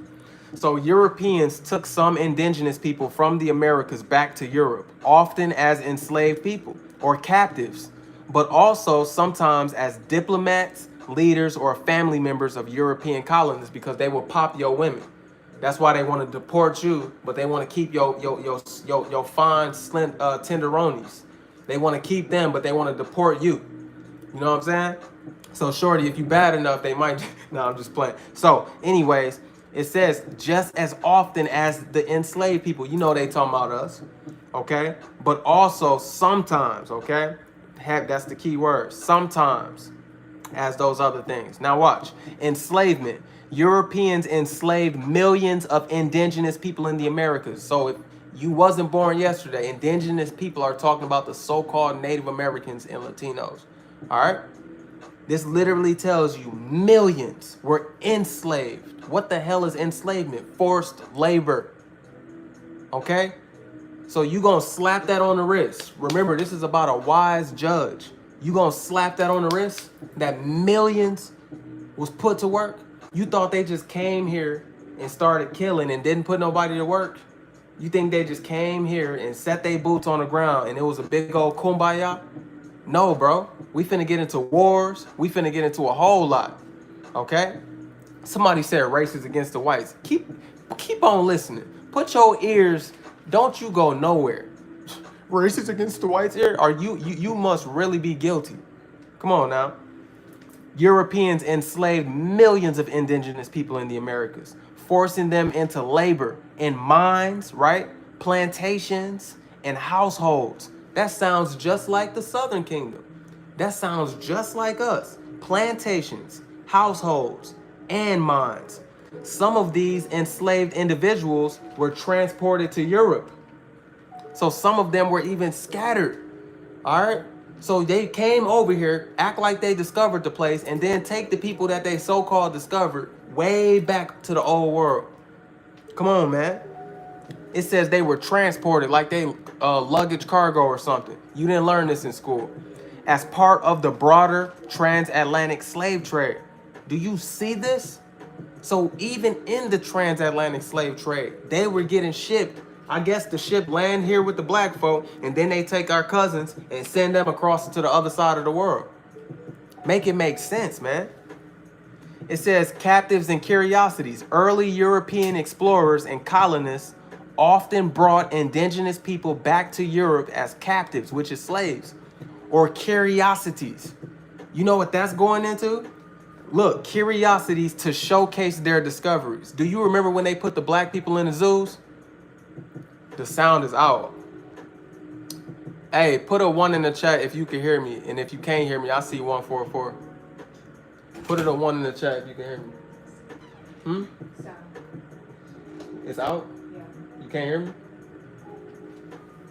He said he could hear me. Hey, something wrong with your phone. Bring me your phone. Hold on, y'all. I'm gonna stop real quick just to see, and I'm gonna check myself on my other phone.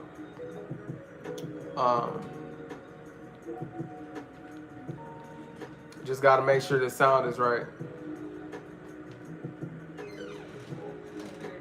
What? Oh, cause I'm like, what you mean? Okay, never mind. It worked.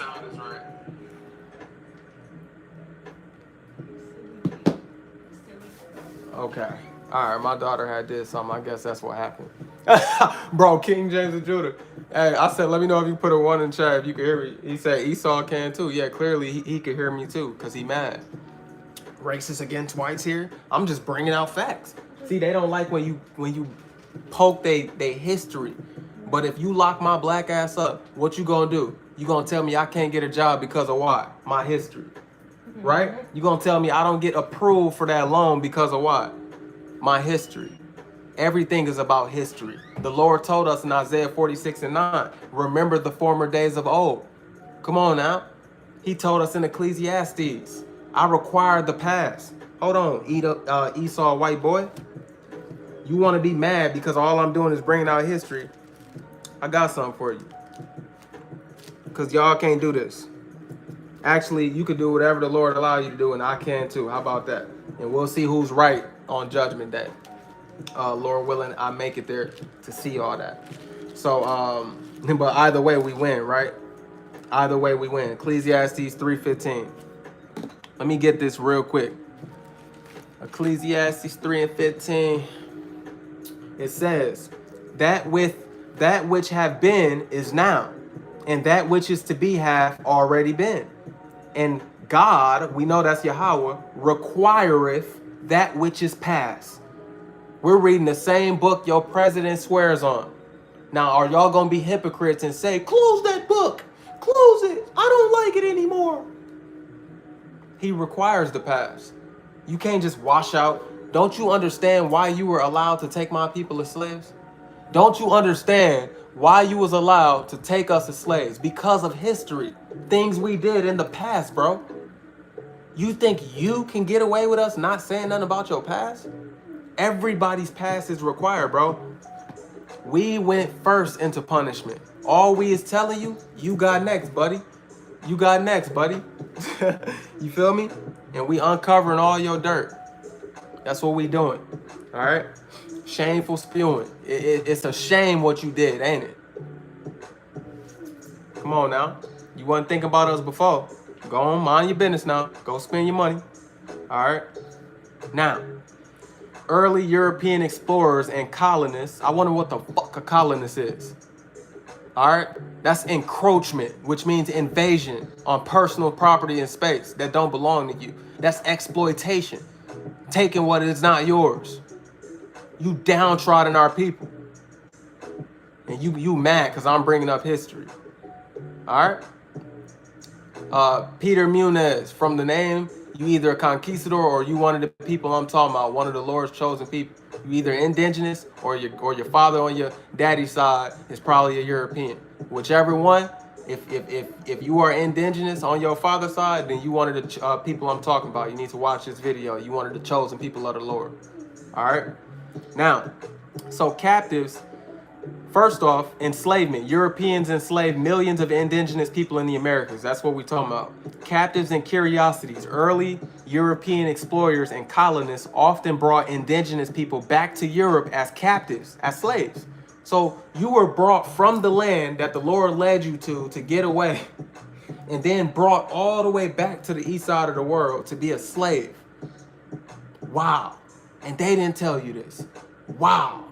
Ain't that crazy? Damn. as captives or curiosities to showcase their discoveries. They used to put us in the zoo and say, look, okay? Hey, Peter said, oops, my ancestors did that in slavery. That's okay. At least you honest. It happened. What happened, happened.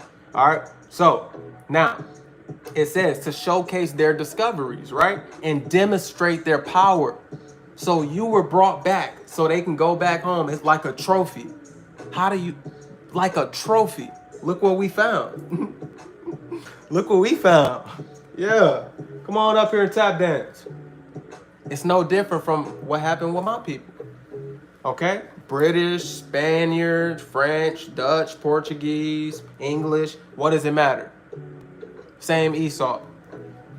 So, diplomacy and other reasons. A smaller number of indigenous individuals traveled to Europe as diplomats because they threw that in there to act like it was all noble. Okay? Like it was all noble. Come on, man. It wasn't noble. All right? So a smaller number was traveled to Europe as diplomats and leaders representing their communities, or as wives and children of European men who had formed relationships with indigenous women. And we know that they formed a lot of relationships with indigenous women. And that's how you have a lot of people who they may look Latino or indigenous, but they're actually the conquistadors because you are what your father is. Okay? But that's not to say that the ones who are from indigenous brothers like white women too. Black brothers always like white women. We all mixed, okay? But that's why the spirit bears witness who are the children of God, because you cannot tell just off a face card. You can't. Now, for us who are darker and we know we came from slavery and we didn't come from Africa, it is easier for us to say, yes, we are. Okay, that's just the truth. But anybody else, you can't really do that. And some people that look dark, I'm sorry to tell you, the slave master probably popped your granny and had your grandfather on your daddy's side. So you probably look dark and you're not. But least of that happened, all right? Because you got to understand slave breeding.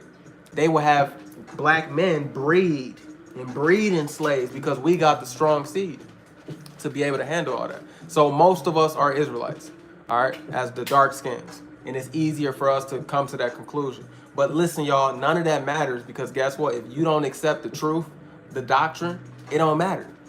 You understand? It don't even matter. We looking for those who's going to accept this 100% truth.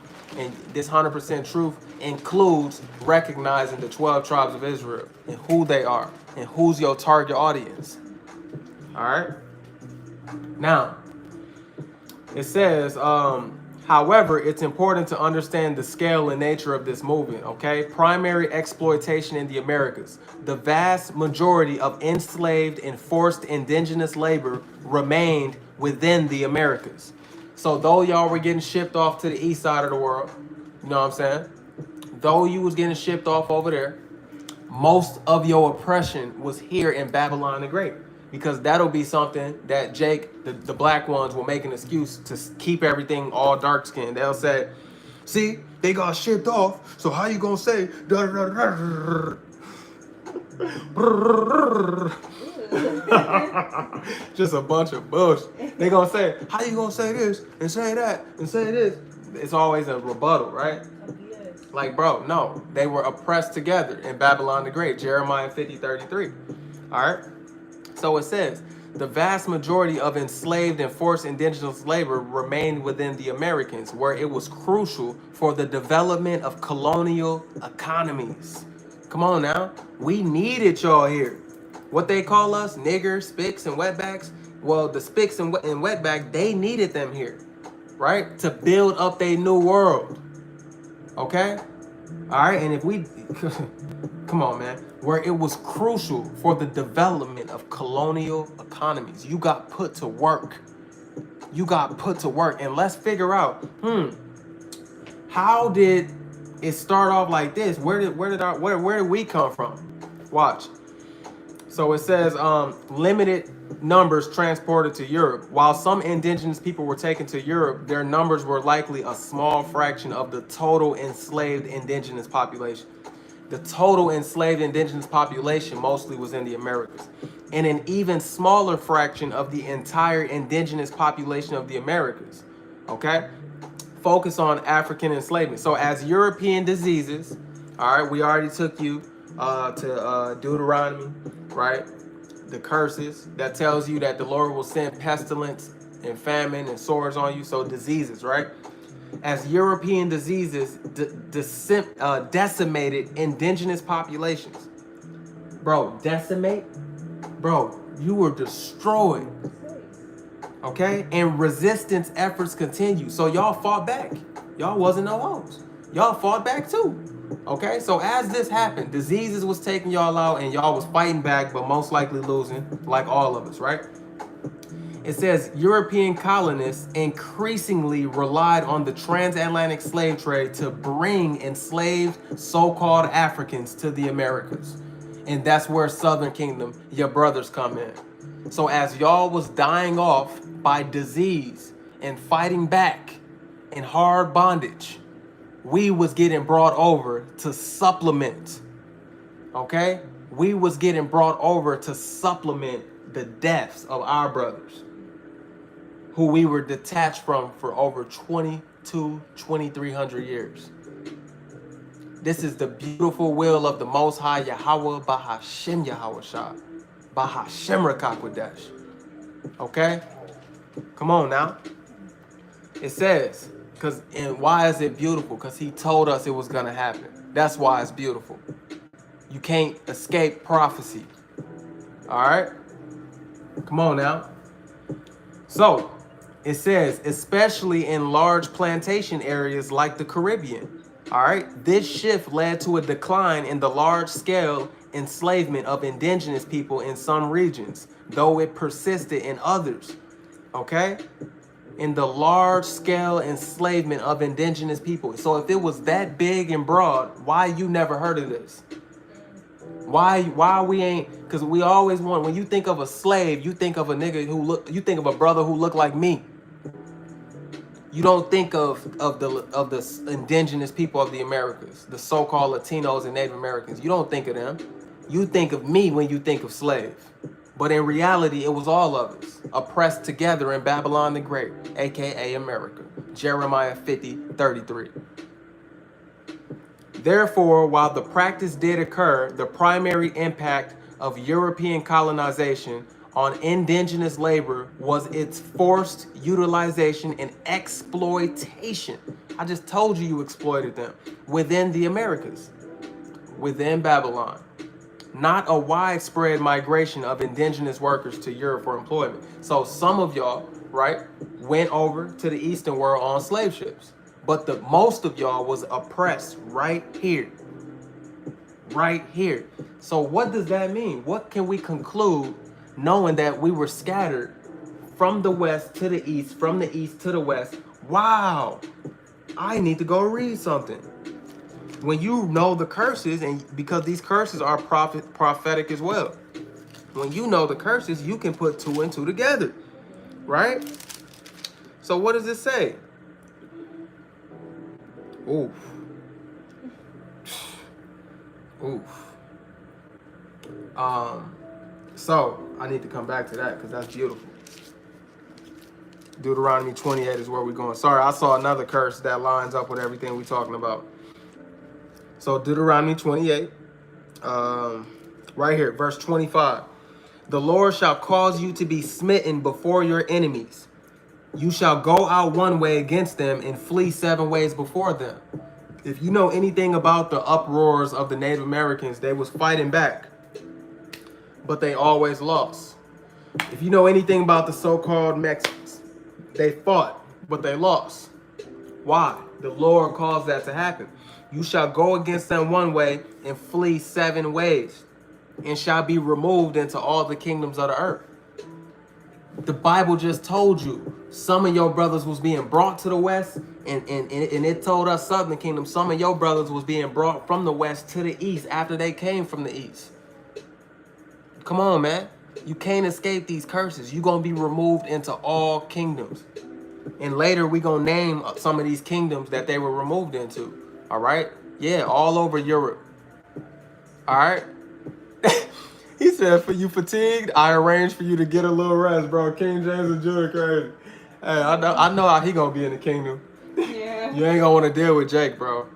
Hey, and even before the kingdom, it says Judah shall be a terror in Babylon. Lord gonna turn us up, bro. Come on, he gonna turn us up. We gonna get that spiritual power. If you want that protection, you better set your ears to every matter, bro. All right, be teachable, man. So, you think we just up and started teaching like this? No, we submitted to the Spirit and to every little test. Because remember, wisdom gonna test you and try you. That's ultimately the Lord testing you and trying you. You're gonna get tested. And when you pass the test, boom, spirit of prophecy. You know what I'm saying? If you fail the test, you're gonna be blind and confounded, and you won't be able to fellowship. You won't. You'll have to be on a tower of isolation. Okay? So, now, while there wasn't a widespread pattern of Native Americans fighting against African slaves, oh, forgive me. Let's go to a couple curses now. Since we just identified that Native Americans were indeed enslaved, let's go to Isaiah 5. Isaiah 5.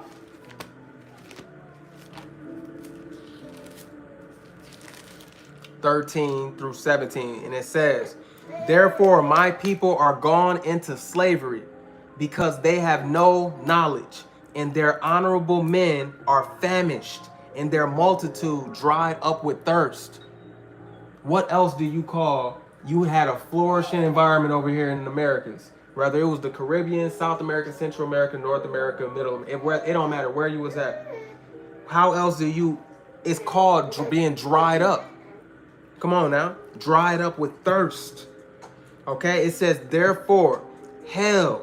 We understand that hell is the grave, not no damn getting tormented by pitchforks and damn red-looking devils. "Therefore, hell hath enlarged herself, the grave, and opened her mouth without measure." Didn't they say 90 million Native Americans? That was from the white boy's mouth. He said 90 million Americans got destroyed by what? What disease? Smallpox. Okay? And we know the bubonic plague when we was ruling Europe. Over 200 million. So you keep getting destroyed, right?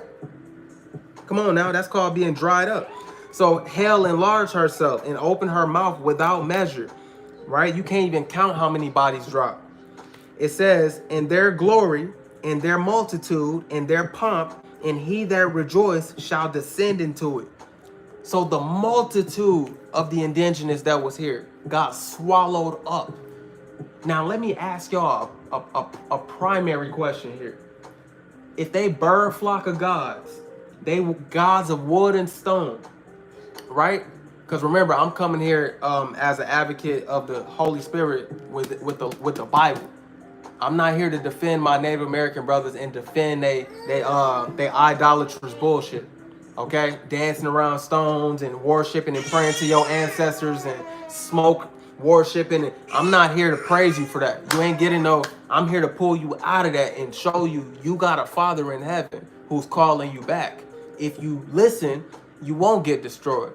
If you don't listen, you're going to get destroyed again. And if you think that what you reading here is bad, ooh, Jacob's trouble. Jeremiah 37. There will be no day like it. All right? Never have there ever been a day like it. You don't want to see. All right? When the Lord come and judge Esau, Edom, you don't want to see the terrors that's coming in that day. You're going to wish you was in the 1400s dealing with mortal men. All right? So take that. Now, if they got swallowed up by the millions and the millions and millions, and they were so perfect with their gods that they was worshiping, about a million damn gods, all right, of wood and stone. Your real God hates that.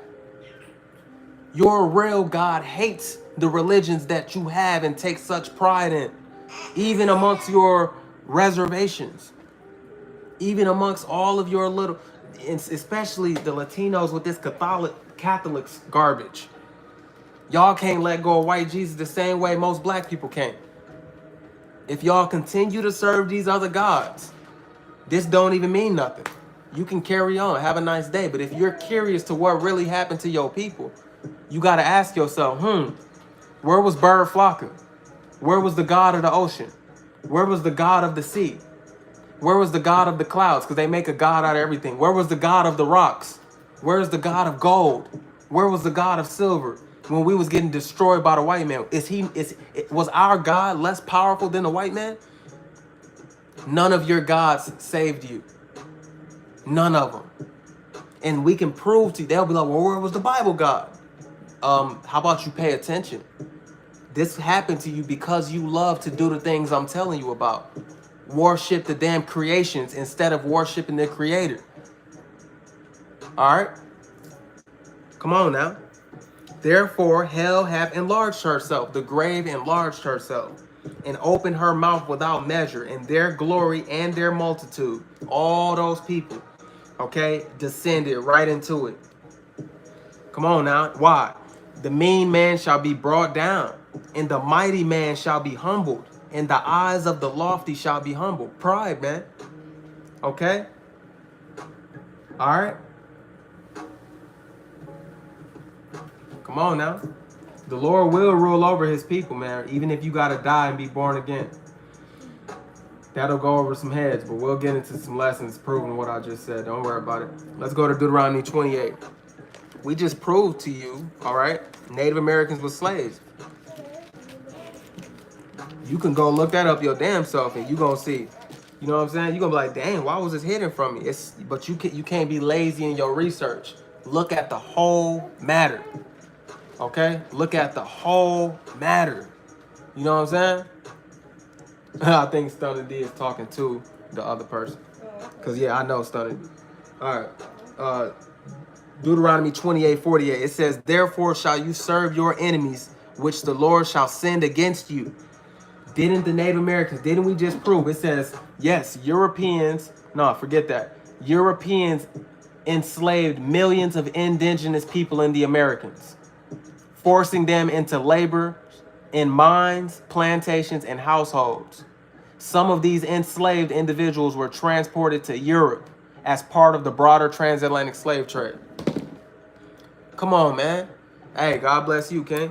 All right, Yahweh bless you, King. Yahweh Bahashem Yahweh Shah, all right? In the name. All right, but check this out. Therefore shall you serve your enemies, which the Lord shall send against you. The Lord sent Christopher Columbus, bitch, your way. He sent Hernan Cortez your way. You descendants of Mexico, you indigenous people of Mexico, he sent him your way and made you serve them.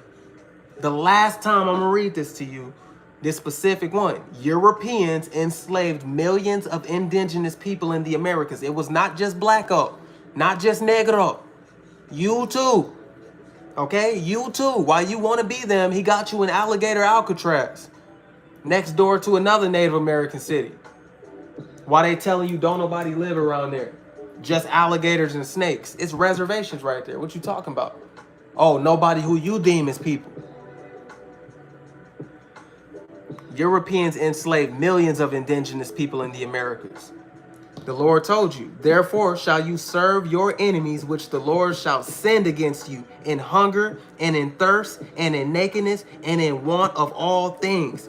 And he shall put a yoke of iron upon your neck until he have destroyed you. We used to only think that's just black people because we don't got the whole puzzle. No, that's all 12 tribes of Israel. Even the ones that the Bible told you that they mixed themselves and that they look like a cake unturned. The same Bible that's collecting dust on your granny bookshelf. It tells you that they mixed themselves and they don't look like you no more. They got enslaved too. Judah and Ephraim was oppressed together in Babylon the Great. Jeremiah 50:33. That's a prophecy. See, prophecy erases all confusion. It has to happen. And it already happened. Come on now. All right. Okay. So let's go to another one. We're going to hit up. Oh, let me just continue. Hold on. Since we dealing with the indigenous people, the Lord shall bring a nation against you, an enemy. The Lord going to bring an enemy your way. Watch this. From far, from the end of the earth. Now, if you are black only, how the hell is the end of the earth in Africa where they took us from? Right? This is dealing with Northern Kingdom. Because they in the new world, on the west side of the world. Come on, man. The Lord shall bring a nation against you from far, from the end of the earth, as swift as the eagle flieth. And who's the eagle in the Bible? Predominantly Esau, Edom, the so-called white man. It says, a nation whose tongue you shall not understand. Come on, man. They had how many languages? There was Hebrew found here too, but how many languages? Esau divided himself into how many men by then? We're talking 2,400 years later since they seen an Edomite. When they left Assyrian captivity, that was over 2,000 years before they saw another white boy again. And by that time, Esau, Edom, divided himself into how many nations? French, Portuguese, Britain, Spain, and they all got different languages. But the black only, they couldn't think, what do you mean from far? If we settled in, you know what I'm saying? No, that's from they gonna bring him from the east all the way to the west. That's what happened. We're bringing out the curses because the Lord said right here, you just go up a verse. Deuteronomy 28:46. These curses shall be upon you for a sign and for a wonder upon your seed forever. Upon all of his kids. This is going to be the evidence that you are the Israelites. The curses. Okay? 12 tribes of Israel. Okay? 10 of those tribes left the other tribes, and some of the tribes stayed looking black, dark skinned with nappy hair. And yes, some of them mixed themselves too, but most of them stayed looking black like me. The others, the Bible tells you in Hosea that they mixed themselves predominantly. Not even all of them mixed themselves. That's predominantly. That's why you got so many different looking Native Americans. We know about the dark skinned people in the pyramids on the walls. But you can't disregard the light-skinned ones with the straight hair. You can't disregard none of them. Don't be lazy in your research. Phenotypes is real. And everybody don't got, every nation ain't got one phenotype. Come on, man. Remember, the Native Americans, so-called Native Americans, the indigenous people of the Americas. Dude, the Americas is the Caribbean. It's North America, right? Canada and Babylon the Great, so-called America, right? Mexico, Central America, South America. Bro, do you know how big that is and how diverse that is? Stop playing games. But these black only people want black is black, black, black, from the east to the west, black, black, black. Damn. Can you make some damn sense sometimes? We know we suffer, man. We know we special, man. We already know that. How about you say something we don't know? All right, welcome to class, bro. Open up the Bible. The Lord shall bring a nation against you from far, from the end of the earth, as swift as the eagle fly. Go to Obadiah and tell me who the eagle is. Go to 2nd Esdras 11, start at verse 39. Tell me who the eagle is. Come on, man. Esau, Edom. A nation whose tongue you shall not understand. Verse 50. A nation of fierce countenance. Man, I bet you when they saw them pull up, they was like, their stomach started hurting. Like the bubble guts came. A nation of fierce countenance, which shall not regard the person of the old, nor show favor to the young. They put your little girl to work. They put your granddaddy to work. The same way in Babylon the Great right now. They ain't depending on no retirement, no pension, no 401k. That can't pay the bills no more. Your grandmama on the assembly line. Come on now. She begging for bread. Stop playing, man. They don't care about no young or old. They was bashing your baby's kids against the damn stones, laughing about it and reminiscing. Come on, man. All right. It says, and he shall eat the fruit of your cattle and the fruit of your land until you be destroyed. Didn't that happen? All that was theirs, what happened? It got taken by Esau, Edom. Come on, man. Now, which also shall not leave you either corn, wine, or oil, or the increase of your kind, or flocks of your sheep until he have destroyed you. Do you see how the Lord deals with his own people? This is his chosen people. Listen to me, listen to me. Zechariah 2:8. This is the apple of his eye. He said, if you touch them, you touch me. Deuteronomy 32:10. Again, the apple of his eye. This is the people that he's talking to. He destroyed these people. Come on, man. And yes, they're still here, but how many died? We all had to get minimalized and then procreate again to get back large in number. Because so many then died. And within Babylon the Great, it's only 3 million. But there was way more than that. They got compressed to 300,000, I believe. Now they 3 million again. Not again. Now they're 3 million because they were more than that. Come on, man. No, I'm not talking about Israel and Palestine. I'm talking about the indigenous people of the Americas getting conquered by Christopher Columbus and Hernan Cortez. Okay? Now, Leviticus 26 and 25. You can't make none of this up, man. This is the style of the Lord. You couldn't tell that was the Lord's signature when you look up the history of the Native Americans and the so-called Latinos? That's his signature stamp. He didn't punish nobody. Hold on, I got another one. Bro. Now this gonna put some super glue on this. Watch this. Watch this. Now, who are the curses on right now? I'm gonna ask you because you can answer me immediately. Who are the curses on right now? Israel. Israel, right? Are they on anybody else? No. They're only on Israel, right? Yes. Is that facts or is that a lie? It's fact. You know that because you know the Bible, but let me show them. Okay. Curses ain't on nobody else. So how the hell you gonna, then the Bible, you're calling the Lord a liar if you're saying they're not the people, because why the hell did he do that to them? Exactly. They gonna be like, but look at Gaza, look at what happened to the Jewish. That's a fucking in-house problem. That is an in-house problem. Do you understand me? Come on now. Check this out, Deuteronomy 37. And the Lord your power, and I don't see no Gazians being shipped off to the four corners of the earth. So they ain't a part of these curses. Just because you go to war, remember, the Bible also says you got to have precept upon precept, line upon line, here a little, there a little. Nation shall be against nation, people against people, wars and rumors of wars. So war still exists. Don't be a crazy person. All right? War still exists. Nation against nation still exists. All right? That will never go away. We talking about the complete encroachment, the complete exploitation, the complete decimation of a people. That only fits the blacks, Latinos, and Native Americans. Change their whole language, rob their whole history, and tucked it under dirt. The whole reason you speak Spanish is because of the conquistadors. Damn it, that ain't your language. You didn't speak that shit. And look at the pride that they got speaking that garbage. You know what I'm saying? Yeah, I want to speak it too. Why? So I can communicate with you. Come on now.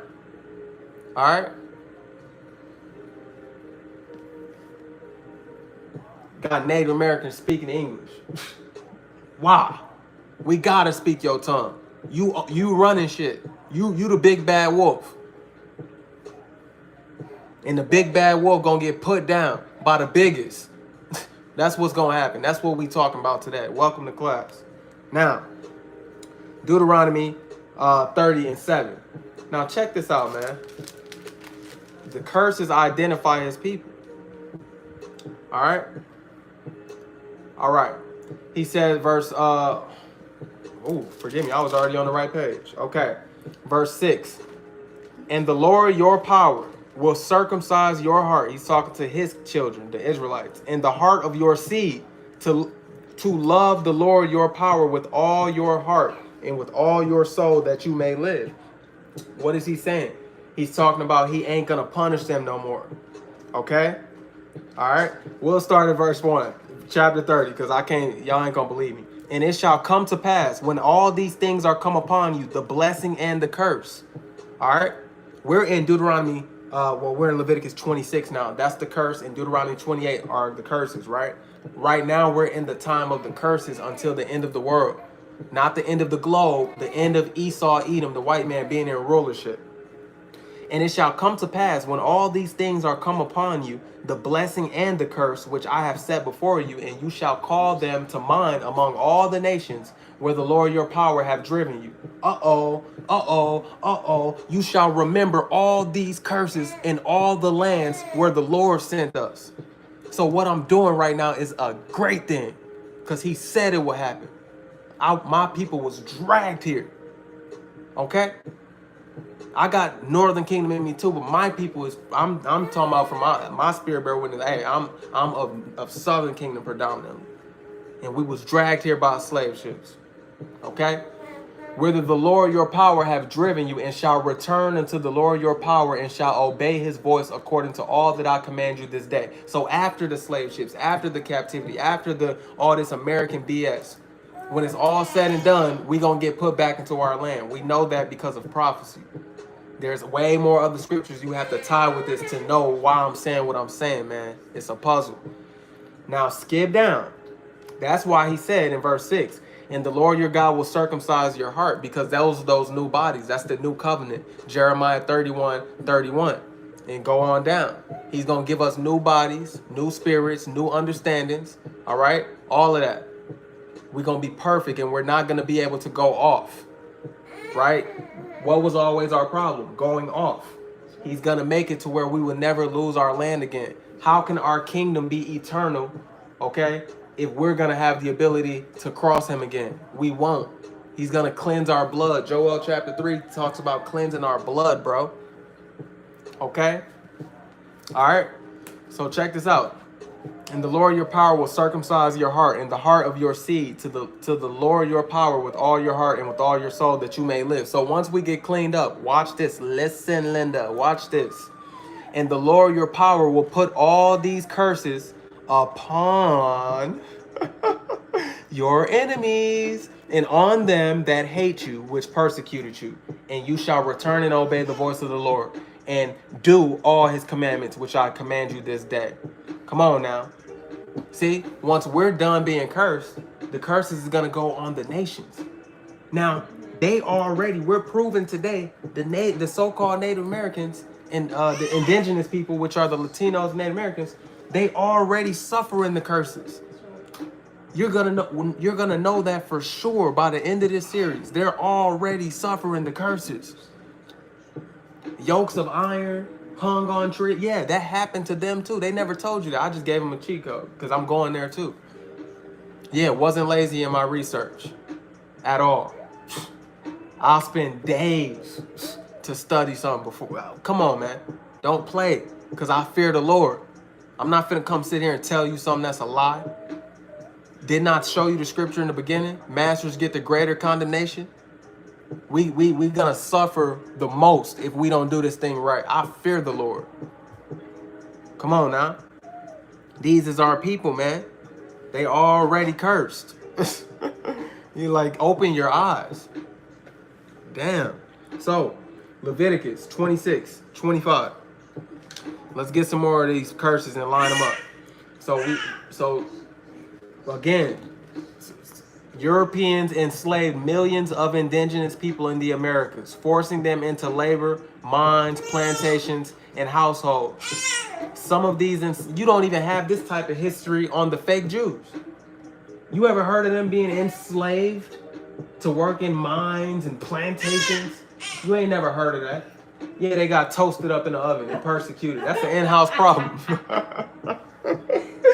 That's an in-house problem. Toaster strudels. That's an in-house problem. They ain't got nothing to do with us. But you had a whole nother nation of people do that to us. That was Esau versus Esau. That's on y'all, bro. Right. Yes, freaking Krista. Bro, French toast sticks. You know what I'm saying? Or German toast sticks. $4.20. So for real, you know? And they think the little joking we doing now is something. The Lord said he shall laugh at you. He said he gonna laugh at your downfall. We gonna laugh with him. The hell out of here, demons. All that sensitive patty cake teaching, that ain't what you gonna get over here. You gonna get that authentic truth. We don't play that. David said, remember these damn Edomites and what they did to us. Remember them. You better go read that. Psalms 137, 7 and down. Do you know what we finna do to these people? Getting all butthurt over jokes. The Lord gonna turn us up, and we gonna do terrors. It says your heart shall meditate terror. What do you think Esau did with you? He meditated, how many ways can I skin this nigga? You know what I'm saying? All right, I'm gonna chop his balls off. Let me not say too much on YouTube. See, I could go crazy. You know what I'm saying? They sit back and meditate and play with you, bro. I'm gonna burn him with fire, chain him to the back of the truck. You know what I'm saying? Y'all some sissies. And if you ain't built for this, you ain't gonna get to enjoy the revenge. But let me make this clear. Ain't no revenge on them right now. We make peace with all men right now. Right now, we're in the spirit. But it's gonna come a day where that gets activated when the Lord says green light, boom, green light. When the Lord says green light, that's when that payback. It's not the time right now. Esau gonna have to crash this whole society, and then Jacob's trouble is gonna come in. Then the Lord gonna give you powers. All right, but nah, don't you go out there terrorizing no white people or nobody. And white people ain't our only enemies. Don't you ever get that misconstrued. All of them is. You better read Psalms 83, 1 through 5. All of the heathen are our enemies. Okay? But we dealing with what Esau did to us because he's our most enemy. Okay? Still destroying the Native Americans till this day. You know what I'm saying? Disregarding them to this day. And we just want to keep overlooking them. You're not a wise judge. He's only finna set up wise judges. Come on now. You're just gonna flick them off like they don't mean nothing. You know what I'm saying? When they fought with us, fought for us, helped us, that's disrespectful. Come on, man. Oh, you know, we all ignorantly didn't like Mexicans because of boxing. You know what I'm saying? Or because they'll say stuff, they'll act funny with us because they don't have no understanding. When you read the Bible, they don't know that we related. You know what I'm saying? They don't have no idea. That's why he raised the tent of Judah first, so we can make sense of all this. We the big bro. It's 12 tribes of Israel, man, and we gonna come out this place together of Babylon the Great. Man, be after the riches of your brother, man. Let no man chase his own wealth, but the wealth of his neighbor. That's what the scriptures say. That's our brothers, man. All right, let's continue, man. So, was that Leviticus 26, 25? Did I bring it out? Where it says, and I will bring a sword among you, a sword upon you. I shall avenge the quarrel of my covenant. We broke his covenant, and the Lord wanted revenge. You see the cost of crossing the Lord? Yeah. So imagine what's going to happen to them, the ones who touched us. He had us genocided. Genocide. Yes. Slavery. Dismemberment. Blackface. Redface. They did kids kidnapped, kids raped, kids beat. Did the Lord leave anything unturned doing it to us? He did everything to us he could possibly do. How many ways can I stretch these niggas? You know what I'm saying? They won't listen to me. I created them to do this and they won't do it.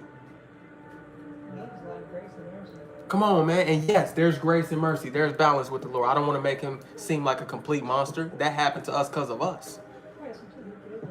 Yeah, he gave us chance after chance after chance. But when you understand this thing, don't think he finna play with them people that touch you. They just stacking up. You know how the Legos, they get tall and tall, and then it eventually get to a place where, all right, that's too tall, it's about to fall. Do you get what I'm saying? That's what and the taller you are, the harder you fall. Come on, man. John chapter 8, 31 through 32, my brother King James of Judah. Then said Yahushua to those Jews which believed on him, if you continue in my word, Then are you my disciples indeed, and you know the truth, and the truth shall make you free. I love that scripture, my brother. Thank you for that. See, a lot of people, you somewhere in the word, you're at some type of understanding, or you wouldn't be here. You need to continue in his word. You have not arrived. I never told you I arrived completely. You know what I'm saying? Why does any man out there think you never arrived? Wisdom is as an ocean. You better read this book. It's always something new to learn. Let's continue to learn. But when it comes to the conclusion of the puzzle, oh, we already got that. That's what the Spirit mean by you got the unction to know all things. Whatever you search out, the Spirit is going to give you the truth. That's what that means. And as far as being a defender of the gospel is a complete, all right, you got to know about the reincarnation. You got to know about the slavery. You got to know about the prophecies. You got to know about chariots. You got to know about all nations is not equal. You got to know about salvation. It's things you must know. You got to know the dietary law. You got to know the Sabbath days. You got to know the the feast days. It's things you must know to be a true defender of the gospel. But at least defend the things you know until you grow. Paul said we grow in this truth. You don't just arrive. I've done enough. I'm done. That's Pride Mountain. And you know what he said in Malachi 4:1. The day of the Lord is coming like a burning oven, even amongst his own people who are proud and lofty. Let's not be that. Okay? Come on now. Leviticus 26:25 to continue it. All right. I will bring a sword upon you that shall avenge the quarrel of my covenant. And when you are gathered together within your cities, I will send the pestilence among you. See, he gonna send that disease among you. Smallpox, bubonic plague. Come on, man. Destroy millions of us from the east to the west, baby. And if I'm not mistaken, that was around the same times. That was literally around the same times. Not the same exact time, but around the same times. He was oppressing Northern Kingdom over here and Southern Kingdom over there. That's insane. The Lord is a genius. All right? And you shall be delivered into the hand of the enemy. Now that's specific. The enemy. You know who your primary adversary is. Nobody had a clinch on Israel's nuts like Esau did, man. Nobody. He made sure to get close. Yeah, I got you, nigga, right where you at. You know what I'm saying? And he makes sure to do it to this day. But you want to ignore this common denominator. This dude is a common enemy. You know what I'm saying? He got you in one arm in a chokehold, and he got Northern Kingdom in the other arm. This is a bully. Little niggas. Yeah. Just tearing you all around like a savage. And you mad because I'm bringing up facts. Take your happy ass sleep the hell out of here. You know what I'm saying? You love Babylon that much. You can't hear no truth. Deuteronomy 28:64. Come on now. Deuteronomy 28:64. We ain't done with these articles, man. I just want to bring out, this the last curse I'm going to bring out for now until we read another article, because this is serious, bro. That's why I'm going to keep this going a little bit. King James do it crazy.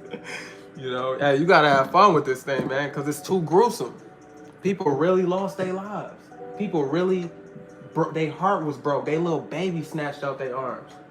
Slaughtered. Sent off to a school or to a camp. Forced to work. Your back hurt. Your feet hurt. You don't want to work. You under the sun. Man. Deuteronomy 28:64. Same curses. It says, check this out. It says, and the Lord shall scatter you among all people, from one end of the earth even unto the other. And there you shall serve other gods, which neither you nor your father have known, even wood and stone. And when you see what I'm going to bring out, you're going to be like, whoa. Dude, that's what their gods are over here. The indigenous, wood and stone. Okay? We know that Islam, but this is before Islam, bro. Wood and stone. They carve shit in the rocks and say, this is my God. They carve something out of a tree and say, this is my God. This is what indigenous people do. They worship the creations more than the creator. Oh, the God of the ocean, the spirits of the water, the spirits of my ancestors are in this rock. That's why it calls Ephraim a silly dove in Hosea chapter 7. The same chapter where it tells you that they skin they have mixed themselves and that their skin is light. It tells you that they lost their strength and that they are a silly dove. Okay? Man, let me grab that. You ain't finna just hear me talk. You ain't finna just hear me talk. You want to keep denying these people. You know what? If you blind, you blind at this point, bro. Because I'm nowhere near finished. But it's so much that was just said. Like, you know what I'm saying? Come on, bro. Hosea chapter 7, man. Ephraim have mixed himself among the people. Ephraim is a cake not turned. So he looked like a damn unflipped pancake, all right? Strangers have devoured his strength, and he knoweth it not.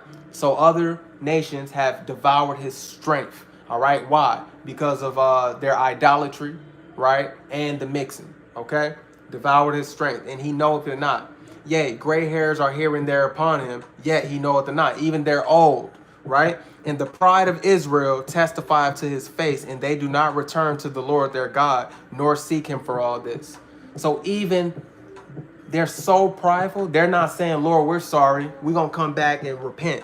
They don't got that kind of heart. No, this is what we do. We worship and bird flocking. Understand? All right. And we're going to worship the ocean, and we're going to worship the wind, and we're going to worship every little grain of sand, but we ain't going to give you your worship. That's why they got dealt like that. Watch this. Watch this. Respectfully. You know what I'm saying? Because how we got dealt with for our folly too. Southern Kingdom, we killed the Lord and said, put his blood on our children. Come on now. Check this out. It says, Ephraim also is like a silly dove without heart. Silly dove. And you know heart is mind in Hebrew. Without thinking. They don't think. Because how could you worship the damn sea and not the creator of it? And some of the tribes be like, well, we do worship the creator, but I worship in the sea. Well, he didn't tell you to worship no damn sea. I could hear all the rebuttals. You know what I'm saying? He didn't tell you to worship no fucking rock. I'm going to show you proof of this garbage. And it pisses me off. It's a smoke in my nose. The same way it is to my father. And any of you Northern Kingdom out there, so-called Native Americans and Latinos, you indigenous people of the Americas, you do belong to the Lord, but he's not going to accept you with your funky religions. You're going to have to die and become new again. The same way we did. We had to let go of white Jesus and Christianity and all that bullshit and really come into the real scriptures. You got to do it too. Forsake your demon gods. Come on, man. That can't speak and can't eat. You giving wine, you giving alcohol sacrifices and juice sacrifices and food sacrifices, and they don't eat, they don't talk, they don't hear. Come on now. All right. Now let's see. It says Ephraim is like a silly dove without heart. They call to Egypt. They go to Syria. See, they trust in oppression. They not here to help you. Stop trusting your enemy, man. Southern Kingdom, y'all got that problem too, bro. All right. It says, when they shall go, I will spread my net upon them. Damn. I will bring them down as the fowls of the heaven. I will chastise them as their congregation have heard. And what did he do in Northern Kingdom? Sent his net. And who set the net? And who shoot the net at us? Who Esau? Who hunts our steps? Esau. Come on now. Who's the layer of snares? Be not ignorant of Satan's devices. Satan means adversary. That's talking about Esau. All right. Check this out. It says, woe unto them. He's talking to Northern Kingdom. For they have fled from me. They don't want nothing about no Bible. They want bird flocker. They want the God of the ocean. You know what I'm saying? For they have fled from me, destruction unto them. And that's exactly what came. Because they have transgressed against me, though I have redeemed them. See, though I chose them to be the nation kin to me, right by me. You the one close to me. Deuteronomy 7:6, above all nations on the face of the earth, I chose you. Come on now. All right? Come on now. Written by a man's ugly hand. Stop it. Anyways, woe unto them, for they have fled from me. Destruction unto them, because they have transgressed against me. Though I have redeemed them, yet they have spoken lies against me. And they have not cried unto me with their heart, when they howled upon their beds. So when y'all cry, they assembled themselves for corn and wine, and they rebel against me. You don't even acknowledge the Father. Though I have bound and strengthened their arms, yet do they imagine mischief against me. They return, but not to the Most High. They are like a deceitful bow. So your bow is being shot.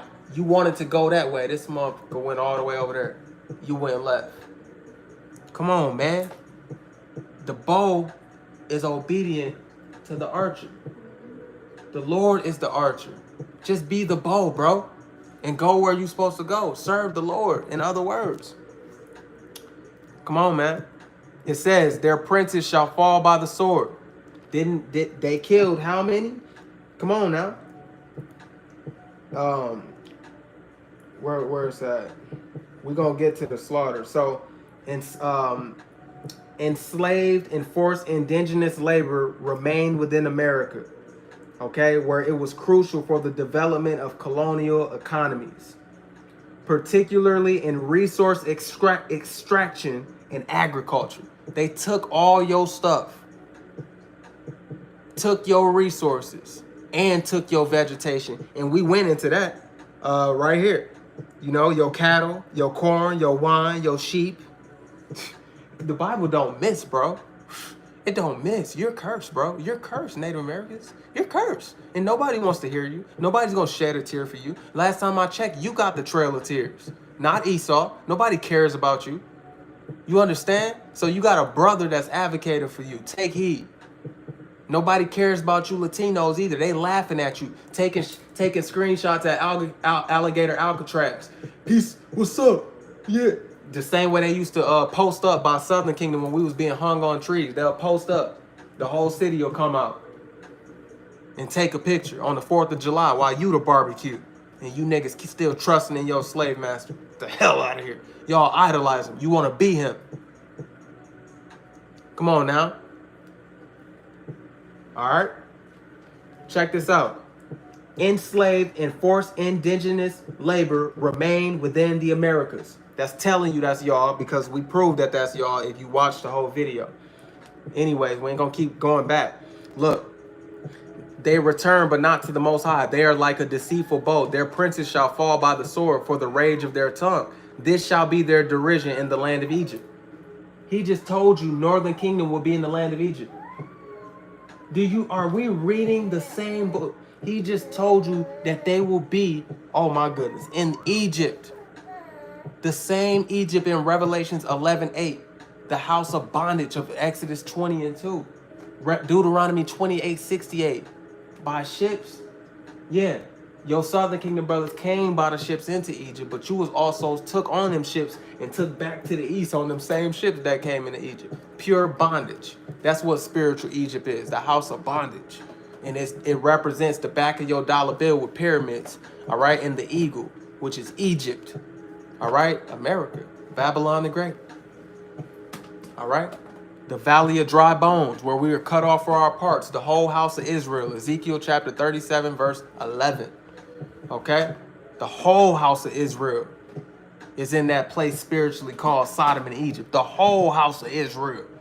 Now, how do you identify the house of Israel? By the curses. So who in America was cursed like this? Don't let her do that, because it's neighbors. So y'all gotta use your brains. Through prophecy, there's no more confusion. If you despise prophesying, 1 Thessalonians chapter 5, verse 19 through 20, it tells you to quench not the spirit. In order to be a teacher, you need the spirit of prophecy if you're gonna be a good one and an accurate one. It says, despise not prophesying. These are prophecies. If you hate to hear this and close your ears, that's on you. Come on, man. They just told you Northern Kingdom will be in America, while America's history is telling on itself. enslaved and forced indigenous labor remain within the Americas. That ain't dealing with my tribes. That's dealing with y'all. Y'all was enslaved first, okay? Where it was crucial for the development of colonial economies. Y'all laid the foundation of slavery. Did you know that? I bet Esau didn't teach you that. Particularly in resource extraction and agriculture. Damn. Come on now. Some indigenous people were taken to Europe. Their numbers were likely a small fraction of the total enslaved indigenous population. So most of y'all was enslaved right here. Some of y'all went to Europe and got slaved over there on slave ships. Yeah. Oh yeah. And an even smaller fraction of the entire indigenous population of the Americas. So if you count all of them, you know, it was not that many that got shipped over to Europe. But when they say not that many, we dealing with millions of people. Yeah, hundreds of thousands of them went over there. Focus on African enslavement, right? Amongst them, right? As European diseases, we already went through all the curses of the pestilences, decimated indigenous populations, and resistance efforts continue because they fought back. European colonists increasingly relied on the transatlantic slave trade to bring enslaved so-called Africans to the Americas. So because y'all was dying off on your own damn plantations and getting your own damn back broken, we coming over here and we was needed, okay? And you know how they did us dirty too, because Judah and Ephraim shall be oppressed together in Babylon the Great, Jeremiah 50:33. Put some respect on prophecy. It says especially in large plantation areas like the Caribbean. All right, we ain't even got started with the Caribbean, the West Indies. Do you know what happened? Do you know who the Tainos are? Do you know what happened? Man, come on, man. Come on, man. My people are destroyed for the lack of knowledge. And because they reject knowledge, I reject them. Hosea 4:6-7. That's why I started off with all those scriptures. Do not reject knowledge. All right? This is history. You want to know the mysteries of this book? You got to know the history. This shift led to a decline in the large-scale enslavement of indigenous people in some regions, though it persisted in others. Come on, man. And y'all still going through it till this day. And y'all going through it. Y'all got the silent treatment. Nobody even care about talking about y'all pain. That's how dirty it is. That's crazy. Nobody even cares to talk about y'all pain. While they driving down Chickasaw Boulevard and going to Chickawawa, going to the Wisconsin Dells, got y'all heads all in these damn buildings and cabins. You know what I'm saying? That's crazy, man. Therefore, while the practice did occur, see, I'm from Milwaukee. And in Wisconsin, they name cities after y'all. You got to understand that. They name resorts after y'all. They mock you, bro. They got y'all heads and statues all over. Europeans. And they take their families on vacations amongst your dead ancestors. While nobody cares to talk about it. But the wise judges that's being rose up, we talk about it all. The truth. You shall know the truth, and the truth shall set you free. That's what you came to this channel for. Not to be patty caked and tucked in with a damn biscuit. You can go down the street to your nearest neighborhood church for that. All right? So, that's right. Yet they can't cross the bridge. That's the thing too. Ain't that amazing? Man. So it says, therefore, while the practice did occur, the primary impact of European colonization on indigenous labor was its forced utilization and exploitation within the Americas. All right. So let me go down, man. And yes, they brought Hebrew interpreters. The last one I'm going to go to before I get to another article is Psalms 44:1 and 11, I mean. Psalm 44:11. So yeah, they shipped y'all off too. So any of the ignorant Latinos, the ignorant, which means to not know, Native Americans, if you ever encounter some racial issues, Southern Kingdom from your brothers, understand the history of Northern Kingdom versus Southern Kingdom. That's why we did part 2 like that. We was always beefing. We went through plenty wars with each other. Yes, Israel had problems within Israel. The same way your black ass got a problem with his black ass, all right? It was the same way with Northern Kingdom and Southern Kingdom. Stop being hypocrites. None of y'all understand each other. The whole head is sick. The whole head is sick. None of y'all right. None of us. How about that? Us. He said this racist thing to me. He looked at me crazy. Okay. Lack of knowledge. How about you help with knowledge to bring people together, bro? All right? Come on now. All this black versus Mexican, black versus this, black versus that. All right? Y'all crazy, bro. All right, Psalms 44:11. It says, you have given us like sheep, appointed for meat, and have scattered us among the heathen.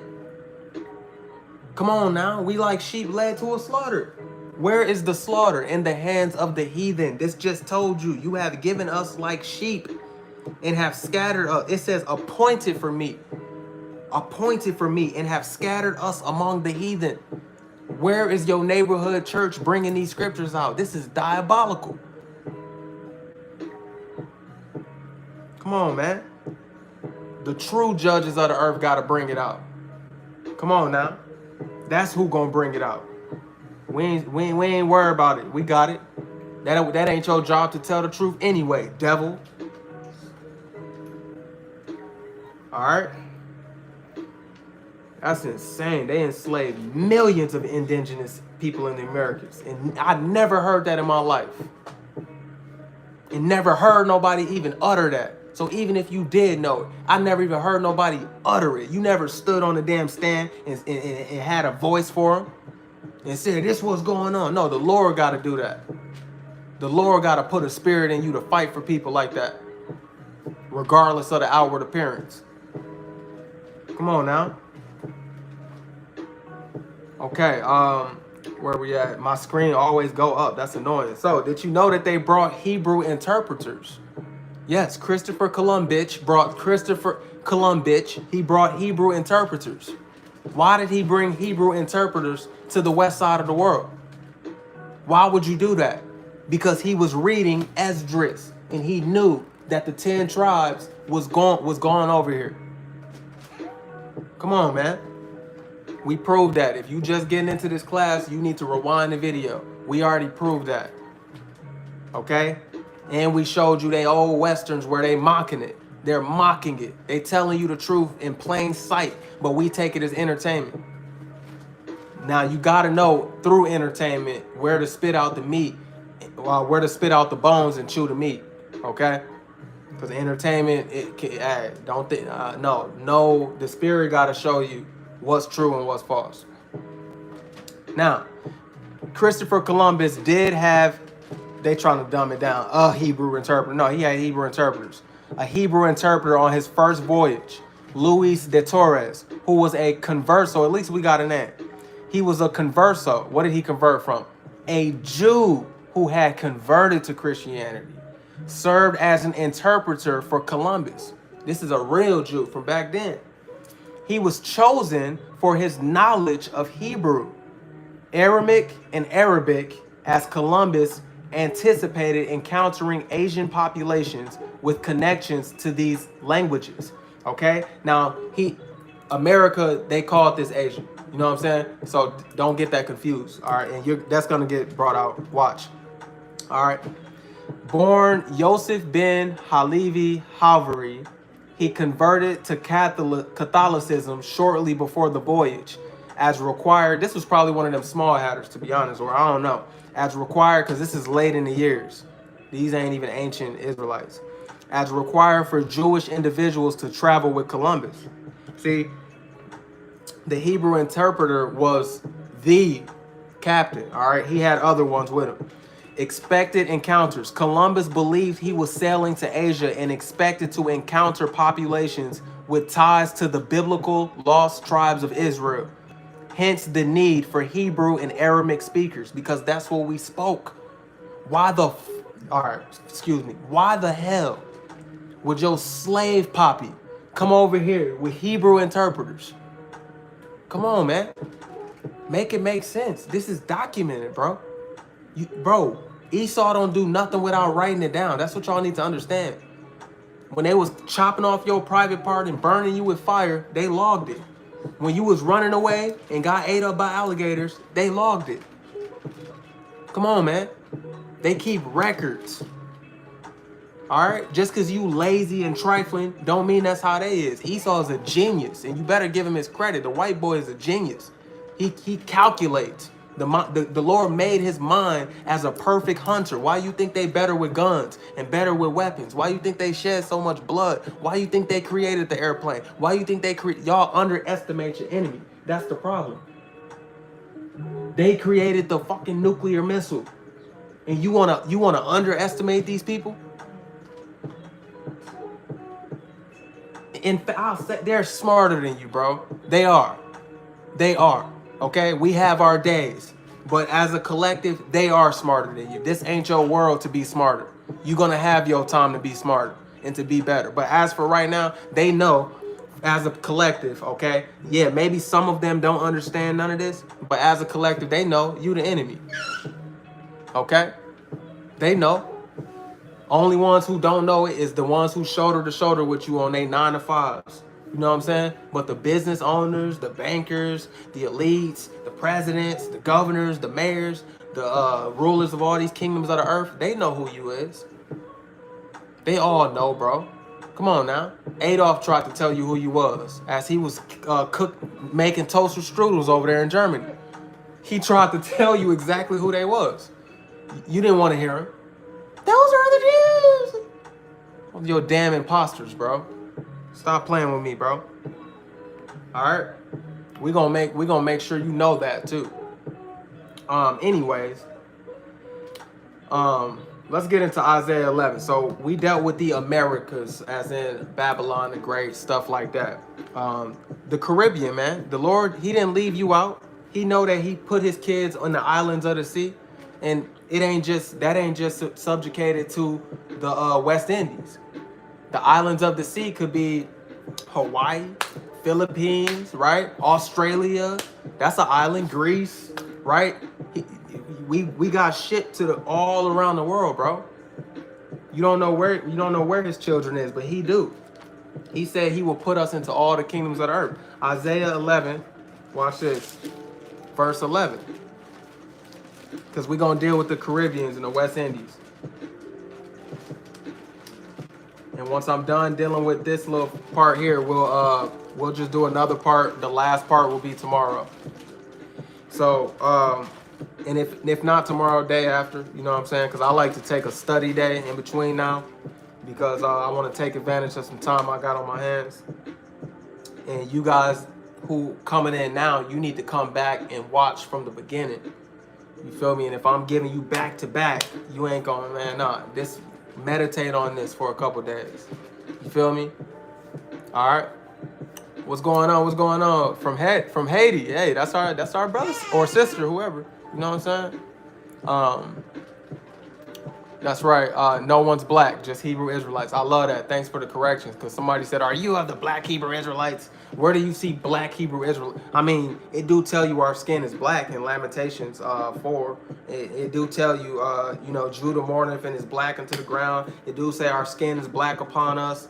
It do say stuff like that, but it don't say black Hebrew Israelite. That's a derogatory term.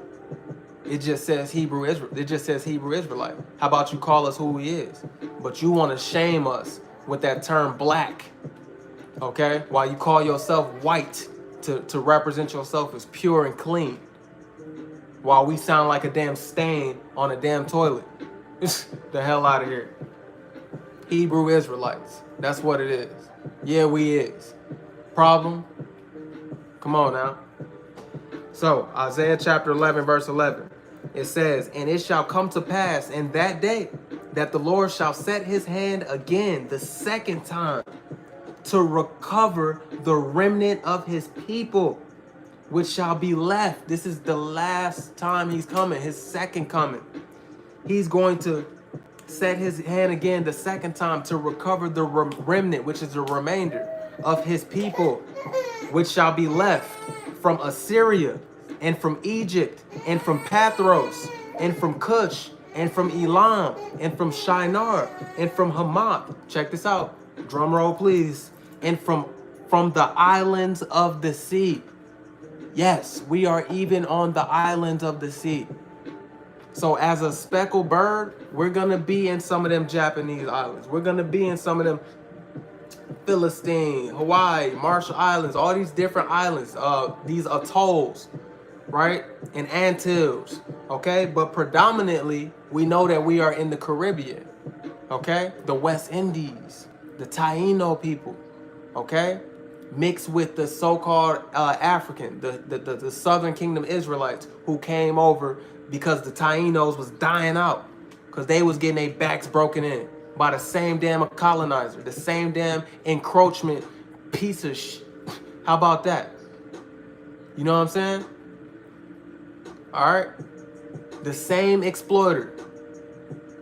Once you start, if you got 10 sticks over here and you break them all down, all right. If it's still work to be done, you gotta go get some more sticks to break. Come on now. He done broke their backs all down and killed them off. You know what I'm saying? It's still some left. You feel me? But he like, dang, I fucked them all up. Gotta go get some more. So he go get our black asses and bring us to over here where we ain't never been. Cause the Lord says so. Better rewind this video. I don't speak out of my own. No, that's in the Bible. Rewind the video if you lost and confused. How about that? Or continue to see what I got to say. So it says he's gonna recover us. Dang, that means he put us there. So you put us there, we got beat up. Now we get to recover and come out of these lands. So the scattering of Israel will be like the gather. Okay, but the key is even from the islands of the sea. And he shall set up an ensign for the nations. All right, that's a sign. And shall assemble the outcasts of Israel. Okay, all right. And shall assemble the outcasts of Israel. My bad, that word ensign is playing with me. Is ensign and standard. I know one of them got to do with our powers. Give me 1 second. I got a lesson about that. That's why I got stuck like that. Powers. Is it okay? That's standard. Okay. Yeah. So the ensign is the sign. Standard, because I got a video coming out about our powers that's gonna come back that we don't have right now. So, and he shall set up an ensign for the nations and shall assemble the outcasts of Israel and gather together the dispersed of Judah from the four corners of the earth. See, amongst our light skin, brown skin, copper skin, and dark skin Northern Kingdom Israelites, straight hair, curly hair, jet black, ashy black, little black, big black, whatever the hell you want to say. All right, ain't no phenotype, ain't no exact phenotype to the Northern Kingdom. They mix themselves amongst them all. So this is telling you, he's gonna get the outcasts of Israel. That's the 10 tribes that were cast out of the land, that were not a people. Hosea chapter 1, verse 9 through 11. Really verse 7 through 11. He cut them off from being a people. The same people who the Lord Yahushua, who the world calls Jesus, said in John chapter 10, verse 16. I have other sheep of this flock as well, okay, that I must get, that are not of this fold. I have other sheep that are not of this fold. That's the outcast of Israel, which is Northern Kingdom, and Southern Kingdom is Judah. That's why he said, and gather together, because we're going to come out together from all these lands. Whether it's the Cuba, you got Judah, Southern Kingdom, mixed amongst the indigenous Northern Kingdom. Whether that's Puerto Rico, whether that's Hispaniola, which is Dominican Republic and Haiti, right? Whether that's Colombia, whether that's, we can go on and on. Central America, Mexico, you're gonna always have those dark-skinned, predominantly people, Southern Kingdom, mixed amongst the indigenous, because we're gonna come out together. This is the Lord's experiment, okay? And it's gonna end well for you. Though it has not been well for you, it's gonna end well for you. Better it is the man who starts off being afflicted if his latter end is being enjoyed, because he will not remember his affliction. This is from the Bible. Better, because if you started off enjoy, but you end up in affliction, you won't remember your joy. Come on, man. So he who laughs the last, laughs the hardest. And we're gonna laugh last. So while they enjoying their kingdom, they Ferraris, they private jets, they islands, they money, their oppression, they're controlling who got to take a jab or who gets to do this and who gets what this mean in the Bible, what they enjoy all that. Because it's gonna be stripped from you. You're gonna vomit up all your riches like Job chapter 20 goes into. Come on now. Alright. Come on now. Come on now, check this out. I told you that was dealing with Ephraim and Judah, right? So it says, and gather together the dispersed of Judah from the four corners of the earth. That's why you have the so-called dark skin, right? Scattered amongst the northern kingdom who are predominantly a lighter skin in a different hair texture. Because of all the mixing. Though you still have dark-skinned people within northern kingdom. I would be ignorant if I lied to you and said that. And I will be a liar. Okay? Now, it says, and he shall set, the envy also of Ephraim shall depart, because we always beef with each other. And the adversaries of Judah shall be cut off. Ephraim shall not envy Judah, and Judah shall not vex Ephraim. Come on now. Yeah. Come on now. We're going to come up out of all these lands together. Do you understand that? If they ship Northern Kingdom from the west to the east, and you had some Jakes who already lived on the east, they over there too. You know what I'm saying? It ain't nowhere, it ain't no exemptions. We together in almost every land, bro. But the big showdown, Babylon the Great, oh yeah, baby. That's 12 tribes all day. Every single tree. It says the whole house of Israel is in Babylon, bro. You know that through precept upon precept. If you don't know that, then you stumbled at the word. If you would like to know that, it's going to require you to bow your ear to understand it. All right? That's a decree from the Lord. Okay? So, the West Indies, the Caribbean. Now we proved that the islands of the sea. So, let's get into the Caribbean, right? The West Indies is a region in the Caribbean consisting of a large archipelago of islands, including the Greater Antilles and the Lesser Antilles, right? Those are little islands, you know, the ones that are further out and they least, and then you got the bigger ones, right? And the Lucayan archipelago, it encompasses a diverse range of island nations and territories, primarily in the North Atlantic Ocean and the Caribbean Sea. All right, so the Greater Antilles, this group includes the larger islands of the region, Cuba, Jamaica, Hispaniola, which is Dominican Republic and Haiti, right? So Cuba, Jamaica, Hispaniola, okay, which is shared by Haiti and the Dominican Republic, and Puerto Rico, okay? So Puerto Rico, Dominican Republic, and Haiti, we could make that to Cuba and Jamaica, all right? The Lesser Antilles are the Virgin Islands, Anguilla, Saint Kitts and Nevis, Antigua and Barbuda, Montserrat. This is people's favorite vacation spots. Esau loves to vacation on Yoshi. Ain't that crazy? 144. Guadalupe, Dominica, not to be confused with Dominican Republic, Martinique, St. Lucia, St. Vincent and the Grenadines, Barbados, Grenada, right? The Lucayan Archipelago. This group includes the Bahamas. I've been there. Beautiful. A lot of dark skins there because of the transatlantic slave trade. Turks and Caicos Islands, right? A lot of them there too, right? Other islands also include our islands like Trinidad and Tobago, right? So-called Nicki Minaj. Ain't she Trinidad? Trinidad, okay. Every person you see black ain't from here, bro. All right. Tobago, that's another famous vacation spot, bro. That they love to kick it and sit in their resources. You know what I'm saying? Sit in the resource that they hoarded up. Yeah, I want some better beats coming up. I'll let it play. Don't worry about it, man. Don't worry about it. Resume. I didn't ask you to do that. Forgive me, y'all. Let me go up a little bit, up a little bit, up a little bit.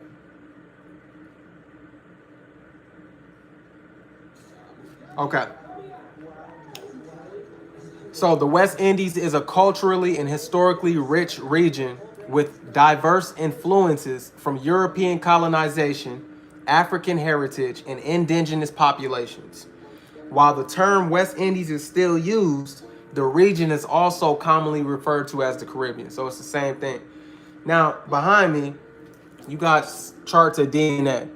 DNA is bullshit. How about I just say it? It's bullshit. Okay? Yes, it has its truth in it, but it also has too many lies. So we don't respect DNA. We respect the scriptures of the Bible, and we respect facts. Okay? You want to know if you Israelite? If you just see your granddad is not a conquistador or whatever, right? Okay. This thing gets so crazy, even if you think he a conquistador, you don't even know. You know what I'm saying? The spirit got to bear witness with you. The Bible says the spirit bears witness that we are the children of God. Okay? All right? So if you can't get what I'm saying, it don't matter anyway. How about that? If you can't get the whole puzzle and eat the whole roll, it don't matter. All right? Anyways, they trying to say that Native American DNA and this is the Greater Antilles, right? So for Cuba, they trying to say that it's 45% African, 33% Native American, and I think that's 20 something percent European. For Jamaica, they're trying to say that it's 98%, yeah, 98% African. Haiti, they trying to say is 90-something% African. Dominican Republic, 61% African, 22% Native American, which is all of the Native American stuff in the Caribbean will be Taino, which is, we finna get into it. Puerto Rico, they saying 61% Native American, 27% African, and 11% European. Now, I don't trust all that, all right? But I'm just giving you what they say, all right? But the Tainos, all right, descendants of the Puerto Ricans, I want to watch something. And real quick, before I do, when the Europeans arrived, right, I'm going to read this little article. When the Europeans arrived, the Tainos inhabited much of the Spanish islands and Puerto Rico, as well as eastern Cuba and Jamaica. Taino society was very religious, and at the core, there were the dujos, ceremonial seats, and the zemi, such as the, I don't care about all that, but that's the deity that's shown here. They worship wood and stone. Okay, I just showed you that. Now you go to Deuteronomy 4, the Lord told you that he was going to cause you to worship wood and stone. You know what I'm saying? Since they love idolizing the heathen that they was around so much, he cursed his own children to be beguiled and out of their loonies to worship a damn rock, just like the damn Gentiles that they love so much and they mix themselves with. So, and the Lord shall scatter you, right, among the nations, and you shall be left few in number among the heathen where the Lord shall lead you. He did lead them. We proved that in 2 Ezra 13. He led them into the Americas, and they were millions and got decreased by sword, famine, and pestilence into a few in number, right? It says, and there you shall serve gods. They serve these gods, and I'm going to prove it. The work of men's hands, wood and stone. They had to place that stone, chop that stone, draw on it, and tell you it's a god. They had to sand that damn wood down and form it into something and say that that's God. You know what I'm saying? We don't believe in the, oh yeah, you probably know that. Yeah, wood, the Christian cross, yeah, for sure. We don't believe in that though. The Muslim stone that they walk around, that's right. And those are other things, right? But that's more, a little more modern. We talking about the Northern Kingdom 10 tribes that came to the Americas before anybody. This is what they did. They had the intentions to keep the commandments, but because of the curses, they couldn't do it. Okay? They couldn't do it. Yeah, that cobblestone. So, there you shall serve gods, the work of men's hands, wood and stone, which neither see, nor hear, nor eat, nor smell. Come on now. But if from there you shall seek the Lord your power, you shall find him if you shall seek him with all your heart and with all your soul. And we know that that's not going to happen until the last days. Verse 30, when you are in tribulation and all these things are come upon you, even in the latter days, if you turn to the Lord your power and shall be obedient unto his voice. For the Lord your power is a merciful God. He will not forsake you, neither destroy you, nor forget the covenant your fathers, which he swore unto them. So he's telling you, they're gonna worship stones. They're gonna worship wood. They're gonna serve other gods. And how many gods do the indigenous people have? Way too many to count. How many different damn stones and different names do they come up with in this new damn language they like to speak with amongst each other? How many? Innumerable. And some of them is gonna let it go. Others is not gonna let it go. And guess what's gonna happen? They're gonna get that 2/3 punishment. That's why the day of the Lord is coming. He's gonna officially cleanse all his people from the evil that they're doing by either some gonna get burnt all the way up, or some is gonna get saved, and they already went through the fire of refining, through the fire of being cleansed, okay, purified. All right, that's right. Yeah, it's only one Lord. They shouldn't be doing that. So these people, Taínos, this is what they worship: wood and stone, and that's only, man, that's nothing. That's nothing, man. You got Taínos in different islands, right? Puerto Rican Taínos, Hispaniola, Cuban, right? Different, Taínos didn't settle in one of the lands, one of the Caribbeans, one of the West Indies. They settled in all of them, right? Come on now, tribal things, right? Tribes, which they call nations. So it says, Taíno was very religious, all right? Although somewhat short in stature, the Taíno Indians had well-formed bodies and coppery skin color. This is kind of a coppery skin color in a well-formed body, what I have, but I believe they were, a different kind of toasty looking, you know what I'm saying? And I'm gonna show you some pictures, but there weren't one color of people. They were like different types, and I'm gonna show you proof of that, right? People were hairless, broad-faced, with very pronounced cheekbones, okay? Lips a little thick and very good teeth. The Taínos were always naked, wearing only garters and girdles of cotton yarn in arms and legs. That's irrelevant. Just know they worship wood and stone, right? In Taíno culture, the term Zemi refers to both deities or ancestral spirits and the physical objects that embody or house these spirits. So the wood and stone, they believe, and that goes with the videos we was watching, they believe that their ancestors. Now you sound like Southern Kingdom. Black people always talking about their damn ancestors. The spirit of my ancestors. They'll disregard the Bible and then they'll go tap into it, talking about some damn ancestors. You ain't no different from Northern Kingdom. So Northern Kingdom believe both deities or ancestral spirits and the physical objects that embody it. So you know how our flesh is a house for our spirit? They believe that a damn rock is a house for their damn ancestors. They believe a damn piece of wood is a house for their God and their ancestors. Yes, I'm being disrespectful because they need to come back to their real God, or they're going to get destroyed. So it's not an option for them. You can get mad all you want to. We acknowledging who you are and how great you are, but not in the condition that you're in. The Lord wants to cleanse you. He's calling you home. Okay? Because you can't deny prophecy. Where was your ancestors and your damn deities when Esau Edom was chopping your nuts off? When he was hanging you on trees? Huh? Where was your deities when Christopher Columbus came over here and slit your damn throats? Right? Forced you to work. Forced you to be enslaved. Where was your bird flock of gods at? Where was the God of the ocean? Why didn't swallow him up? Is there no power in your deities? Is there no power in your wood and stone? Oh, there ain't.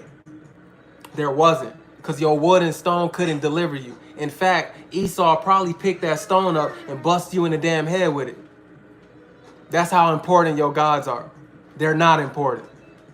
The hell out of here. Come back to your real God that does taste, that does hear, that does see, that does speak. All right? And he's a power that hides himself until you earn the right to hear from him. Because he does speak. He does speak. Come on now. And he does show signs and wonders. And he is still here. All right.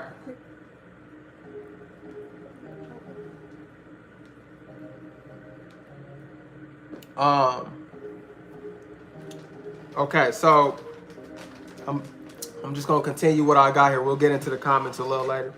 But it's men in the and my moderating man. You know, y'all can deal with some of the comments as you see. So these objects, right? All right, forgive me. In Taino culture, the term Zimi and Simi refers to both deities or ancestral spirits and the physical objects that embody or house these spirits. These objects, often sculptures, served as a tangible sculptures. Bro, you better read Bell and the Dragon in your Apocrypha. Sculptures. When Daniel told them, man, this is of a man's hand. You could read the whole book of Daniel. In fact, he always laughing at these gods that everybody got, everybody worship, but they ain't got no power. No power. Come on now. The same magicians, astrologers, you want to follow the stars and all that, cool. The Lord will set you up to where the heavens will show you signs and wonders. Don't be foolish now. But you ain't supposed to damn worship him. You ain't supposed to give him no praise. But all the stargazers, all the astrologers, all the diviners, all the magicians, all these people, they couldn't even handle Moses with a speech impediment. He showed them up. They couldn't handle little Daniel. He showed them up. They can't handle you. You men of the Lord out there right now. They are no match to you. All that deity worship is no match to the true power of our Father. And he loves to prove that. Come on now. Taste and see that the Lord is good. He made the water. How about you worship him for making the water? You like the ocean so damn much. Why you gotta worship the damn ocean? You like the damn rock so much. Why you gotta do that? Praise the Lord for making rocks. Why you gotta worship the damn rock? It says Ephraim is silly. Okay? Where it's at? Ephraim also is like a silly dove. Ephraim is the head of the northern kingdom. Without heart, without mind. All right? Heart in the Hebrew is mind. They call to Egypt. They go to Assyria. So y'all always trust in oppression and y'all always worship gods that ain't your God. You gotta do better, man. All right? And it starts with repenting. These objects, often sculptures, made with man's hands, served as a tangible link between the physical and spiritual realms for the Taino people of the Caribbean. And you know what? The Lord probably sent signs to them to help them be bugged out. You don't think he be helping these witches and warlocks? You don't think he put a lesser power in the earth? How else you think they got the title magician? And you know what I'm saying? He'll make a damn chair move and use demons to do it. He controls the left side and the right side. But it's a strong delusion. And it cannot be strong if he don't give them a little bit. You know what I'm saying? All right. Okay.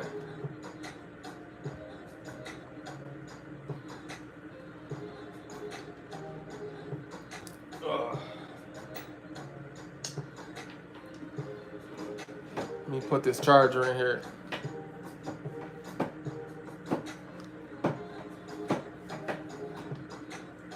Hey, y'all know what to do.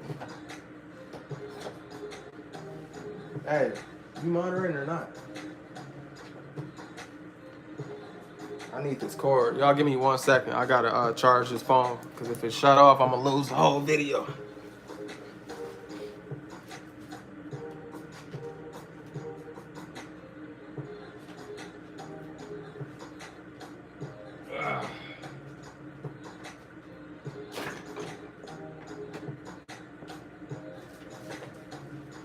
Okay.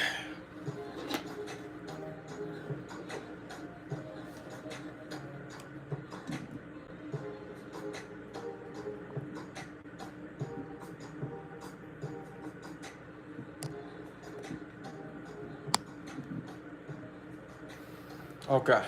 I have to put a charger up. Okay. So, these objects, often sculptures, served as a tangible link. We ain't reading that no more. So the word Zemi itself signifies a vital spiritual force associated with deities and ancestors, okay? Those are other gods and ancestors. Connection to nature. Yes, the Taino people had a strong connection to nature. That's why I always mock the waters that they believe is gods, and you know, the little grain of sand is a god, the damn branches is a god, everything is a god to them. They believe nature is, they are nature, you know? So nature is the Lord's creation. So instead of giving the Lord the praise for his creation, they praise the creation. That's silly. That's silly. Stop doing this. They don't know about the prophets of old. They don't know. All that patty cake sissy talk. Do you know what who was that? Nehemiah? Bro, he beat people up for disrespecting the Lord.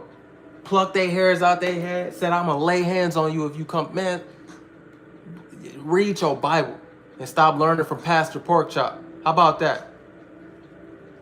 All that sensitive stuff. He's too mean. He's too... Nah, bro. You disrespecting my God by doing that. Worshipping little pebbles of damn sand and shit. All right.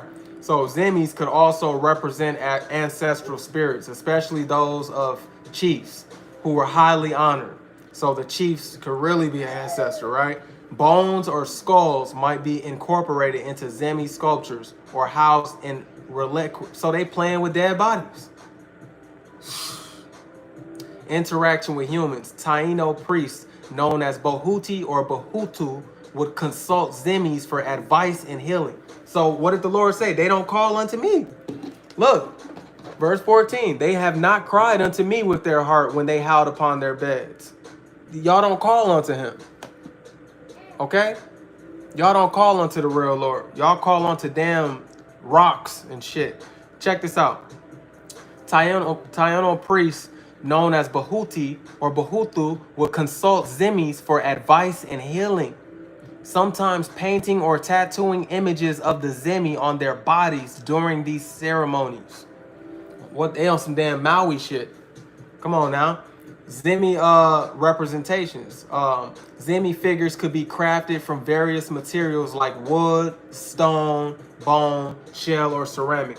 It's something else about wood and stone. It's in Isaiah 40, I believe. And this the people we dealing with, man. Where we at? Wood and stone. Come on, man. Where you at, bruh? I need scriptures about wood and stone, because there's so many of them. Maybe. Oh, I'm not even there yet. What you talking about? I'm tripping. Okay. All right. Yeah, right here. So the workman, Isaiah chapter 40, verse 18. All right. We'll start at verse 17. All nations before him are as nothing. He's talking about the heathen. We understand that because 2 Ezra 6:54, he's talking about that Israel is better than the nations. And he uses the same term, that the nations are nothing, right? So he's dealing with the heathen nations that are without the Spirit of the Most High. He said they are as nothing. They are counted to him less than nothing in vanity. To whom then will you liken God? So who will you compare God to? Watch this. Or what likeness will you compare unto him? The workman melted a graven image, because that's what they did. The workman, imagine a blacksmith or something. And the goldsmith spread it over with gold and casteth silver chains. He that is so impoverished that he have no oblation chooseth a tree that will not rot. So to get your wooden image that you've made these gods out of, Northern Kingdom, you had to choose a tree that was already here. You had to choose a damn workman to craft these things up. It says, he seeketh unto him a cunning workman to prepare a graven image that shall not be moved. Have you not known? Have you not heard that it have not been told you from the beginning? Have you not understood from the foundations of the earth? It is he that sitteth upon the circle of the earth, and the inhabitants thereof are as grasshoppers. All right? He's saying, the Lord, the creator of the earth, is saying, y'all over here worshiping wood and stone. Do you not know I'm the one who sit as the big dog, and y'all are like grasshoppers to me? Come on, man. All right, that stretches out the heavens as a curtain and spreadeth them out as a tent to dwell in. That bringeth the princes to nothing. He brought us to nothing, man. Got us decimated, downtrodden, exploited, encroached. Yeah, that's my new favorite word, because Esau a damn roach. And all they do is encroach. All right. Bringeth the princes to nothing. Now, all right, that's why Ecclesiastes 10:7, he said, behold, I saw servants upon horses and princes walking like servants. What the heck? What's going on over here? Because the Lord humbled his own people. We're the princes and the judges and the kings and the priests and the rulers of the earth. And he humbled us. Okay? Hey, no. Christ is not who you call Christ, is not who you call God. First off, I'm finna cut you. Psalms 110:1. The Lord said unto my Lord, sit ye on my right. End of story. The Lord said unto my Lord, you're done. You're cooked. All right, next story.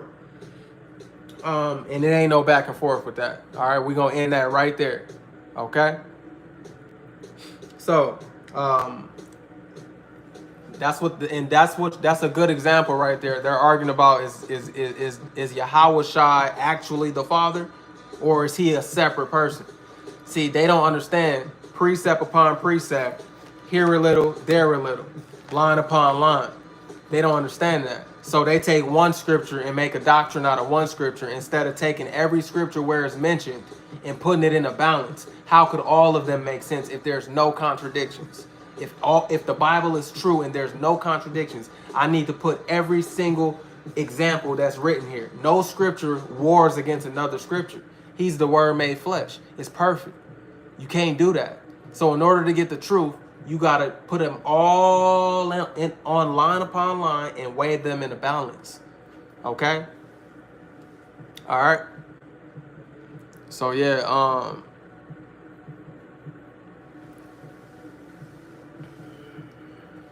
hey, I love that. Yeah, Lindsay telling the truth.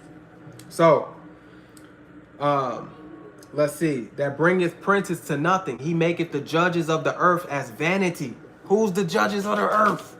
Who's the judges of the earth? Us. And who did he allow to cover our faces? Esau, Edom. Job chapter 9, verse 24. Behold, the earth is given into the hands of the wicked and covered the faces of the judges. If not, who is he and where is he? We know who he is. All right. First Thessalonians goes into the fact, then that wicked shall be revealed.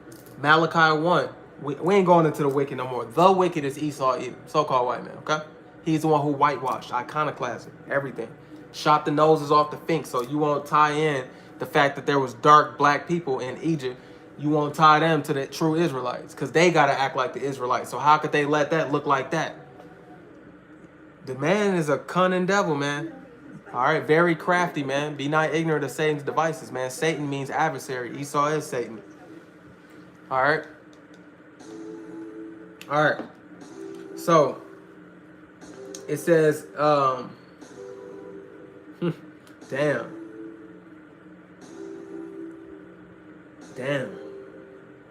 To whom then will you liken me, or shall I be equal, saith the Lord? Come on now. Lift up your eyes on high, and behold, who hath created these things, that bringeth out their host by number? Come on now. The Lord knows every single star, but you gonna worship the damn stars. He knows every drop of damn water in the ocean, and you gonna see his mind ain't like yours. He knows every hair on your head. He knows every piece of sand on the beach, but you want to worship the damn beach. Get the hell out of that damn idolizing. Get out of idolatry, man. We're one with the water, the ancestors, the spirits, blowing horns and shit. Smoking, dancing around campfires. Get rid of that bullshit. Burn it all, or lose your life. You don't have an option. Okay? All right? So, this says, bringeth out their host by number. He calleth them all by names, by the greatness of his might, for that he is strong in power. Not one faileth. Why sayest you, O Jacob, and speakest, O Israel, my way is hid from the Lord, and my judgment is passed over from Yahweh. See, you can't hide from him. Come on now. All right. Have you not heard the God of everlasting? Oh, forgive me. Have you not known? Have you not heard that the everlasting God, the Lord, the creator of the ends of the earth, faint not, neither is tired? There is no searching of his understanding. See, they act like they understand them damn deities. You can't completely go into the mind of our power. Come on now. All right. They did. Northern Kingdom of Israel is who I'm dealing with. Northern Kingdom. He giveth power to the faint, and to them that have no might he increases strength. Even the youth shall faint and be weary, and the young men shall utterly fall. But they that wait upon the Lord shall renew their strength, and shall mount up with wings as eagles. They shall run and not be weary, and they shall walk and not faint. Okay? All right.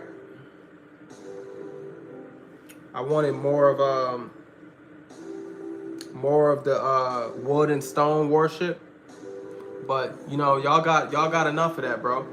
But man, he went into a whole chapter about how they break down these idols and they form them with their hands. You know what I'm saying? And then they say, you're a god. How the hell you gonna create something with your own hands and say you're a god? That's that's disturbing, bro. And that's what Northern Kingdom do. So, of course we know a lot of them is gonna come out of it because prophecy is true and it has to be true. Revelation 7:1-4 tells you 12,000 of each tribes of the children of Israel will be stamped, sealed. All right, they will be sealed by the Lord. Okay, so some of them gonna come out of this, but it's millions and millions and millions and millions and millions. In America, it's only 3 million, but guess how many is in South Central America? Almost 50 million. You know what I'm saying? But in only America, like USA, 3 mil. But it's so many more, right? In the Caribbean, you got, I don't want to just guess, but I think 20, 30 mil. It's plenty Native Americans, it's plenty indigenous still here. Okay? All right? Okay. So, it says, Zemi, this is a god, a deity of Taínos, could be crafted from various materials like wood and stone. Crafted. How you craft your god? How you sculpt your god? Or the body of your god. He made our bodies, the real God. But you gonna make a God where you made the body and his spirit just gonna come in. Come on now.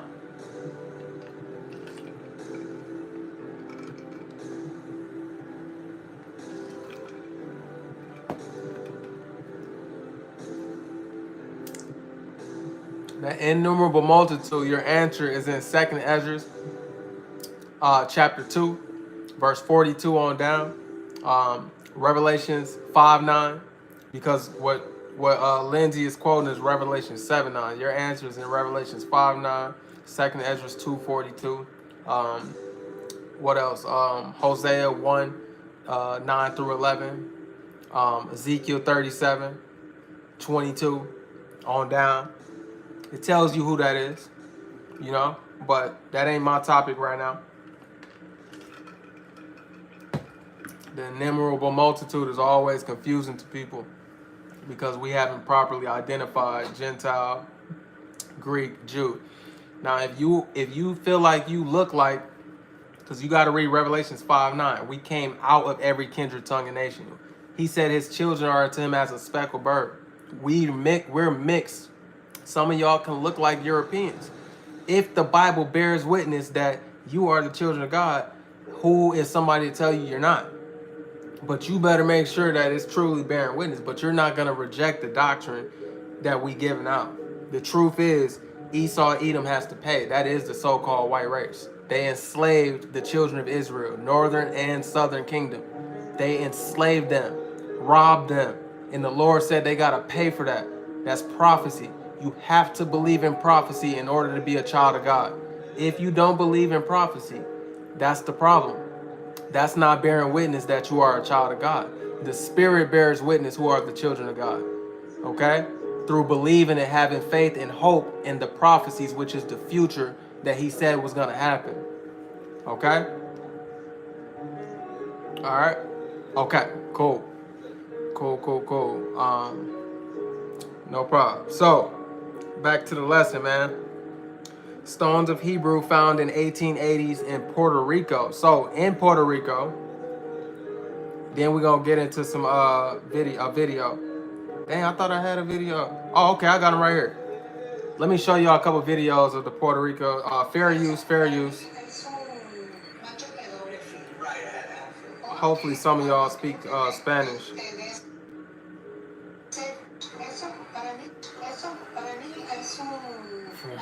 Okay, so he asked her about DNA because they want to trace that they the Taino people. This dude, we know him from movies. He's an actor, but he's in Puerto Rico and he's interviewing some of the people who are claiming to be ancestors of the Taino people. If it's one thing about the Taino people, the Europeans lied and said that they were completely destroyed. That's what they said. They said he was completely destroyed. All right. I said he. My bad. I was reading while I said that. They said that the Taino people was completely destroyed, right? And that's not true. Para mí es un macho de doble filo. Right, I had a feeling. Porque cuando tú te desertificas. You know what? I'm gonna read it as y'all watching it because you probably can't read that. So that for me is a double-edged sword, DNA.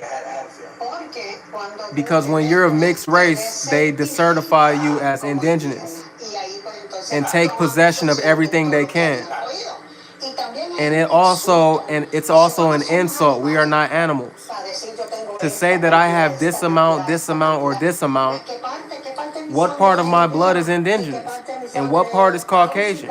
Or what else? Mixed race people are one major side effect of colonization. And being Latino means that you are intrinsically of mixed blood. But who gets to decide how much of your DNA makes you part of any one community? If indigenous blood is measured as proof of tribal membership, then depending on who sets the standard, membership could also be denied. For Bibi Naniki and Pluma, measuring DNA alone is not as valuable as the stories. It's not as valuable. Passed down from their families. Because Europeans are in charge of DNA. So they can control who get a check or who don't. Like today, we will be performing, and so we invited you. He said, "Thank you, I take it seriously." Now watch their traditions. This traditional ceremony is meant to bond our relationship You saw that? as friends. Ancestors. This is Puerto Rico. The white yao or old exchange began. I felt instantly transformed. This is Northern Kingdom, bro. With each gust of cleansing smoke, I felt a deeper connection to this place and its people. Walking around the stones.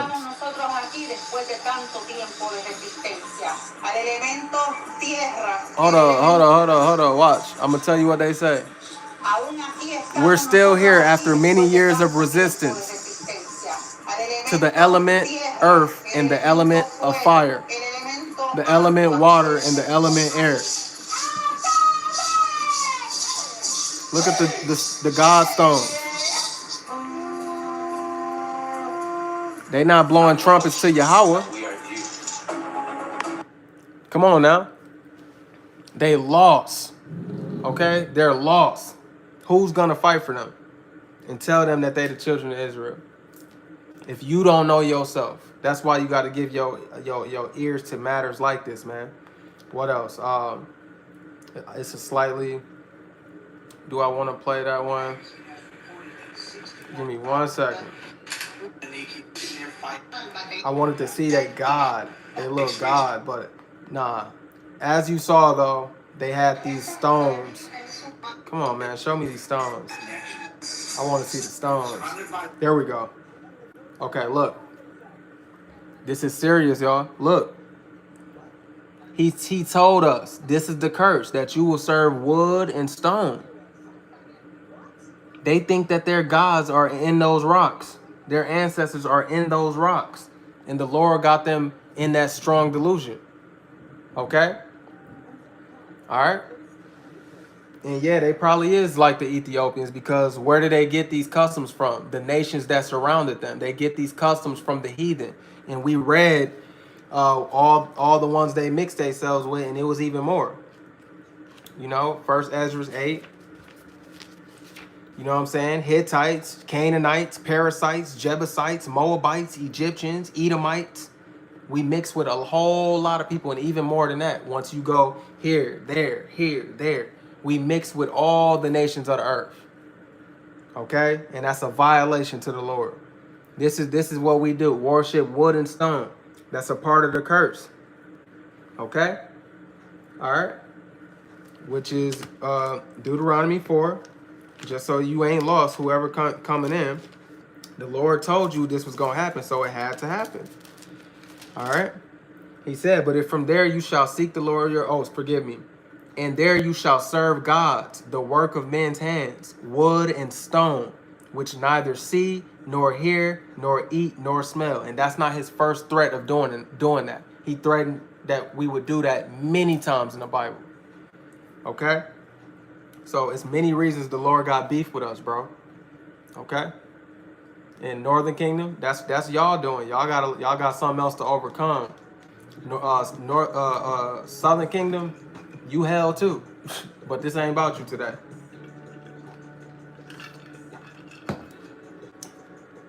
This kingdom talk ain't pulled from my behind, man. All right? Go read Ezekiel 35 and 10. Go read Ezekiel 37, 22. All right? Go read plenty places where it's talking about Northern Kingdom, Southern Kingdom. You was just never taught that. All right? Okay? All right. Let's see. God of fertility, ancestral spirits, bones and skulls. They have priests. They go for advice. All that BS, man. Anyways, more proof about the Puerto Rican people, right? Because they identify themselves as Taino, right? Check this out. They found Hebrew stones. Okay? Now, we used to write on stones and pieces of bread, and even in Israel, okay, we have evidence, like literal archaeological evidence, seriously. Okay, we will write Hebrew onto a cracker. You know what I'm saying? So, this was dismissed as fakes for centuries, okay? But now, they claiming, oh no, this is actually real. They didn't want to believe it because if you said that the Puerto Ricans was descendants of the Jews, now you unleash a whole new problem, because Puerto Ricans are what? Yes, they are mixed with Southern Kingdom from the transatlantic slave trade, but that will create a problem because the Taino, that will prove that the indigenous people of the West actually are Jews. And then that will unleash a bad can of worms for Esau Edom. So, for more than a century, the fist-sized rocks etched with enigmatic patterns were ignored by academics and shunned by cultural power brokers. So, ignored by academics. You know that ain't dealing with us. That's Esau Edom. He ignored it. He ignored the Hebrew stones that was found in Puerto Rico. They were discovered in Puerto Rico in the 1880s by a priest who was convinced they were a link to one of the lost tribes of Israel. The stones were declared forgeries. Who declared it a forgery? Of course, Esau Edom, not us. Come on now. Declared forgeries, okay, in the early 1900s by researchers from the Smithsonian Institution. And so the rock's language literally collecting dust. When Puerto Rican archaeologist Renael Rodriguez Ramos first stumbled onto the collection in 2001, the artifacts were so unappreciated that one was being used as a doorstop.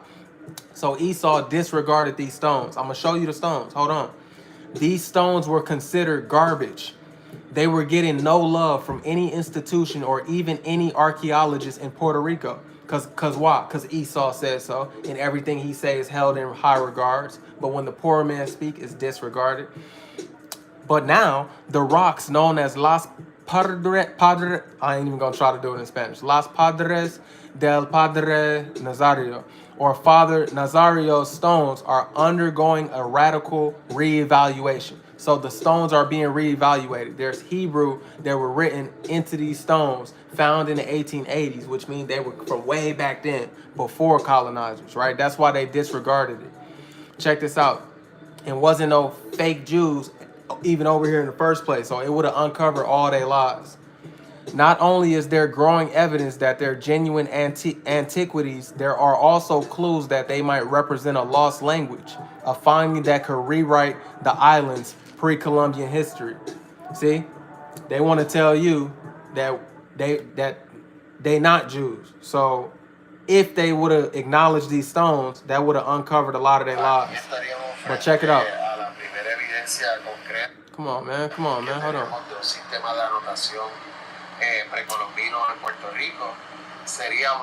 Hold on. You don't want to, they bogus. Oh, they bogus, man. They don't want me to show a widescreen, so let's see.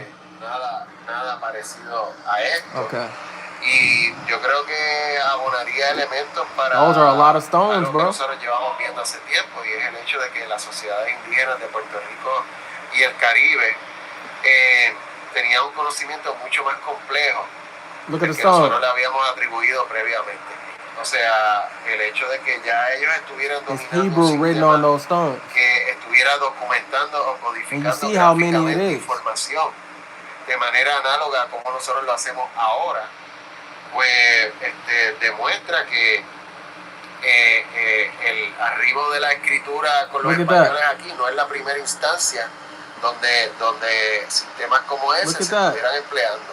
How Sino was que they ya los writing Hebrew indígenas on these stones way back then? habían desarrollado esto, Make o it se make había sense. registrado esto en tiempos precolombinos en Puerto Rico, And mucho of antes course, de que llegaran Esau aquí Edom para held irnos them los to españoles. disregard. Didn't give a damn. That is diabolical, bro. Shame on them. But what do you expect the devil to do? Tell the truth? I think you're fooled for that. You know what I'm saying? Okay, so stones of Hebrew found in 1800s in Puerto Rico. So you can go look them up. Of course, you can't be lazy in your research. You know what I'm saying? You can't be lazy in your research because you're gonna find Esau's lies before you find the truth. But those are the stones. That's something to look into. You got to put two and two together, man. The Lord is always going to leave clues. So Taino population was decimated by disease, okay? By disease, violence. Remember, what did the Lord send on his children all the time when they get sent away? Famine, pestilence, and the sword, right? So disease, that's a pestilence. So decimated, that means they were destroyed by disease, just like their fellow brothers in the other Americas, right? And where we call USA. All right. Also Mexico, also Canada, also Alaska. No matter where they were, when Europeans got here, disease. Okay. It says violence, there go the sword, in the brutal conditions of forced labor. So they were even enslaved. Come on now. All right. The brutal conditions of forced labor, disease, and violence. That's famine, sword, and pestilence, baby. All right. Taino population. So you know where they got roots from. All right. The Spanish initially encountered, then y'all want to say all black people come from, all people come from black people, but you don't believe a copper skinned people can come from us? Bro, let's get real, bro. Anyway. The Spanish initially encountered the Taino people in 1492. Early interactions involved the taking of Taino individuals as slaves, and this practice escalated as the Spanish sought to exploit the land and its resources. So they took them as slaves and took their stuff. Come on, man. All right. The encomenda system initially was implemented and granted Spanish settlers the right to extract tribute and labor from indigenous populations. They created a system to put you to work. All right? Where was your stone god? Where was your god of water? Where was your ancestors? Where was your deities? And I asked Southern Kingdom the same thing. There's no picking on nobody. They want to call on their damn ancestors. They want to call on Allah. Where the hell was they at when you was selling the 7 seas with blood, shit, and piss and throw up? So while not explicitly called slavery, it effectively functioned as forced labor.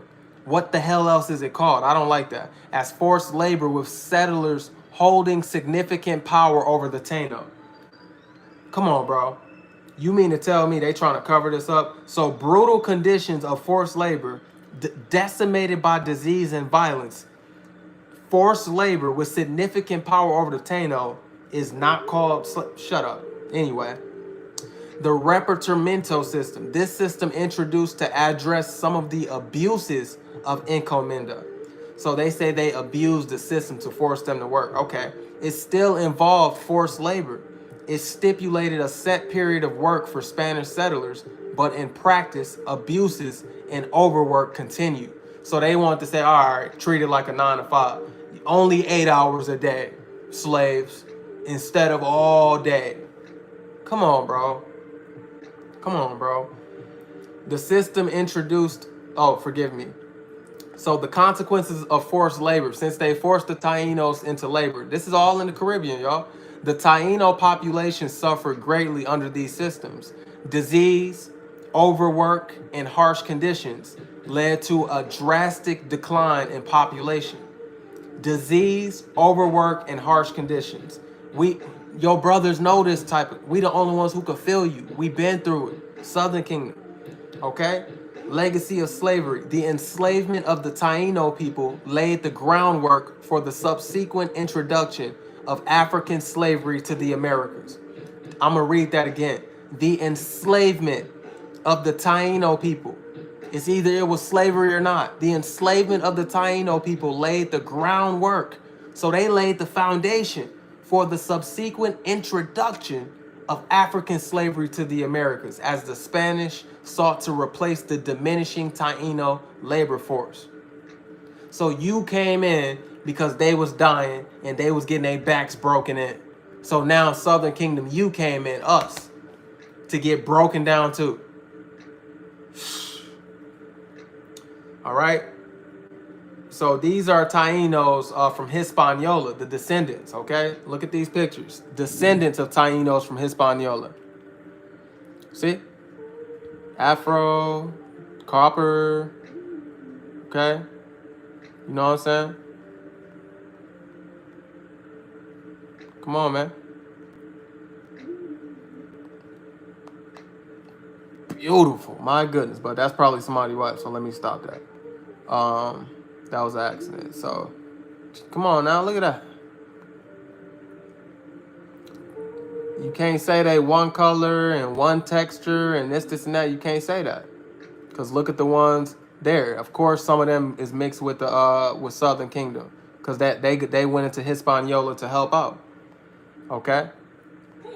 But who's to say that that's what the case is right there? When you had dark-skinned natives and you had the lighter ones. Look at that. Look at that. Come on now.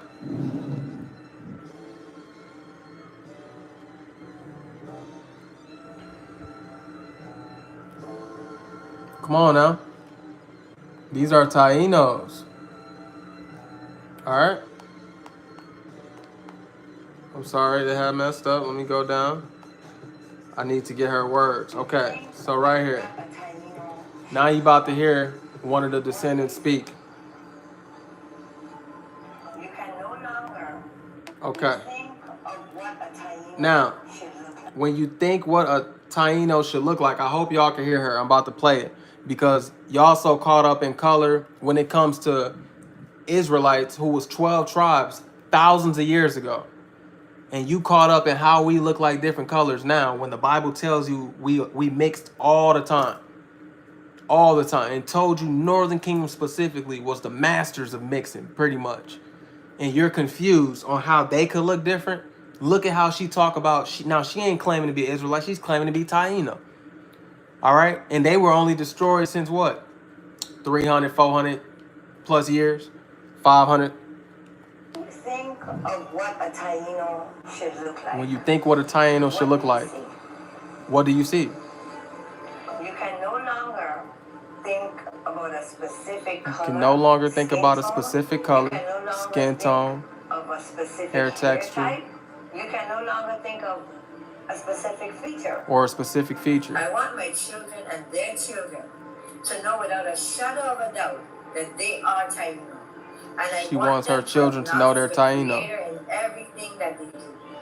I want them to be proud of their heritage and the fact that they now carry the bloodline of their ancestors.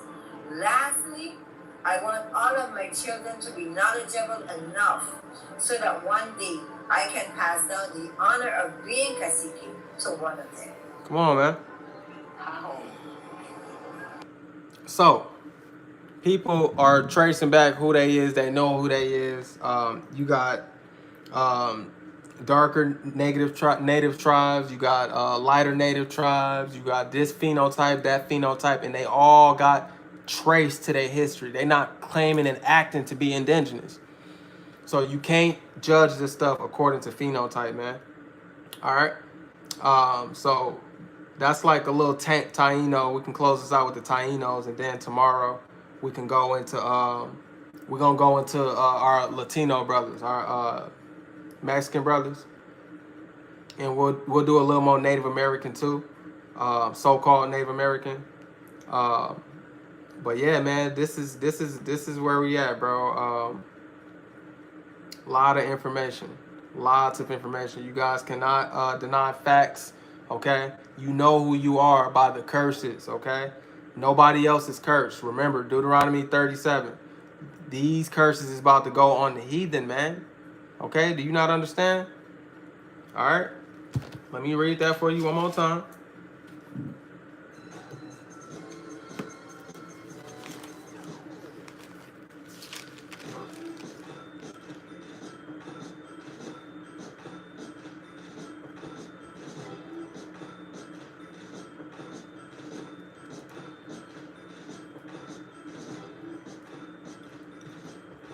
So it says, and the Lord your God will put all these curses upon your enemies and on them that hate you, which persecuted you, and you shall return and obey. See, we ain't obeying right now. Not as a collective, but we will. And the Lord is going to put the same things that happened to us, that sword, that pestilence, and that famine, that ultimate annihilation and destruction that the Lord sent on us.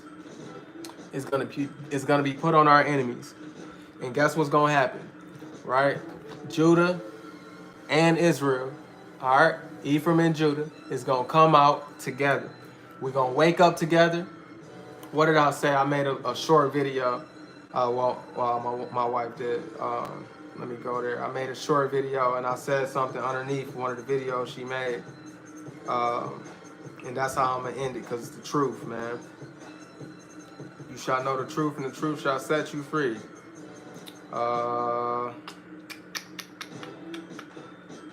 Egypt is a spirit.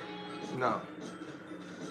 Yeah, man. It's 12 tribes out there. Right here. One of the big highlighting factors. So I said all 12 tribes in Babylon the Great, Northern Kingdom and Southern Kingdom.